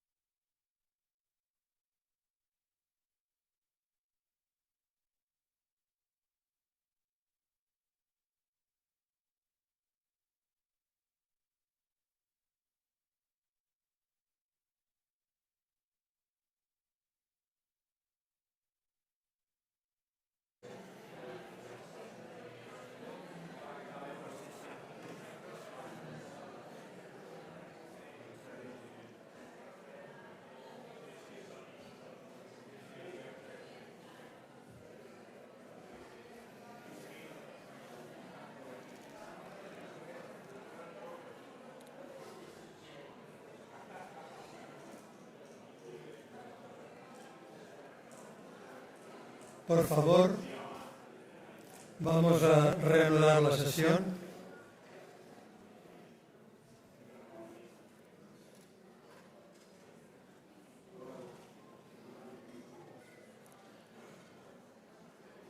Continuamos con la presentación del proyecto Bridgefoot Street Park por parte de Dermot Foley.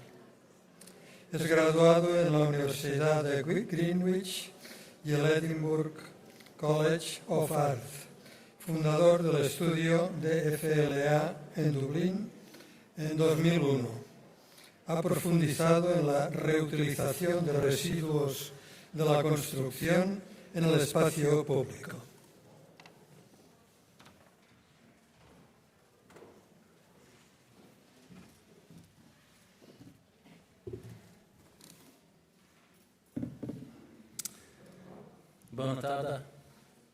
Buenas tardes, good afternoon. As many other speakers have said today, it's for me also an absolute privilege to be here, and I'd just like to thank everybody involved in the organisation, and also really specifically to thank everybody here in the room as well. So thank you for that. I have a plan, if you could call it that.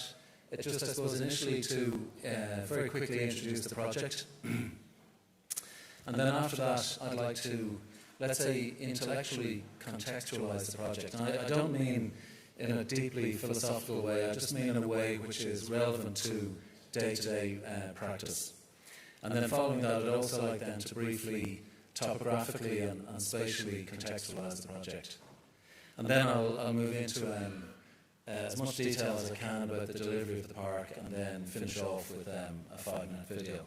And I just wanted to stress about the video, just in case I forget to say it, that in many ways I finished off the project with a video which is called Voices from Bridgeford Street, or Voices from the Park, and it concentrates on a number of people who agreed to be interviewed and who were involved in a community garden within the park.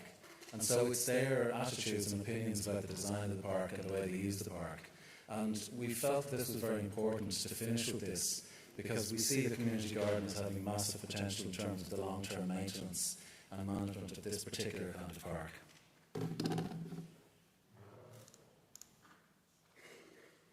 So I just want to show a very, very short video clip made by Gareth Byrne while I'm introducing the project. The project was commissioned, we were appointed in 2016 by Dublin City Council Parks Department. And it's a 1-hectare site. It's in the centre of the city, and it's very, very close to the historic, the medieval core, if you like. So it's in an archaeological zone, and it's close to the river, which you'll see later on in photographs and diagrams and so on. Today we are actually still actively working on the project with the City Council themselves in order to fine-tune the maintenance of the park and to oversee a small second phase of improvement works which are actually ongoing as I speak. But to get straight to the point, the park is a direct response to this grand challenge, the grand challenge of construction and demolition waste, and the attendant impacts that construction and demolition waste has on carbon emissions and climate change. So it's really important that I emphasise at the start that one of the most important aspects of this park is that the construction and demolition waste is used in the park in a way which is fully apparent to the visitor and the user of the park. And it is there to stay. In other words, it's to the extent that we can define permanent, it's a permanent public space as opposed to a temporary intervention. In Ireland alone, millions upon millions of tonnes of this construction and demolition waste is waiting to be used. The material, otherwise known as C&D waste, is everywhere. It's all around us and it's freely available. But unfortunately, we struggle from an administrative and regulatory point of view to use this material creatively. And as you can imagine, and as some of you know already, the technical challenges associated with designing and building permanent public space using construction and demolition waste are significant, and sometimes they're insurmountable. So to overcome these challenges, we really do require natural intelligence, and it's often in the form of creative communications which can bring about perceptual change.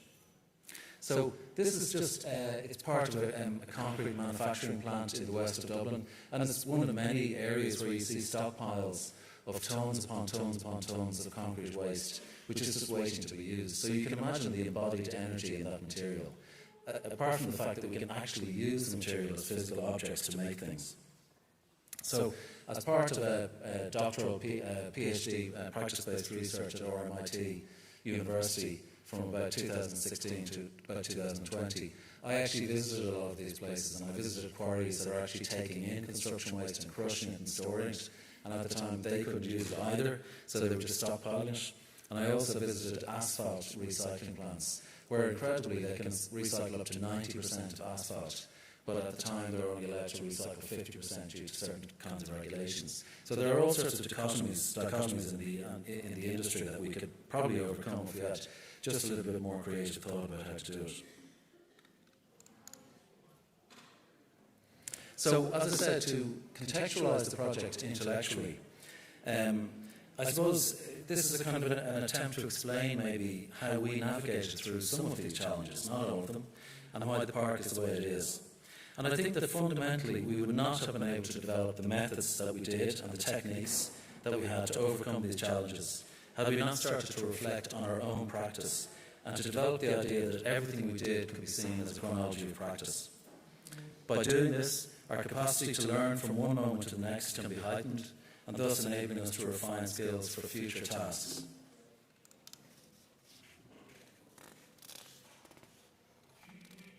So landscape architecture practice could be understood as a multiple, interwoven chronologies of practice.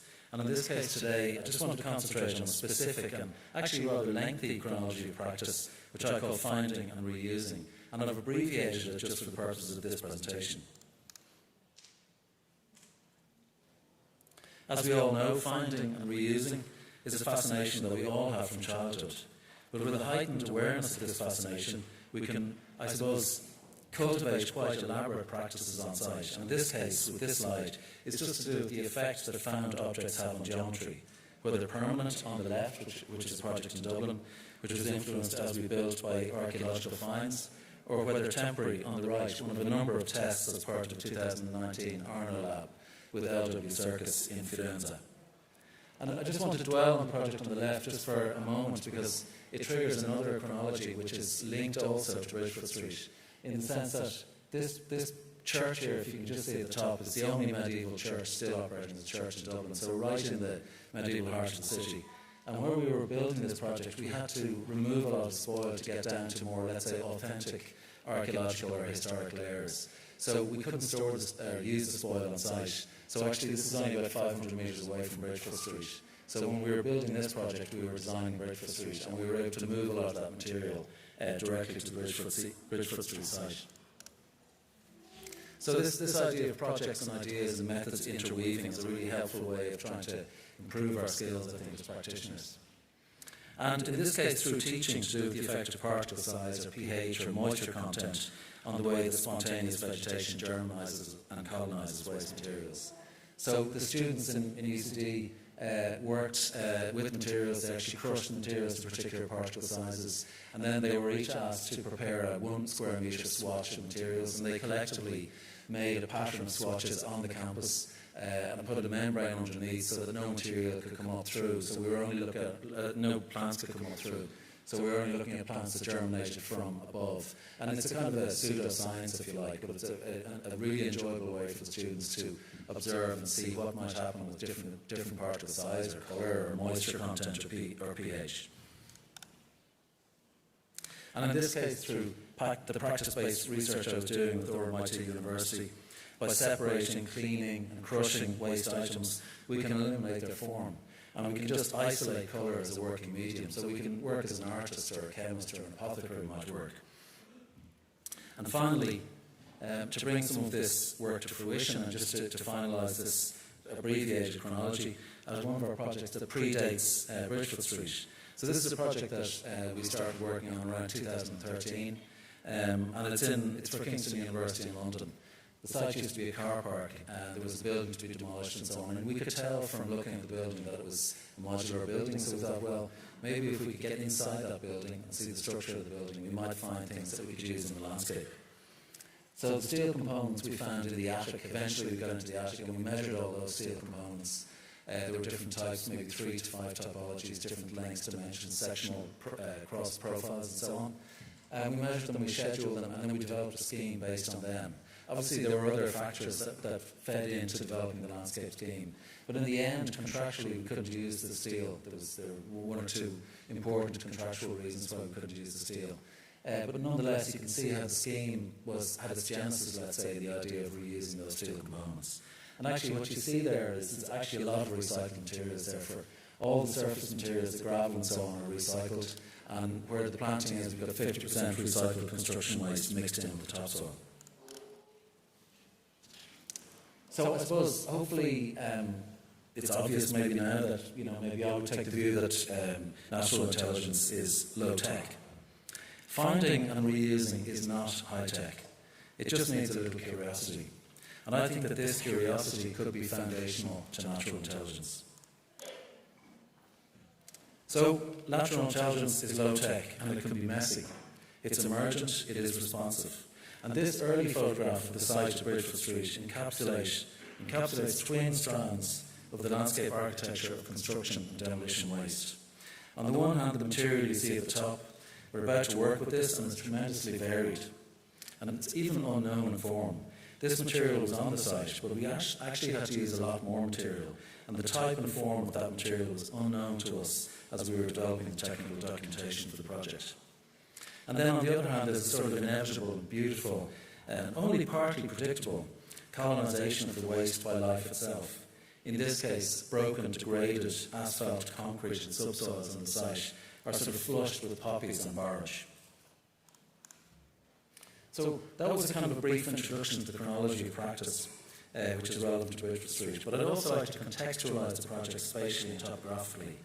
And so this is a map of Dublin that we prepared in the office to kind of better understand our city and to understand the way its morphology influences our practice. So the drawing black is water, and the red dot indicates the location of Bridgefoot Street, and the red line is the so-called native shoreline, meaning that effectively everything to the right of this line is reclaimed land. And the effect of this on our practice corresponds strongly to Fortier's created and accumulated cities. I just want to talk about this map just briefly for a moment again to bring back in the idea of chronology and maybe talk about a possible future chronology as well.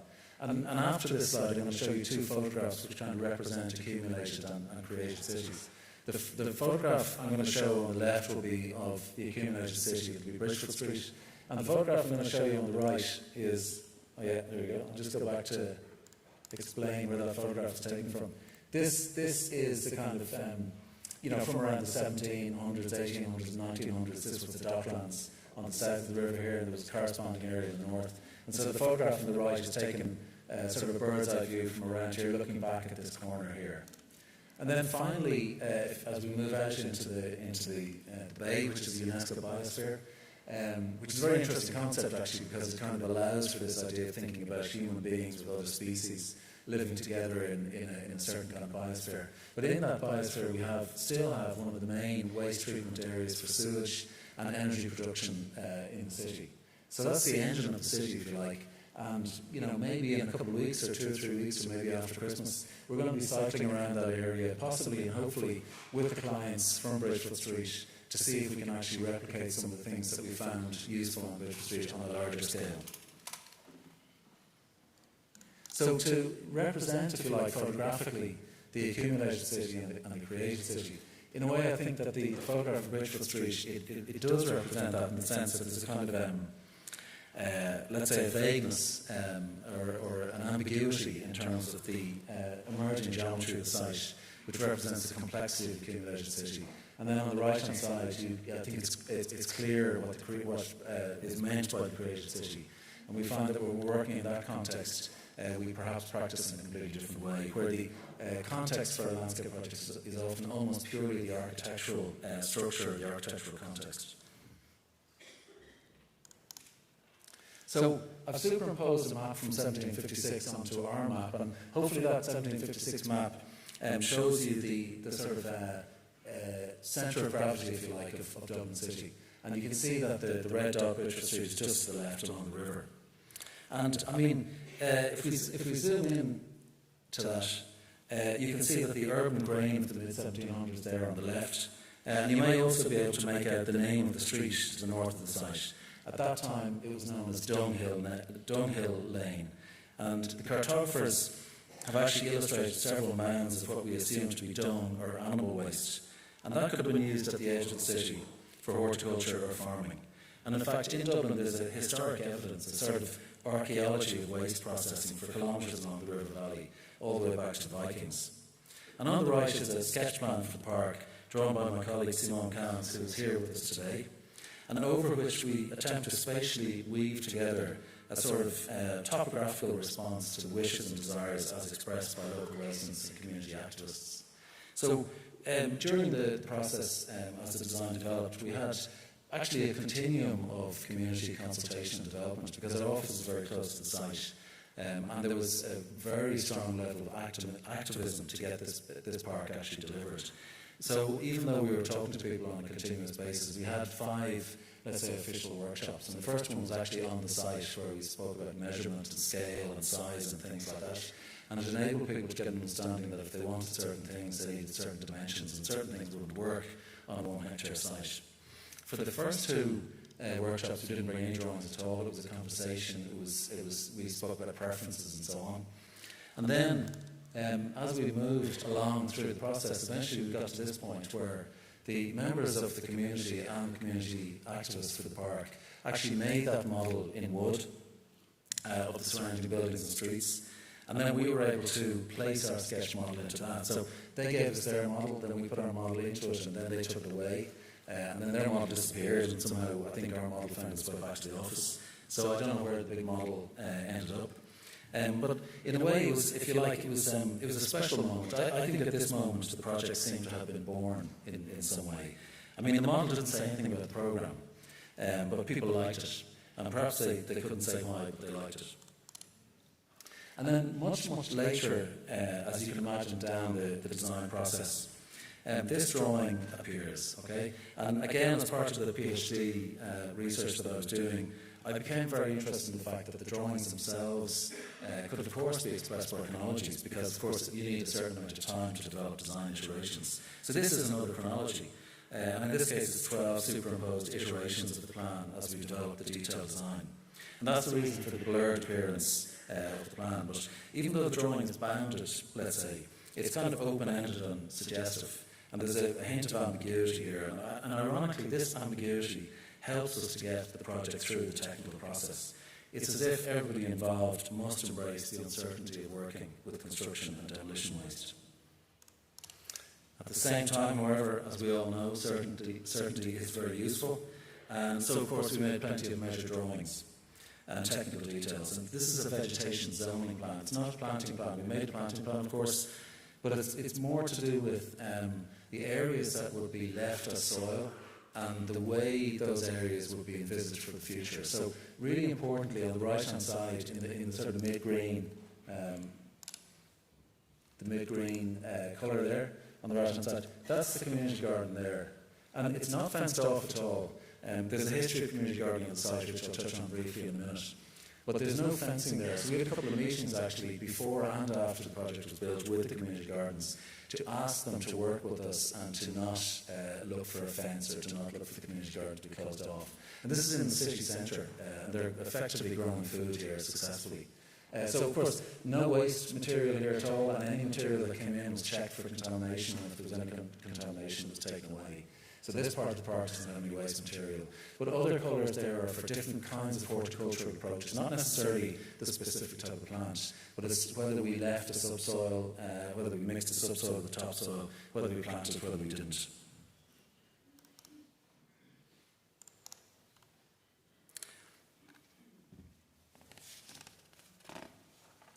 So, I mean, one of the questions, I suppose, is for all of us, is why is the plan the way it is? And it's partly to do with us trying to develop a geometry that would express the characteristics of the construction and demolition waste that we were about to use, materials that were actually unknown to us in terms of their precise form. And the early sketches on the left, I suppose they relied too much on a crystalline geometry that we had used on other projects. But slowly we developed a more complex or nuanced geometry which related more to the characteristics of the construction and demolition waste. So on the right-hand side you have a sketch design for a sample garden, which I'll talk about shortly, which is an incredibly useful tool for us. And then in the middle you have a drawing which is somewhere in between, so it's beginning to develop a new kind of geometry, that sort of gives a sense of place and helps us to express ourselves in developing something that we thought people would feel was unique to their neighbourhood. But I just want to go back for a moment to the site. And I'll just try to give you a feeling for the site and for the process by which we managed to reuse waste materials. And like this photograph of the site captures the basic conditions after years of vacancy. Up until about 2003 or 2005, the site was a housing site. And now it's a brownfield site, so the social housing was developed, it was demolished, and it was built in the 1950s and demolished in the early 2000s. And so we have a brownfield site over very rich, deep archaeological layers, very close to the medieval city. And it also had been used as a community garden since at least 2010. I was there first in 2010. There were a number of different community gardens and sort of guerrilla sites for gardening and artistic expression. And it's a residential zoning, so it actually had to be rezoned by the City Council in order for us to build a park. So there was a very strong level of activism in the neighbourhood, and we met some people who were basically, if you like, lobbying local politicians so that the vote would be passed in the City Council, and the vote was passed. And that's in the middle of a housing crisis, right in the centre of the city. But the idea was that this open space was desperately needed, because when the metrics were done and people calculated the number of square metres of open space per capita in this part of the city, it was way, way below any standard that you would consider to be normal. So anyway, we got on with the job. We began to develop critically a really important non-pricing document. So at this stage, we haven't gone out to tender yet, and we have to develop this and get it priced through extremely difficult fiscal and technical constraints of the government's public procurement contract. So we decided, in addition to all the technical documents for pricing, that we would actually develop a set of documents that would accompany those documents, but the contractors would not have to price. So it's a supplement to the technical pricing documents. And in that document, I won't show you the document, but it goes through, we use illustrations and diagrams and pictograms and so on, which would help the building contractors to price it accurately for the project. And we categorise by size, form, type, and so on. And the smaller particle sizes would help us to promote biodiversity, and the larger ones would help visitors at the park to truly understand, read the language of the material, and really know that this park is made of construction and demolition waste. So by categorising and processing waste, it ceases to be waste, and it becomes what we call secondary raw materials. And in the end, when we did go out to tender, we got, there were five prices back, and one price was deemed to be too low, and the other four prices were almost identical. So we managed, between the technical pricing documents and the non-pricing documents, to get very, very successful, if you like, and comparable prices, I suppose. And critical to that was the construction of this sample garden. So for us, we felt this was going to be really important. We could test, but even more important, we could actually show it to other people. And of course, as you know, in the development of public open space, there are a lot of decision makers that have to say yes, and we don't meet, a lot of those people we never meet.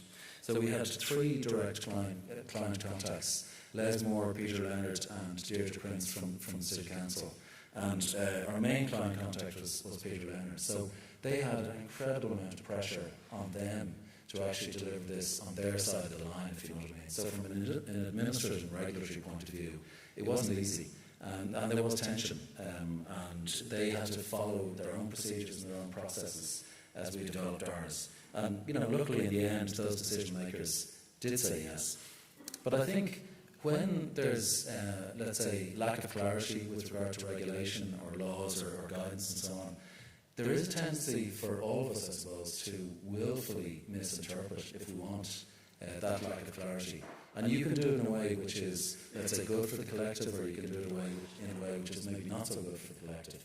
And I think if we're going to have a debate about natural intelligence, that's one of the things, our behaviours, us as human beings, I really think we need to reflect on our behaviours. So this was a tough part of the project, to get people, to bring them along, and to get everybody has to say yes to this. So it's again, it was one of those moments where once we realised that this was succeeding for us, we realised it gave us confidence, and it gave everybody around us confidence as well. So that the project moved on.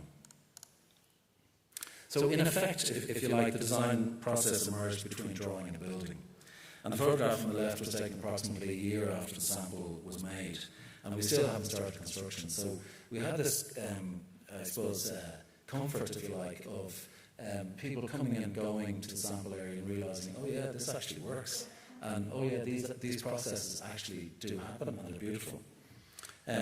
So, like, I mean, before we started building, we had, if you like, and I think this is really key, we had, on the one hand, a creative level of uncertainty, and yet, on the other hand, some level of proof, evidence, if you like, that it works.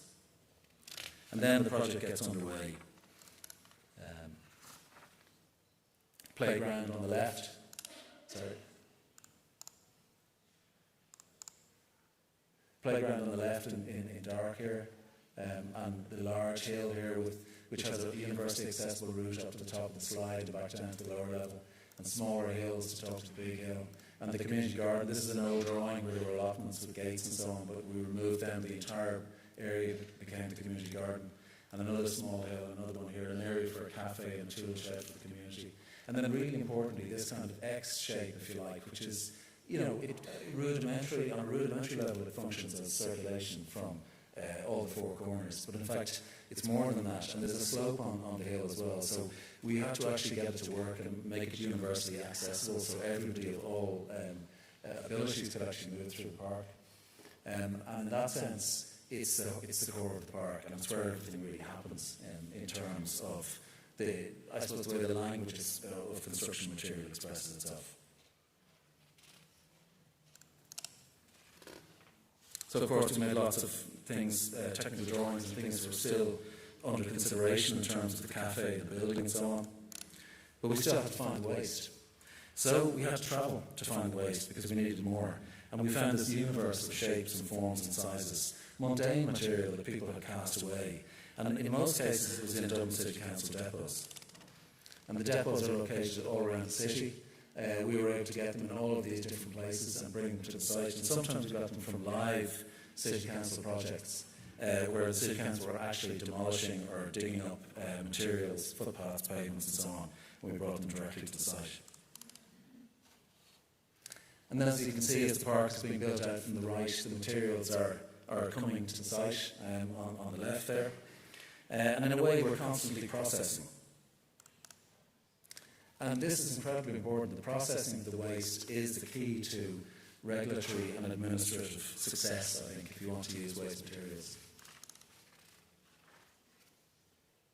And these large pieces of concrete, really like asteroids in a way, they were underground, hidden, holding up now defunct signposts, and now they were being kind of artfully selected to be used as playful boulders and positioned with other materials, so the kids could play on the landscape and people could sit and people watch.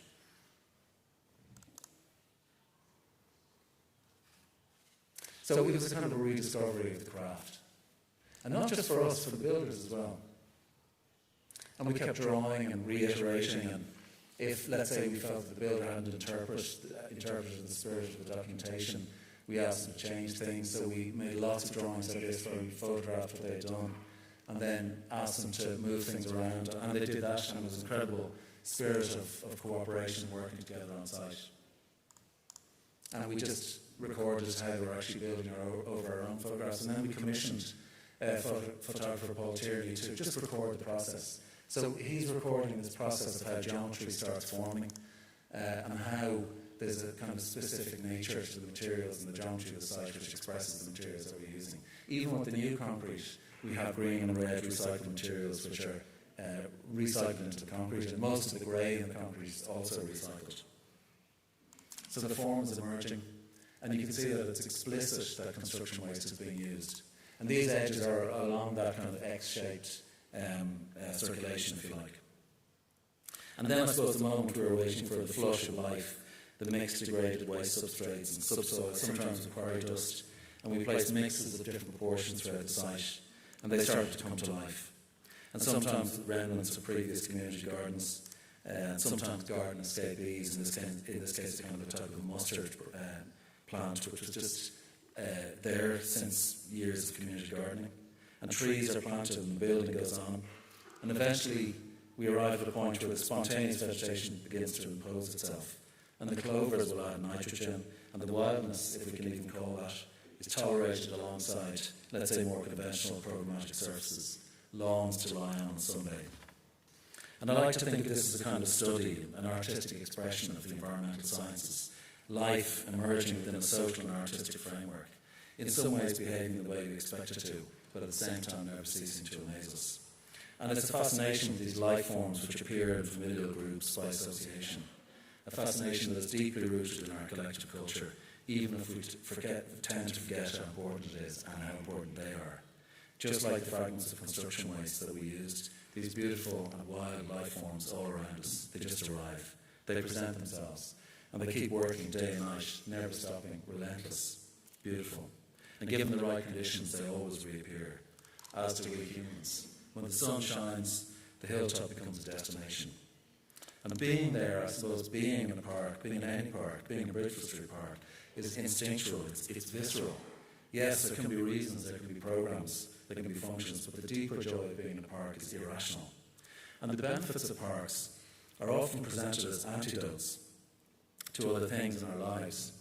Parks are often spoken of in terms of a contrast with other less benign realities of urban living. To dwell, though, in a park like Bridgewood Street, to be there, is to be instinctively comfortable with something that is contrapuntal. And this is founded on or related to ambiguity. And ambiguity, just like uncertainty, can trigger a creative response. The geometry of the plan for Bridgewood Street is at times incongruous. This gives rise to a positive sense of ambiguity, the sort that can arise when otherwise single-use programmatic functions are forced together into an overlap, and when materials and spaces are created to serve more than one purpose. And ambiguity is twinned, if you like, with diversity, again fostered by the four-dimensional composition of the park, in which ecologies of closeness are encouraged and people are brought into contact with other species in perhaps unexpected ways. But how do we sustain this diversity? We know from horticulture that certain techniques promote diversity and others promote monoculture. The industry is set up for the monoculture. It's predictable. It lends itself to a maintenance program, and until recently this has been deemed to be efficient and cost effective. Whether or not this has been cost effective, it certainly has not been energy effective. So the herbicide is out, but the strimmer is almost as bad. The more we strim, the more we encourage a grassy monoculture. So it's clear, to sustain the kind of biodiversity that we saw in the first flushes of spontaneous colonisation, we must rely on simple methods of soil disturbance, ancient gardening methods, low energy, easily understood, easily replicable. At DFLA, this is the start of our next chapter with the park, the creation of a new manual for the sustainable management of the park. So I'd like to conclude now with this photograph taken by Gareth Byrne, which has become sort of emblematic of the project, and to play a video created by Gareth and Suzanne Murphy, which I hope will give you a feeling for the character of the park, as well as the way in which the community gardens perceive the design and use the park. So once again, I hope you enjoy it, and once again, thank you very much.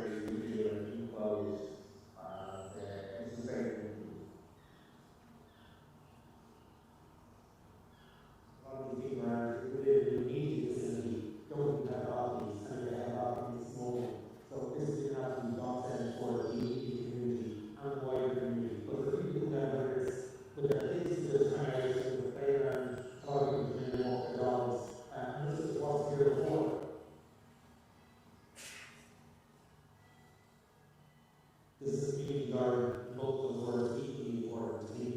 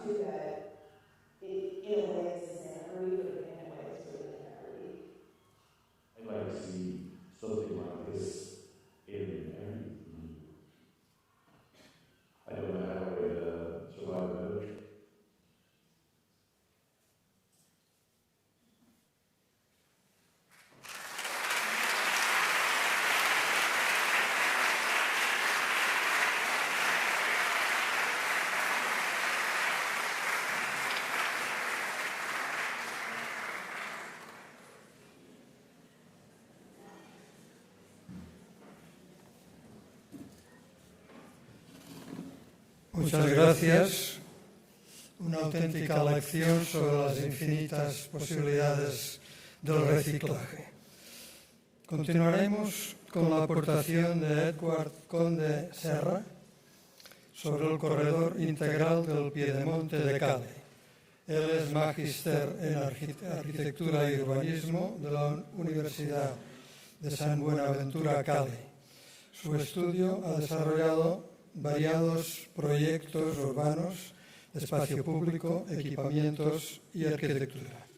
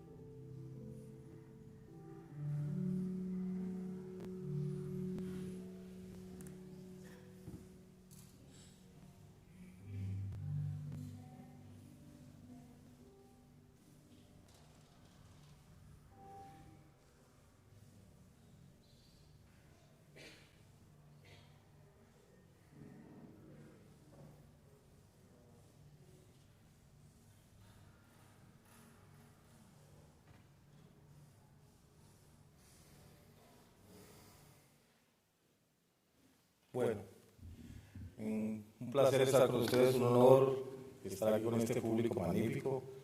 Igual, agradecer pues nuestra invitación a ir a mostrar este proyecto tan importante para nuestra región, nuestro país y nuestra ciudad.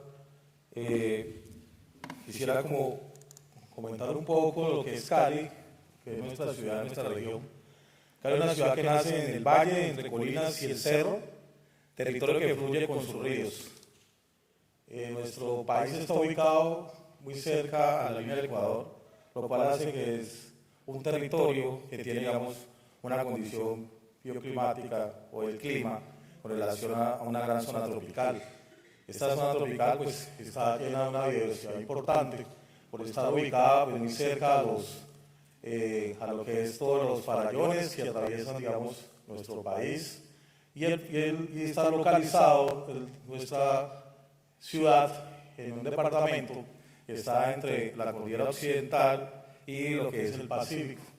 ¿Sí? Esto es de gran importancia, por eso comentaba inicialmente, la condición geográfica está entre el cerro, la planicie y el valle del río Cauca, genera, digamos, unas condiciones de biodiversidad y unas condiciones de clima bien importantes. Además de esto, nuestra ciudad tiene una riqueza enorme por ser atravesada por 7 ríos y que desembocan en el río Cauca, que es el principal afluente que atraviesa el departamento. Y además de eso, en los farallones encontramos una serie de ecoparques que están ligados a esas cuencas del río que terminan siendo parte de ese ecosistema general de la ciudad. El proyecto está localizado estratégicamente muy enfrente de uno de los ecoparques principales y emblemáticos de nuestra ciudad. Este ecoparque es el Ecoparque Cristo Rey, por tener allí, digamos, uno de los monumentos más importantes que tiene más de 80 años, digamos, en nuestra localidad. Lo otro importante es que, como ustedes ven, el crecimiento de la ciudad ha venido como ocupando de gran dimensión el piedemonte. Y esto pues ha generado una serie de circunstancias a nuestro ecosistema y de serias problemáticas que voy a explicar más adelante. Pero creo que aquí es importante recalcar que la administración municipal nos invita a este proyecto, y lo que nos parece interesante en esta invitación es que primero buscaba hacer que este proyecto fuera parte de un proyecto más macro, un proyecto más general, un proyecto urbano, que busca conectar la parte plana y la zona céntrica de la ciudad con el monumento del Ecoparque Cristo Rey. Esta parte del proyecto, o ese gran proyecto urbano, es un sector o un tramo que se desarrolla como piloto, pero lo más interesante del tema es que la administración decide comprar unos lotes, unos predios, que tenían, digamos, una situación de un patrimonio de pronto incómodo que tiene la ciudad, que tenía que ver con unos predios donde estuvo inicialmente localizada a principios del siglo la cárcel de mujeres, y por otro lado había un predio que pertenecía, digamos, al comercio ilícito y fue, digamos, expropiado y lo comprado y obtenido, digamos, por el organismo que, digamos, controla, digamos, este tipo de situaciones. Lo otro importante es que este predio, como siendo privado, pues tenía dentro del organismo que compete, digamos, y maneja la ciudad, que es el BOT. Estaba con el uso del suelo planteando que fuera para vivienda. Y este uso del suelo y digamos, permiso que da, digamos, este instrumento, da la posibilidad que allí se construyeran más de 80 torres de vivienda, lo cual íbamos a terminar de consumir, digamos, todo ese piedemonte que tiene, digamos, unos valores históricos importantes. Digamos, ¿qué señala con este? Digamos, el predio está ubicado en esta zona. Esta es una fotografía del 57, donde la ciudad llegaba hasta el piedemonte, pero en esta zona era una zona muy especial porque estaba ubicado lo que era el antiguo torre del reloj con su zona donde estaba el velódromo, algunos equipamientos deportivos de culto, el hospital departamental, la Universidad del Valle, la antigua cárcel de mujeres y una serie de centros de recreación y demás que estaban cerca del centro. Este es el centro histórico de la ciudad, digamos todo el pie de monte que estaba marcado, ya por acá había una pequeña invasión informal, un crecimiento informal que había. Estos equipamientos y esta serie de elementos y hitos que estaban construidos en la ciudad eran parte de esta pie de monte, como ustedes ven en ese momento, no había, digamos, ese crecimiento. Y es importante como ubicarnos en este hito, digamos que es una torre que se hace con la visita de Juan Pablo II o el Papa en a mediados del siglo, creo que era el Papa, no sé, recuerdo si era Juan Pablo, el estadio departamental, lo que es el hospital, la cárcel de mujeres, que era parte del lote, y la Universidad del Valle, que es una de las universidades públicas más importantes de nuestro país. Había algo que aquí está ubicado, esta foto me parece interesante porque este es el templete, el que les mostraba ahora. Acá ya está la torre del reloj y están los otros equipamientos, pero había un acto fundamental en la ciudad cuando este piedemonte no estaba ocupado, y ese acto tenía relación con el paseo, el pasear de los ciudadanos y el encuentro de los ciudadanos en nuestro territorio era totalmente relacionado con la visita al piedemonte y cómo desde el piedemonte se disfrutaba lo que era este valle del río Cauca, como ustedes ven al fondo, esa zona inundable, y digamos toda esa idea de llevar y pasear a la familia en cualquier momento. Y esto también me hace como culto a una situación personal. Yo no soy de Cali, soy del Valle del Cauca, soy de un pueblo, una ciudad menor, cercana a Cali, pero que también está muy ligada al piedemonte y está cerca a ese Valle del Cauca y desemboca el río Guadalajara. Digamos que este acto de pasear también era parte y fue parte de las vivencias que tuve yo en mi niñez. Y cuando nosotros veíamos este predio, nos encontramos y conversamos con algunos habitantes y nos recordaban, algunos adultos mayores, algunos que ya desafortunadamente partieron, nos contaban de esta situación o este acto del paseo y que el crecimiento de la ciudad había generado la privatización de esa vista que tenían todos al visitar este piedemonte y al pasear, encontrarse con, digamos, esa zona natural, esa zona intermedia entre lo rural y lo urbano. Finalmente aquí encontramos una foto y nos fueron prestadas. ¡Ay! Pasó algo. Perdón. Encontramos algunas fotografías que nos daban como esa muestra de lo que pasaba en el piedemonte, la barco Metta, digamos, todo el ejercicio del encuentro era fundamental. Pero desafortunadamente el crecimiento de la ciudad empezó a ocupar ese piedemonte y a privatizar, digamos, esa posibilidad de los ciudadanos disfrutar de ese espacio, el cual generaba ese contacto natural con nuestra ciudad. Aquí vemos esa foto del 57, la ubicación del predio, todos los equipamientos que mostraba ahora, y finalmente cómo pasa en el 2022 cuando encontramos el predio, encontramos, digamos, este gran, podríamos decir, relicto, o este gran espacio natural que había quedado alrededor de todo ese crecimiento.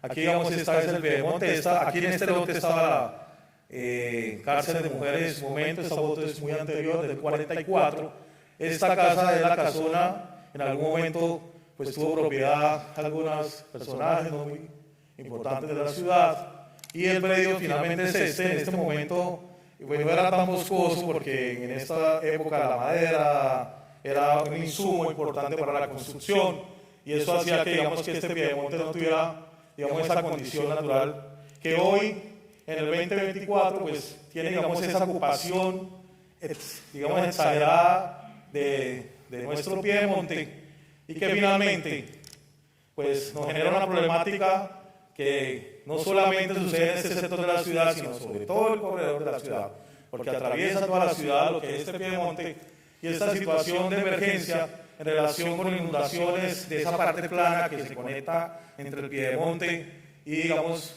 el valle. También generando, digamos, unas afectaciones de deslizamientos que afectan edificaciones de todas las condiciones. Esto es muy cerca al predio donde desarrollamos el proyecto, donde termina siendo ese crecimiento informal que les mostraba en la foto inicial, de cómo genera, digamos, esa ocupación y esa falta de percolación natural que tenía, digamos, el contexto. Pero afortunadamente encontramos un lugar, este es el predio, que para nosotros como ciudadanos era un predio que no era accesible, porque estaba pues rodeado y además era un predio privado, con unas condiciones ya que les he comentado anteriormente. Este es el hospital departamental, aquí está Univalle, y parte también de ese ejercicio, hablando de Univalle, los habitantes de la ciudad educativa también usaban ese predio para el tema del paseo, pero encontramos una serie de condiciones naturales, una serie de condiciones que se daban espontáneamente, y cómo finalmente esa protección que hace el predio, que hace ese abuso de la construcción de nuestro piedemonte, pues terminaba dejando un sitio muy protegido, un sitio con una serie de especies, de coberturas vegetales que terminaban siendo parte del estudio de todo el equipo de biólogos, botánicos y paisajistas que desarrollaron y entendimos un poco esas condiciones, además de tener una serie de fauna en gran dimensión inmersa dentro de este contexto urbano, y el cual había que tratar de proteger un ecosistema escondido que teníamos allí.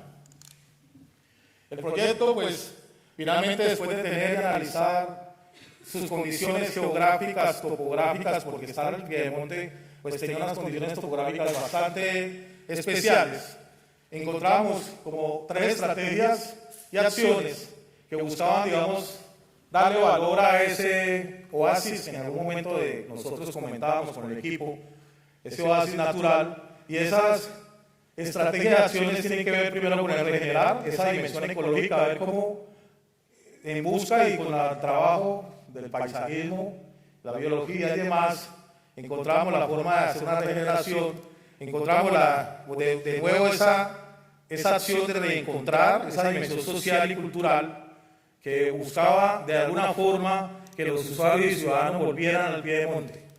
Y la segunda y última es el integrar esa dimensión funcional y estética entre la relación de lo antrópico y, digamos, todo lo que es lo espacial y lo natural.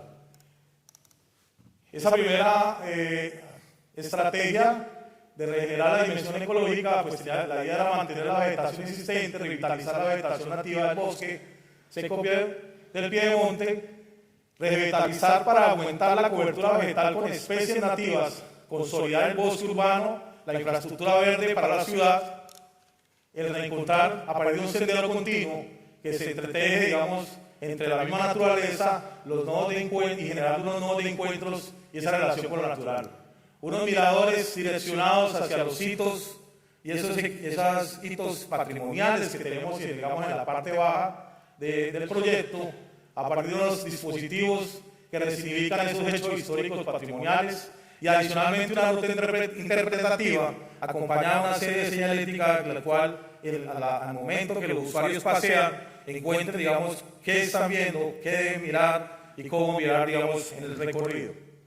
Y lógicamente integrar la dimensión funcional y estética, lo que el tiempo y el crecimiento del medio urbano fragmentó, el vacío urbano, ese intersticio como punto de encuentro entre lo natural y lo construidos, y tejer comunidad, ecosistemas, barrios y memoria. Digamos que es una maqueta general del proyecto.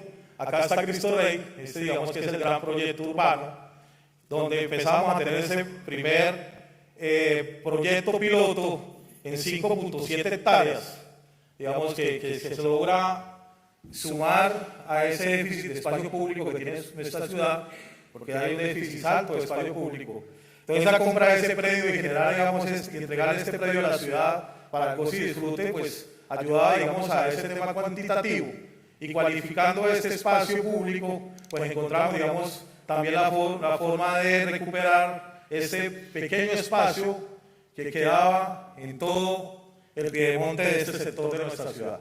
Digamos, hay una vista un poco más cerca y es importante, lógicamente, la decisión inicial con el equipo era generar un sendero continuo y encontramos que para poder no afectar esa naturaleza del lugar topográfico, buscamos una estrategia que era elevar para no afectar.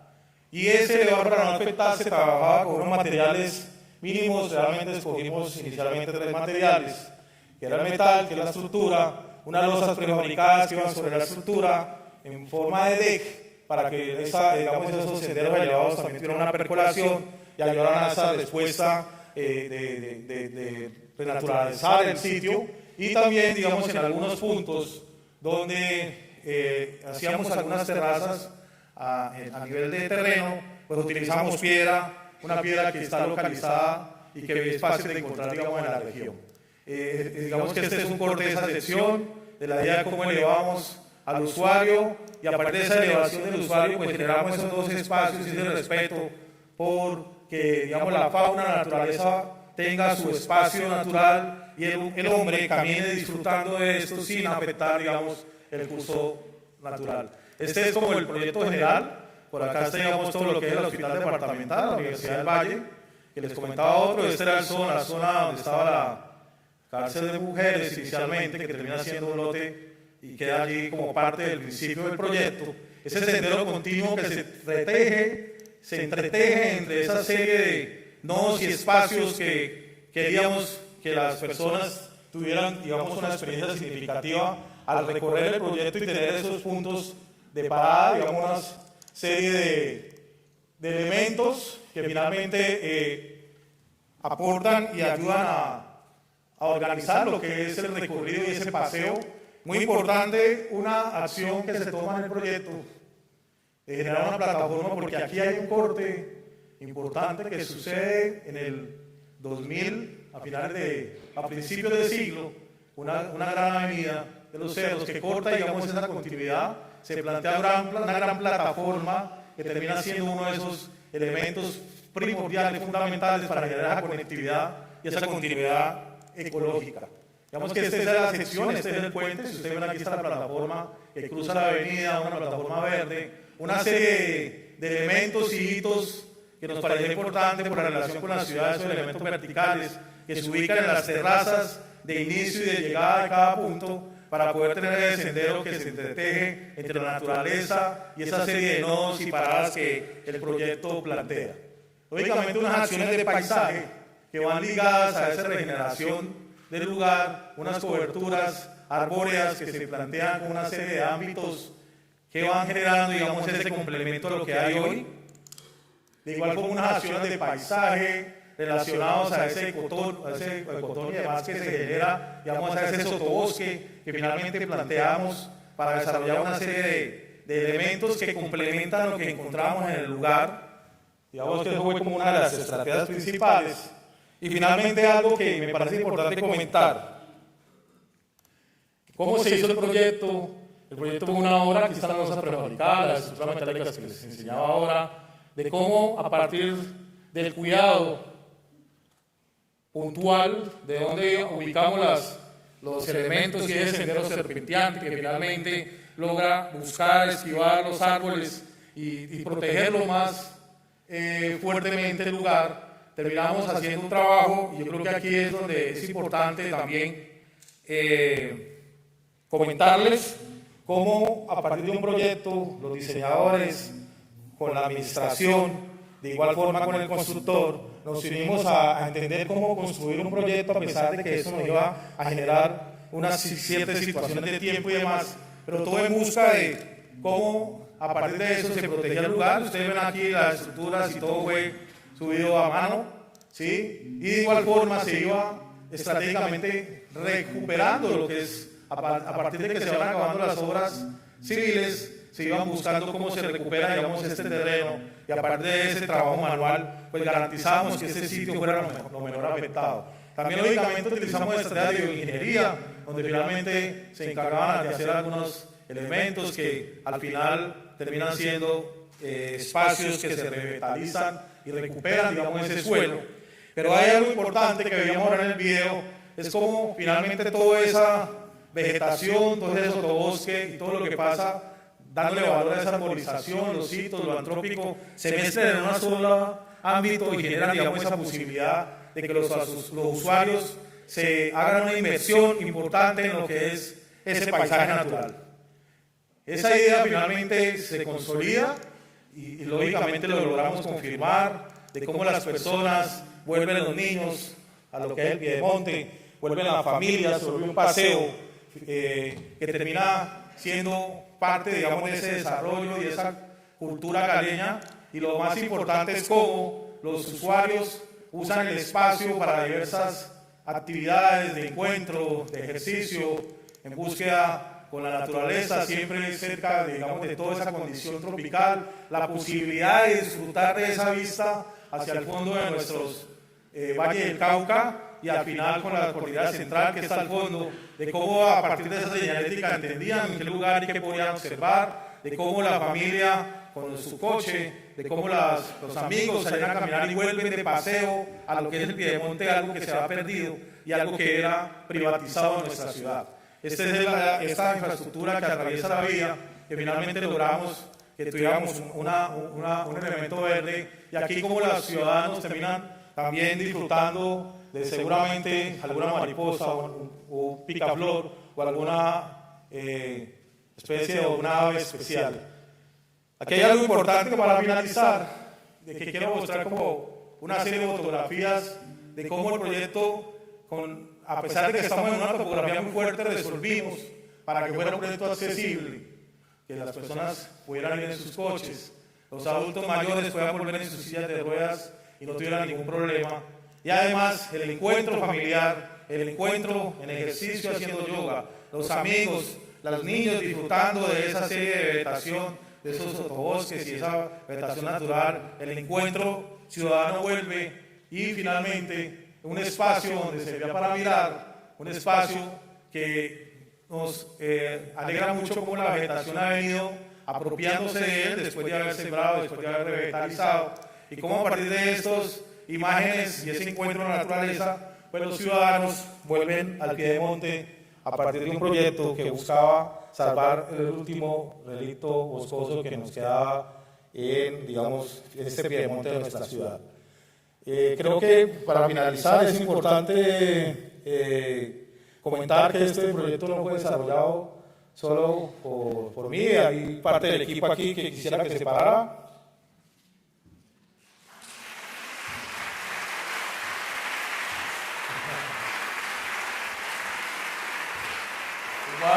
Igual que uno de los líderes, mi socio Jorge Viveros, también quiero que te pares para eso.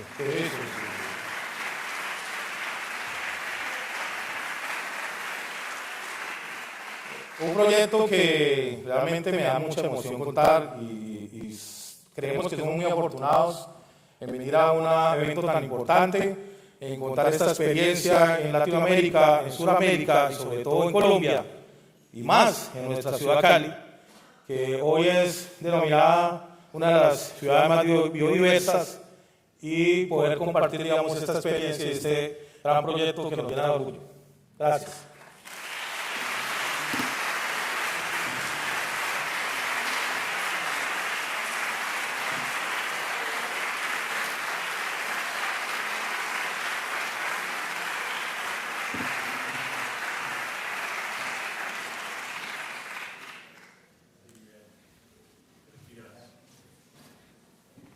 Muchas gracias a Eduard Conde y su equipo por introducirnos en el proyecto del Piedemonte de Cali. Now I will introduce Mr. Adam Greenspan, Design Director of PWP Landscape Architecture in Berkeley, California, showing us the Glenstone project. Please.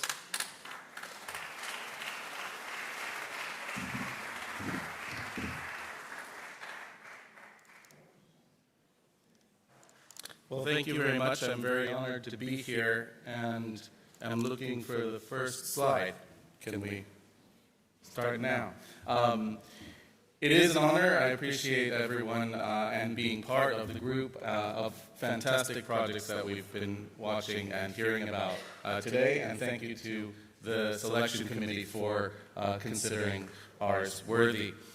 I've been working on the project that I'm presenting today since 2003. And it began as a residential project. My office works on very few, if any, residential projects, and I got to be the one to do that, and I was eager to work on public projects starting out after graduate school. But this was a fantastic project for an owner that had a great collection of art, and I like animals, and I like plants, and I like landscape.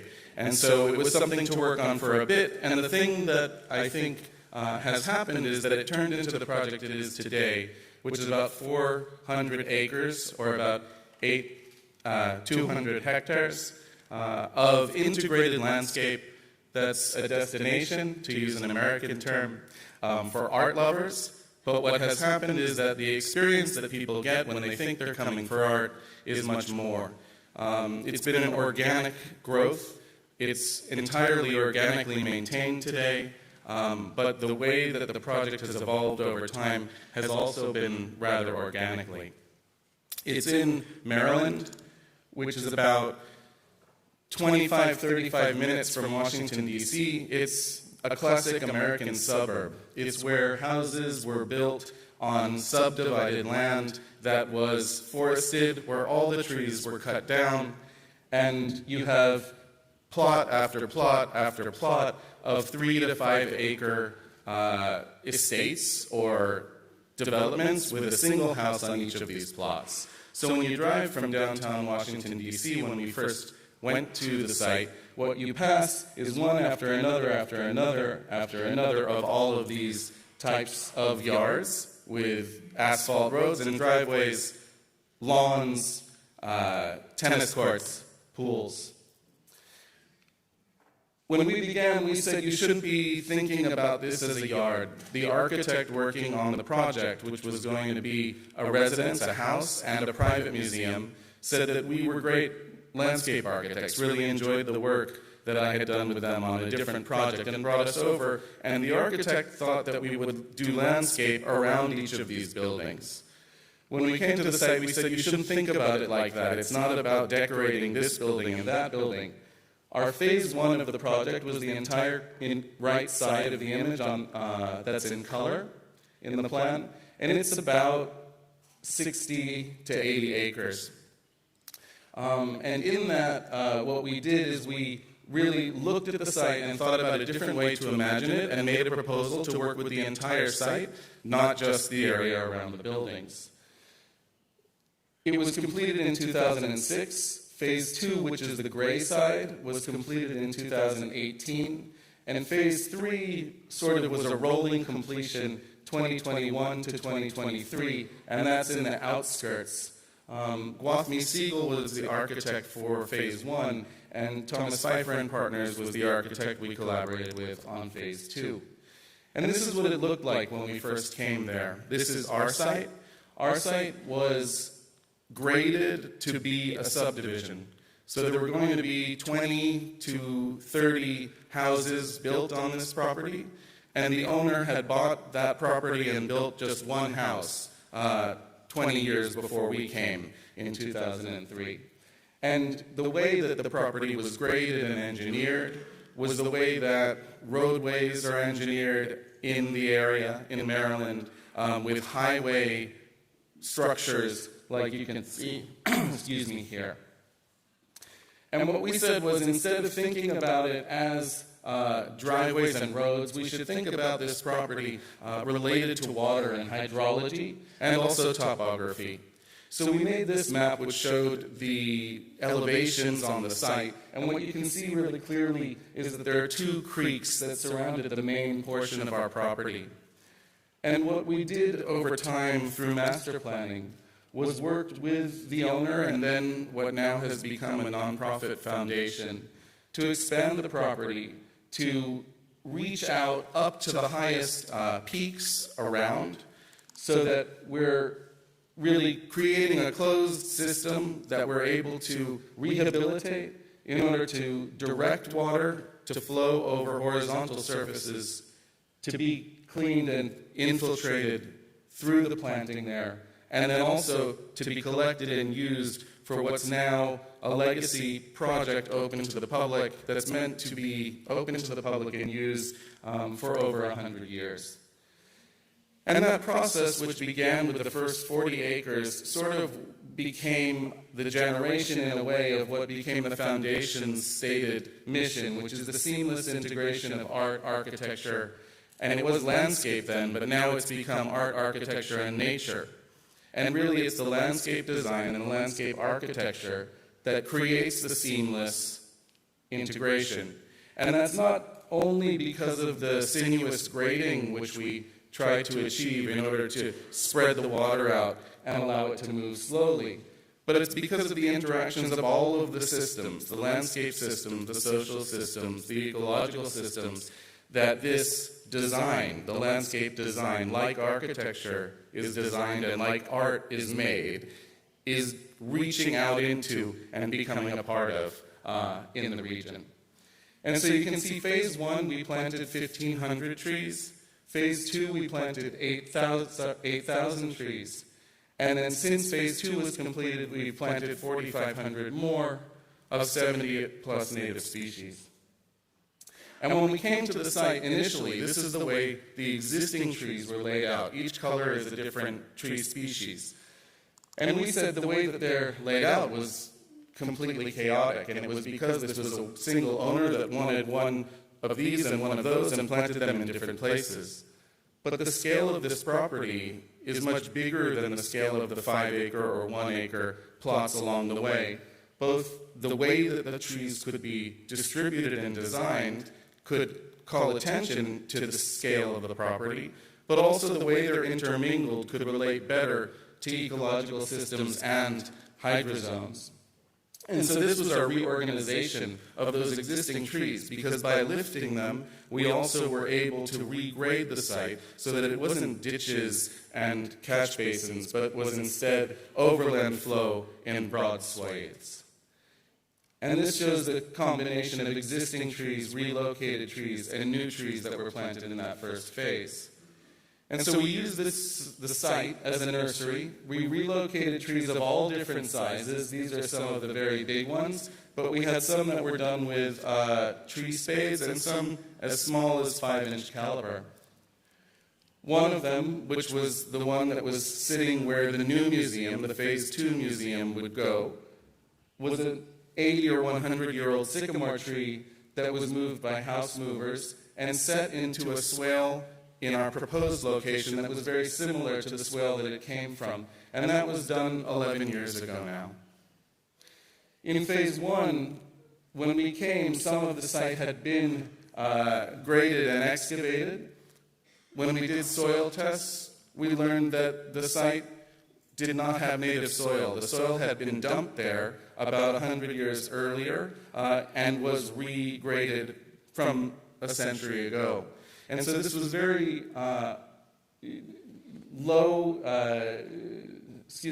it was not rich, it was very poor soil, but what we were able to do was really think about how we could use all of that on site and use that, that low organic subsoil as the basis for a native meadow, because native meadows don't grow in very rich soil. We worked with fine grading around a sculpture that was built as part of the Phase 1. This is Sarah's Contour 290. It runs along the 290 contour in the site. And then worked together with a wide group, or a sort of intimate group actually, including a local ecologist, to develop a seed mix to establish this meadow, because we had a residential scale budget for this very large property. And in the beginning, we were able to use Roundup, chemical glyphosate, to kill the existing weeds, the existing grass that made up acres and acres. About 80% of the site was mown lawn or pasture, and we killed that lawn in that first round inorganically. By opening day, though, we had established a new native meadow, and this was opening day in 2006. And from 2006 to 2010, there was basically meadow establishment on this site that worked quite well. They also established the foundation at that time and began to open to the public 2 to 3 days a week.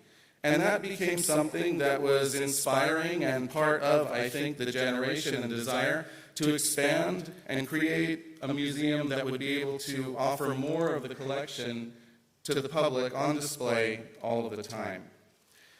The collection is a contemporary and modern collection of art that rivals the modern art museum in New York City in scale and size. And it didn't fit in the initial museum all at one time. It doesn't fit in the two museums together at one time. But they held a sort of architectural competition to determine the architect for this Phase 2 museum.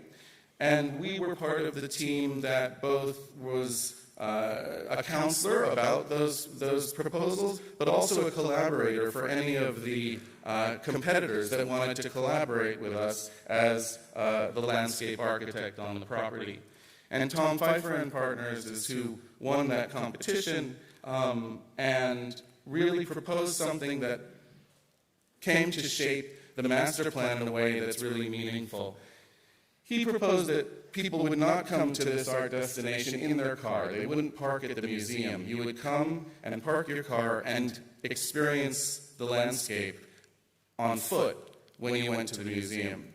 And that idea was something I think that came to him in his office while he was on site because of the work that we had done collaboratively with the client's team, and with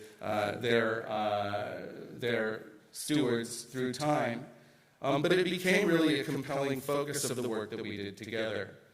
So we ended up establishing this designed forest on a place that had about 9 houses on it that were purchased in order to then demolish and create this native Maryland forest, where you come off the street and you park in the shade of these trees in a gravel parking grove. You check in at the museum, which is free to everyone, but you have to make a reservation today. You don't need a reservation if you take public transportation, and there's a public bus that brings you here from Washington, D.C. As part of the routes in the county, which I'll talk about a bit later. But once you check in, you walk across this meadow. It takes about 5 minutes. And when you get to the museum, what look like separate pavilions sitting in a hill, you find are actually connected. And this is the first view that you get when you go down the stairs inside the museum. And this is the water court, which is the central space of the museum, so that when you go into any of these pavilions and see the art inside, you then have a moment with that art, often single artists, and then come out and get a view into the center water court space. So while you experience the grandness of the meadow and the broadness of it as you walk through, when you come through here, you're really almost looking at a magnifying glass of natural systems, of local species, of both plants and animals. The way that the water court was designed was based on the way that aquatic and wetland plants grow, where only certain species can grow in specific depths of water. So irises can only grow in up to 3 inches of water, whereas water lilies can grow in much deeper water. And the idea there was that we were creating a garden that was really the center of the museum experience, that had a composition, but the composition was expected and allowed to move and change through time. So the plants that can grow in a variety of different depths might step around and find their perfect place or compete with others, whereas the ones that really are barred from deep areas wouldn't be able to go there. And what that meant is we can make it really almost like a reflecting pool in the winter when the water lilies die down, because that's the area with the deepest water. And then the areas on the side might stay gold during the winter and then be cut down in the early spring. And so this is something that is really a focus of the visitor experience, and a focus and an experience that people get when they think they're coming, for one thing, and then they get something quite different. Also, there's this structure underneath the water that you can barely see, which allows for that difference in level and the different horticultural settings for these plants. And that can be adjusted and changed. It's assumed that no one wants to bring things through the museum to plant, so all of the gardening that happens here happens inside. And you see things change quite dramatically through the season, and because wetland plants grow so quickly, you see them grow and change if you come back week to week, even day to day. One of the pavilions is called the Viewing Gallery. It has a bench in it that's designed by Martin Currier, a sculptor, and it's meant to look back and look out and think about the landscape that you move through. And that's what people do, and this is the meadow and the knoll that you walk around and by when you come into and go to the museum from the parking rows. After you leave, there's a whole other half of the property and acres to experience. This is the gallery, which was the first museum, the part of phase 1.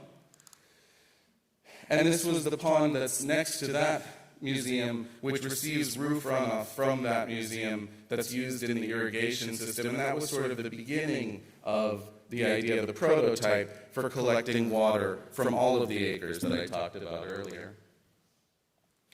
This is Contour 290 some years ago. And these are some of the other art pieces and sculptures that are outside through for experience. Many of these are along an accessible path, but part of the experience also goes in places that were trail-like and not accessible to wheelchairs, which I'll get to in one moment. But it also seems like animals like art. And so it's not only the plants that people experience and the living systems of the vegetal kind, but there are animals that perch on signs, hide in art, and poke their heads in everywhere you go. Part of the project that we finished most recently is down those steps called the Woodland Art Trail, where quite a few additional landscape types and sculptural pieces, as well as a new shuttle stop, have been installed. And the shuttle stop allows people that are in wheelchairs or people that do have difficulty walking downstairs an ability to get down there and then move along the lower level. To do this, and not really only for that walk, but really as a restoration, 2.7 miles or 4.3 kilometers of stream was restored around the property. And these are those blue areas that we saw early on in the map. And this ended up being done in partnership with Montgomery County. So the county, the municipality, paid for half of the cost of construction to restore these streams, whereas Glenstone does the management of those spaces and paid for the design. And this is what those streams looked like. They weren't only about drainage from the property that we're on, or the properties we're on, but they also take urban runoff from the street and from subdivisions north of our property through and around it. And so these have been incised and undercut over many years. And so we worked with stream restoration ecologists and hydrologists to create something that now has buffer and floodplains related to it. So it had flooded earlier quite frequently. Since this has been done, it has flooded, but it has been flooding in areas that don't destroy the paths and the trails. We also worked through developing a couple of pedestrian bridges. You experience different pieces of sculpture and art as you move through this space. These are stone huts by Andy Goldsworthy, where different clay constructions are inside of each of 3 huts, and the clay came from the site. The stone that's used for the walls came from the quarry down the street. So the art, the landscape, are expressions of the ecology and the local setting. And all of this is explained if people ask or if they look it up, but also something just to experience and understand on your own. The most recent pavilion that was built was called the Serra Pavilion. It has 4 rounds by Richard Serra. This boardwalk comes from one of the bridges that crosses the stream. And the boardwalk is curved because it's going over a very wet meadow, and we're able to move it in sinuous and smooth ways. When you get to the end of that boardwalk, you see these 4 rounds of equal weight, different measure by Sarah. Coming out, you walk across the boardwalk. There are places to spend time, but another piece called Satellite by Simone Lee is something that you walk by and has been most recently installed. And so there are many things to think about. People come primed to be seeing art, to be thinking about conceptual art, contemporary art. And I think in that way, they're open to the experiences that they get and surprised, but also blend the ideas and the thought related to these art pieces with some of the experience and the changing experiences in the landscape. This is another piece along the way. You come out from that wooded edge, up, back into the meadow, and you can visit and see people and place and animals. And I think what we found was, even while things were still in construction on phase 1, animals started to come back.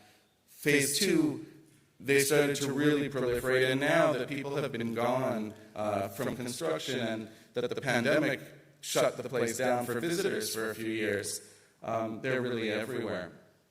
And I think the thing that we do these days, and this project has become a bit of a cornerstone in our office related to what we're trying to do on other projects, related to the kind of metrics and the kind of achievements that the nature-based solutions and natural systems approach to making great places has brought here.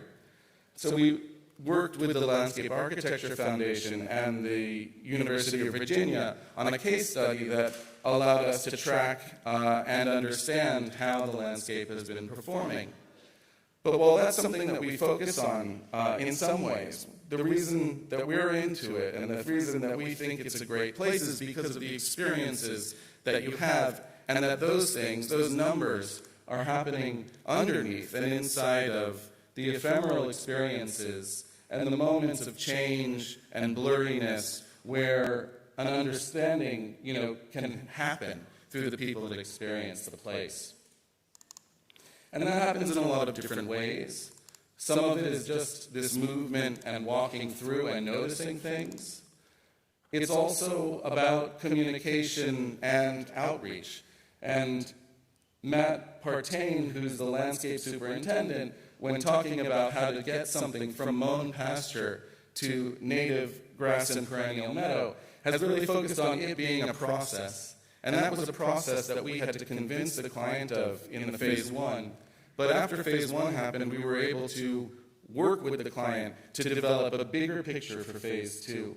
And so learning and teaching native meadow establishment starts with the client. It went to the staff, who then brought that to the public, and then back to us, because the staff is now working here, and they know and they understand today, much better than we do, how to make a native meadow when it is managed organically. And part of all of this is that this is happening in a public place, a place that's open to the public, a place where the public sees people managing the meadow, sees people burning the meadow, and where the public walks through the meadow after it's been burned. And so when you think about some of the great land art and the impact, the visceral impact that Robert Smith's work, Michael Heiser's work, or others have, this landscape has this kind of impact because of flowering profusion, but also because of blackened earth at a big scale that people get to ask about and learn about because it goes through this process while people are using it. The foundation and the museum has a series of public events that people can sign up for, open to everyone, that get them out there and also allow them to learn and talk, but also recreate in quieter individual ways or group ways with performances or gatherings. One of the other buildings on the site is called the Environmental Center. It is the landscape management headquarters for the site. It was part of the design that we developed early on, but it was also meant to be a place that could be converted. It's where the electric carts are parked when not in use, or they're moved out when there's going to be a school group or a university coming, and we have interpretive signage that's there, but also people to gather and talk about these things. And so biodiversity is one of the topics and sets of ideas that's explicated, as well as the water story of the place. And anyone can go to these places. I think I also wanted to mention, the sort of community partnerships, which I just talked some about, but also the provocations. When Glenstone opened and it needs a reservation and people might have a difficult time making a reservation, they ended up finding that it was difficult to get out there if you don't have a car and you don't have money to spend on a taxi. And an Uber, I guess I can say now. What they were able to do in partnership, again, with the county, Montgomery County, was work with them to extend an existing bus line to Glenstone, but not only to Glenstone, it also stops after it had formerly stopped at one underserved community that didn't have any access to public transportation. And so if anyone goes at any time, if you take public transportation to Glenstone, you don't need to make a reservation. You can just go in and show your ticket from the bus. And so that's something I think that's pretty interesting related to how a cultural institution or a designed place can, from what it is, begin to change the systems around it, not only the environmental or ecological systems, but the transportation systems.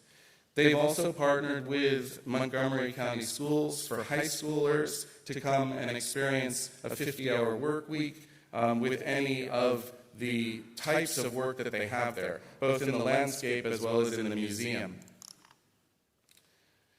And then there are arbor days where trees get planted each year. So this is why it's more and more. It's not because it's a design project every year for PWP. It's that there's more trees and more trees reforesting the land.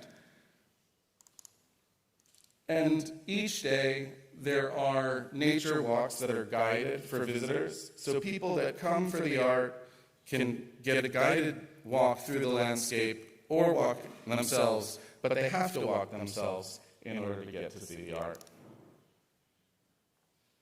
And those kinds of outreach and interactions have happened with the U.S. Botanical Gardens, public gardens nearby, the local municipality, as well as the U.S. National Park Service.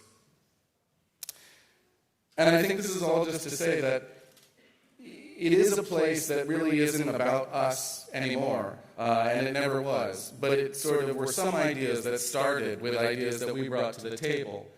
And it's now changing and turning into something different over the time, from this point forward, or from a while ago forward.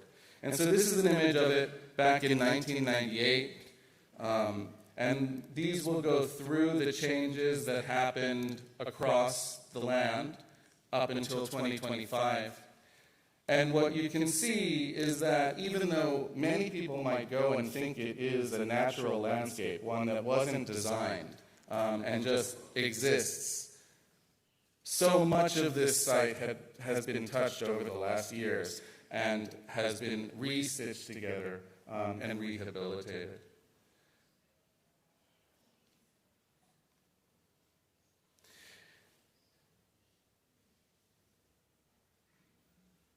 And I think this is what we think is the beginning, because as a landscape, while we had to come with something that had been completed in the last 5 years, which I think that trail, the woodland art trail, completes a visitor experience.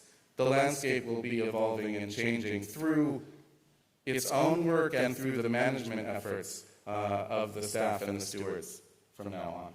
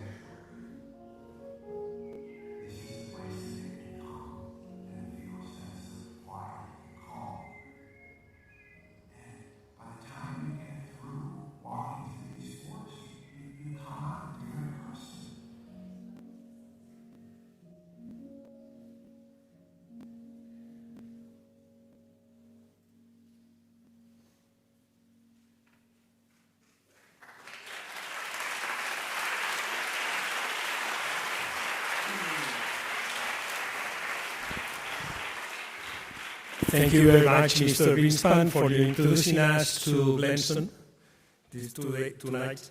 And yes, we have arrived to the end of the presentations of finalist balls of Rosa Barba Award and Manuel Rivas Pierre Award, so schools and professional. And to close the session, I will ask Professor Luis Calleja from the Landscape Architecture School of Oslo, a member of the Manuel Rivas Pierre jury this year. Please explain us your thoughts.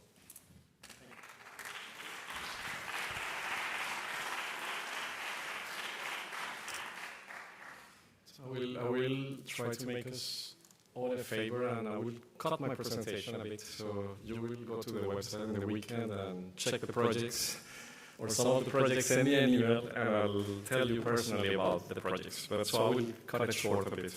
I feel it's necessary. So I am really in-depth and grateful and humbled about being part of this community. It's a community that has welcomed me with open arms. I'm an architect. I think I like to call myself a landscape student or an amateur. So the word amateur I like is really about love. I love the field now for 20 years. Originally trained as an architect. I entered the field through projects back then in Colombia, but also has a lot to do with my contact with academia. Thanks to Gary Hildebrand, Charles Waldheim, and Anita Risbetia that invited me to teach more than 10 years ago when I was still in my 20s. And, so it's an interesting path to the field, but I still call myself a student of landscape. So I love the provocation that Maritina gave us to talk about intelligence and this apparent contradiction between natural intelligence, artificial intelligence, and so on. And I decided to speak about drawing. Drawing as a form of intelligence and also as a way to enter the project of landscape. So it is intimidating, of course, to speak of such an audience.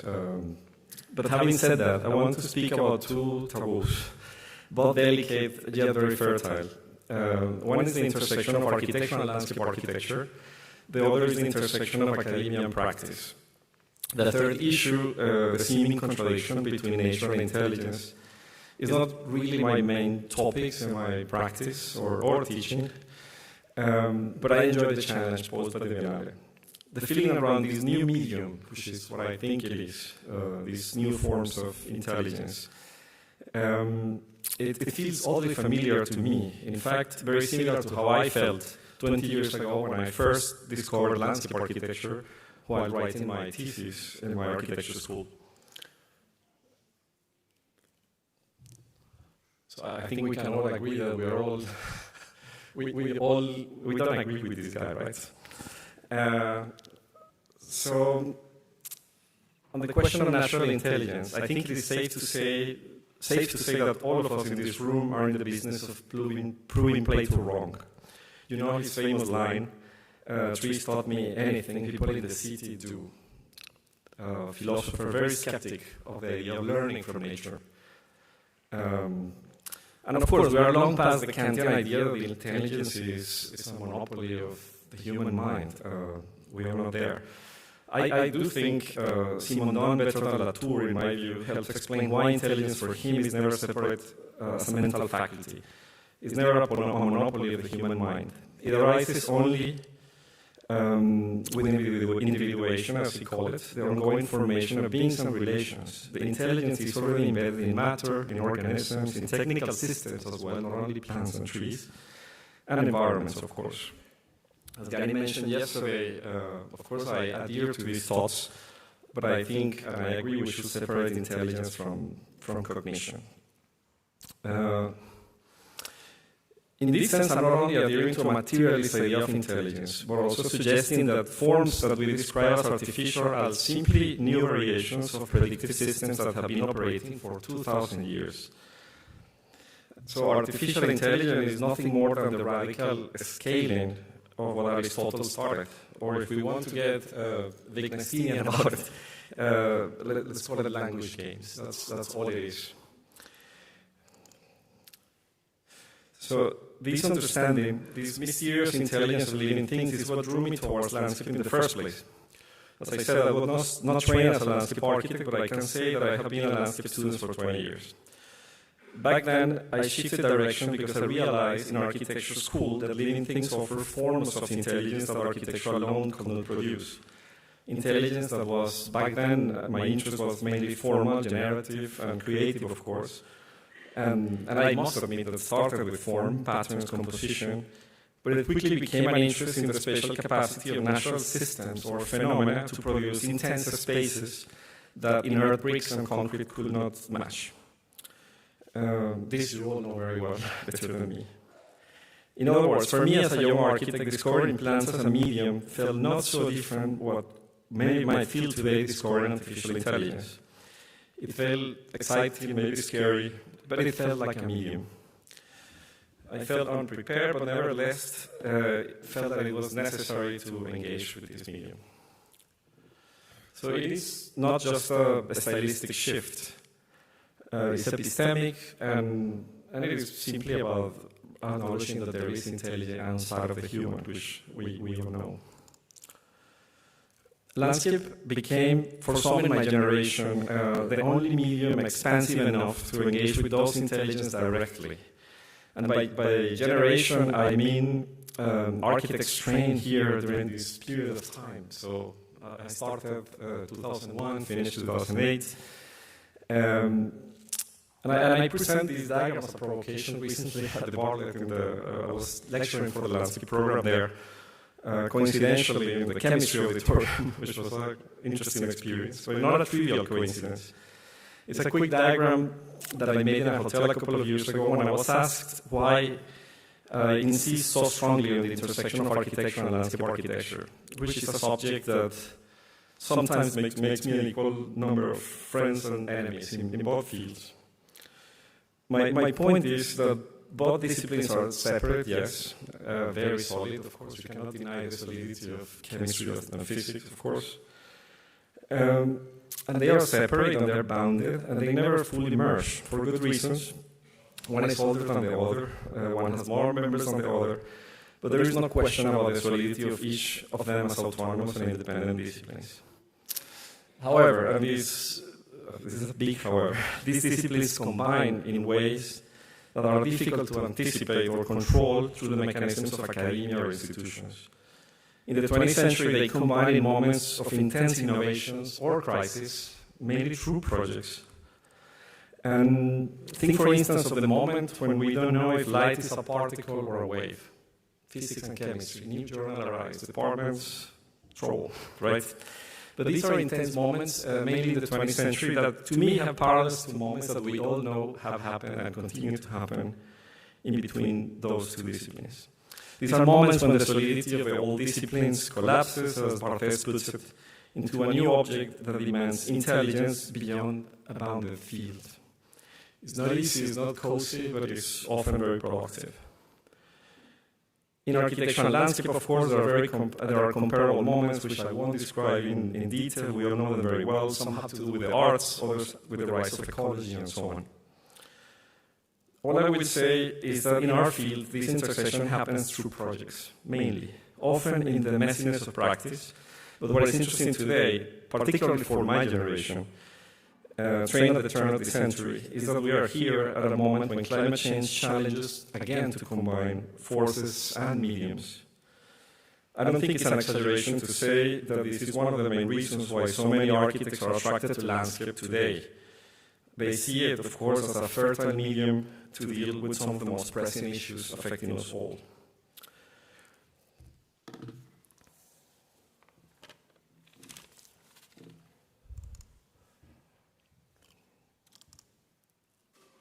Another provocation is that sometimes the clearest moments of creative intelligence emerge not when someone masters a medium, but when they encounter it for the first time. I often think of Gunnar Asplund in the moment when he was confronted, together with Sigurd Leverens, with the medium of landscape. Asplund was a brilliant architect and probably, as many of you know, also an extraordinary land designer. Objects of light and delicate geometry Although I have really no historic evidence for my claim or archival, you will see it's pretty obvious. And I admit this openly, I don't have historic evidence about this.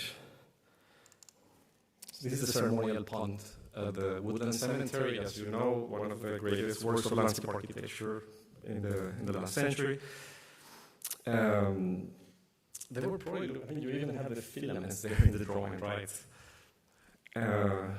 Both of them very interested in the design of lamps and fascinated with this object of the light bulb.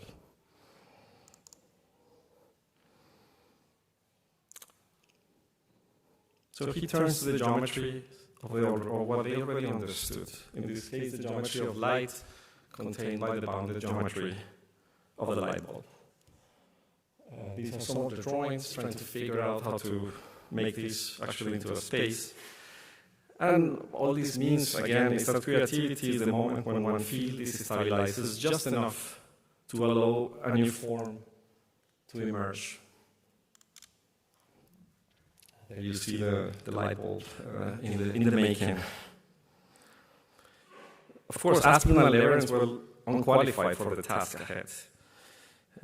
Fantastic architects, unqualified to deal with this medium, very young, still in their 20s, early 30s.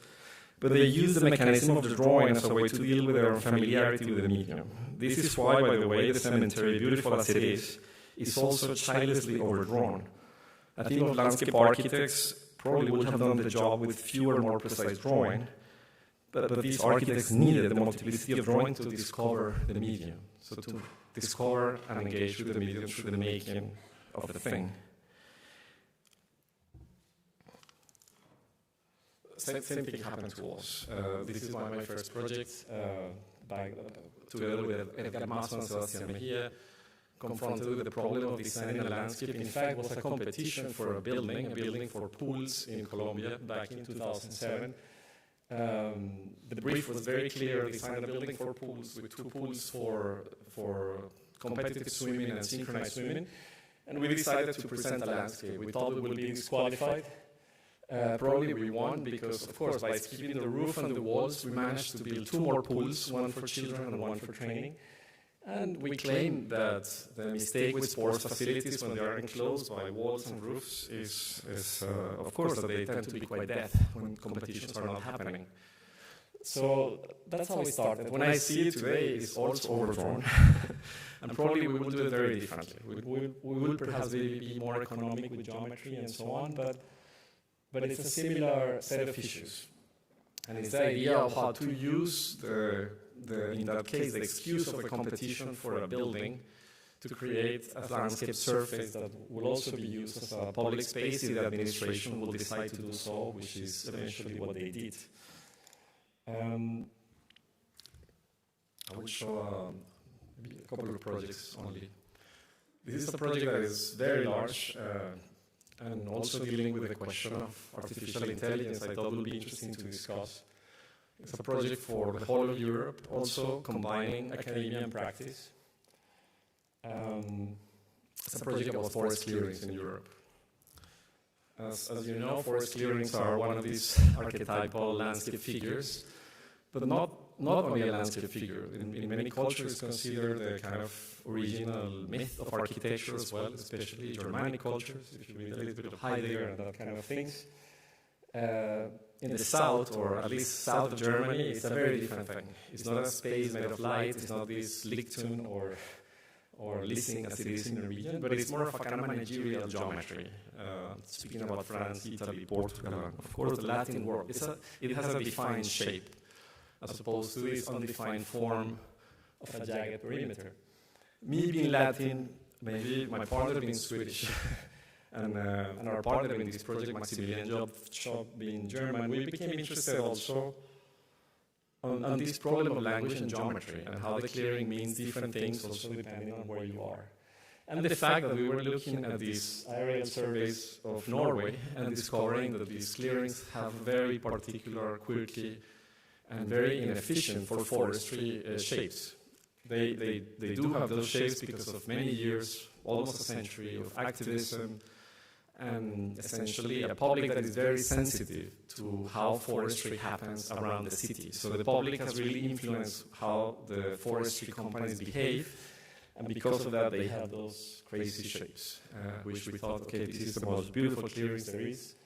They are not similar to Sweden, not similar to Finland, and of course not similar to Canada or United States, where they tend to be these very big, brutal, orthogonal cuts.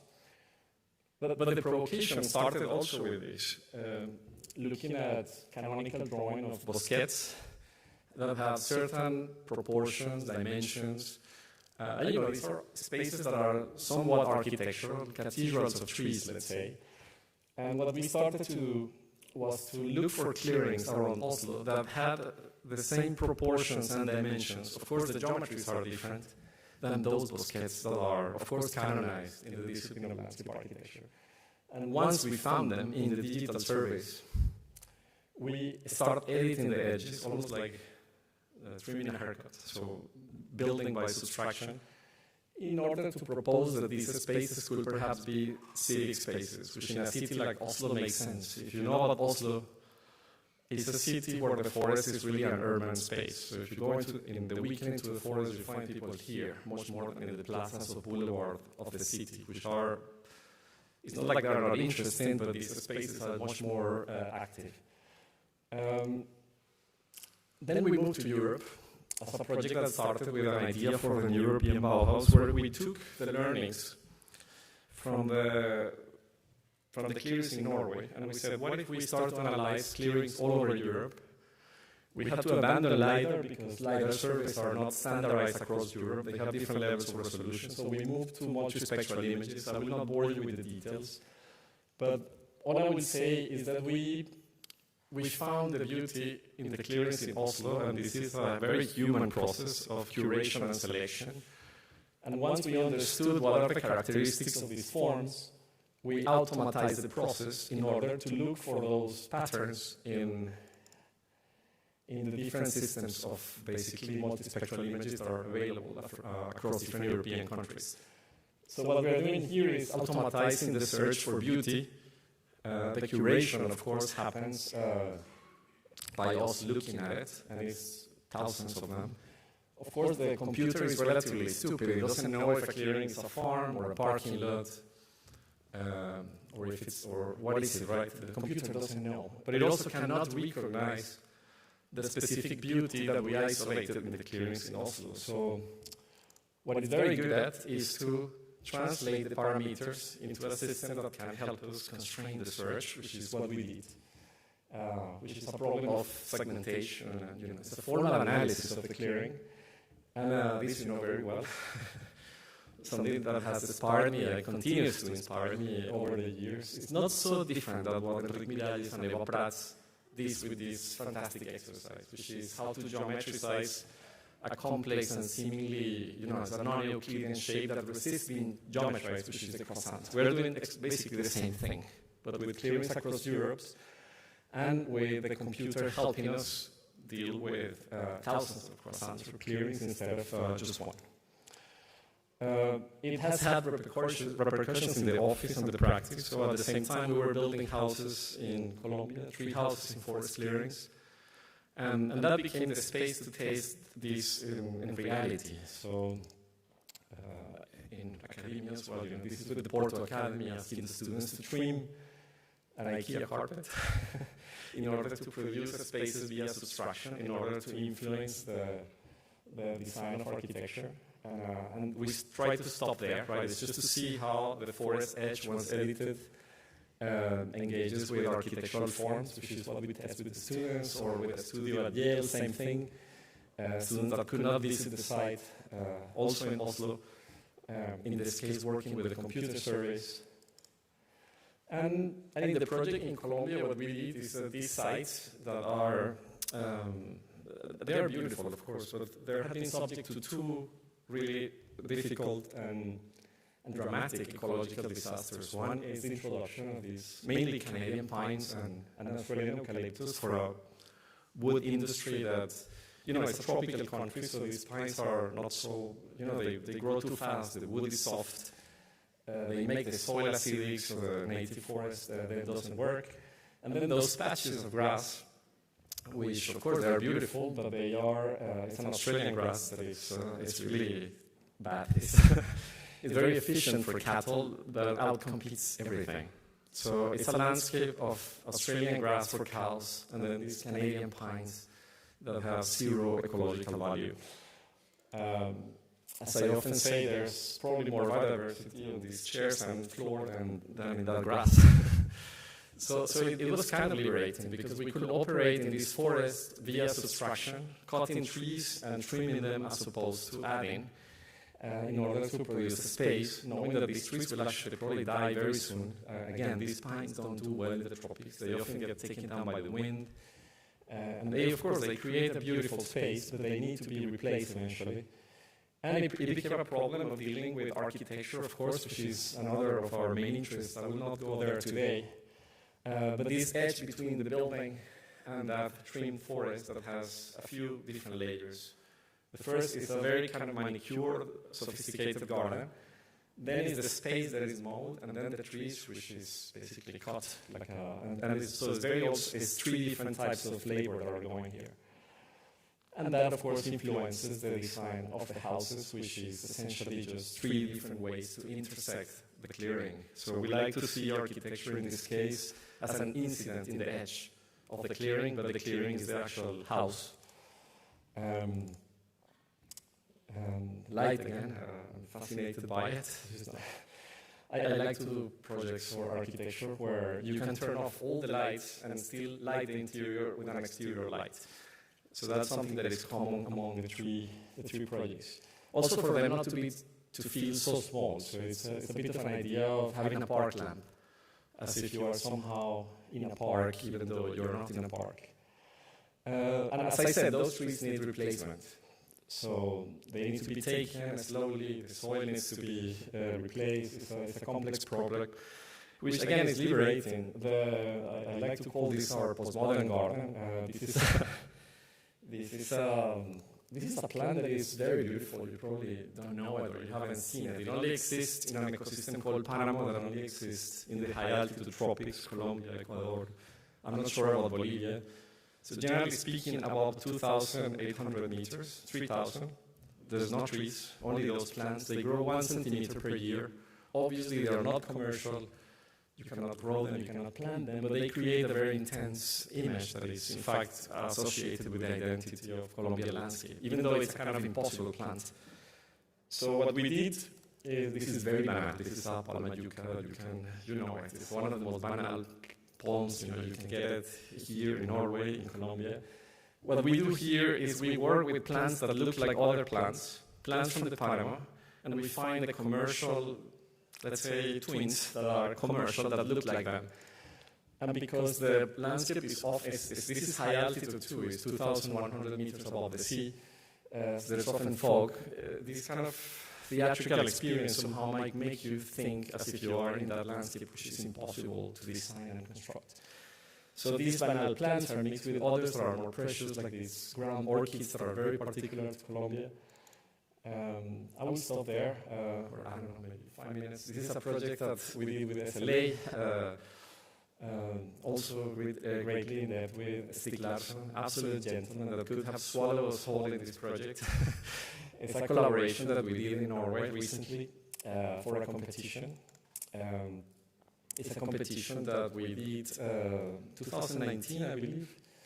Architects were Svein Lund, Lundhagem, and Atelier Oslo.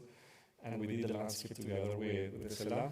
It's the American Embassy. It used to be the American Embassy, designed by Finnish-American architect Ed Saarinen. So obviously it's a very precious building with a very unfortunate situation. You can imagine what happened to embassies in the last 60 years. This is one of those embassies that was part of the Plan Marshall. I believe the one in London was also designed by Saarinen. They were meant to be more like cultural centers, spaces for sharing jazz and American cars, which is probably why this space looks like it looks. I think the delegation was supposed to have these Cadillacs outside. It's a building that even had a gas station into the facade. But it was never meant to be as close as what embassies became. So, Yemen happened, blah, blah, blah, 9/11. So the embassies started to gain these different layers of security. And eventually, many Norwegians have never been inside that space until quite recently, which was meant to be open and public. A beautiful space by Saarinen, which is right in the middle of the space. Saarinen did not consider the landscape that much. Again, it was a kind of car project. We couldn't find in the archives, which are at Yale, if that was because of the interest in exposing cars or if it was a requirement from the embassy. What we discovered is that it was not a security requirement. That didn't exist back then. So the main facade towards the palace and these two other facades in this beautiful triangle with basically just asphalt and cars. He wanted the same trees, which is, this is the closest thing there is to a landscape plan that we could find with this tiny detail. Same platanus as in London, which is, I believe, is a red listed tree in Norway. Oh yes, that's the gas station, right in the facade. But yeah, so we became interested in how Saarinen used land buildings in the ground. His interest in stones. This is an interesting anecdote. Being Latin also, at some point I received a very difficult question about us doing work in that part of the world, and it was important to remind them that not only Saarinen, but Utzon, Korsmo, they traveled to Mexico. And it is said, not by me, Mar Weekly has a beautiful article on this, on how these modernist architects in Denmark and Norway and Finland actually learned how to ground buildings in those trips to Mexico. That story is very well known, particularly in relationship to the Opera House. This idea that you do a plinth and then you do whatever crazy thing you do on top. These are trips that actually they did together. So it was an interesting story. So we wanted to work with the stone and some kind of interpretation of the lines for the cars in order to negotiate the levels, which was the main topographical problem here. So very simple drawings. It's a hatch representing also the asphalt. We didn't want to lose the asphalt, and there was a need to create a more gentle topographic condition. There was an early idea that didn't happen, which was to recreate the inner pond that has never been public, but take it outside with the exact same volume of water, but with a completely different geometry into the public space. This was the ground. So this is when the excavation happened. The client managed to buy also some land from the city, so it is a landscape, but it was also technically quite complex, as you can see, as we were building here. While the front facade was very much about preserving the original, except the treatment with the stone and the new benches inspired by the interior benches, but larger and more public.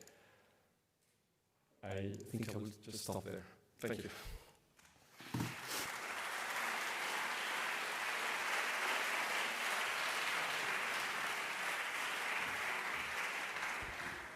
Thank you very much, Luis, for introducing us to your work and to your thoughts about the relation between architecture and landscape architecture, about academy works and practice works.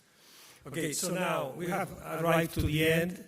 I think from the organization, I must say that we are still, we have opened till 9 o'clock the votations for the opinion awards of both Rosa Barba and Manuel Rivas Piera. And that's it. See you tomorrow. Thank you very much.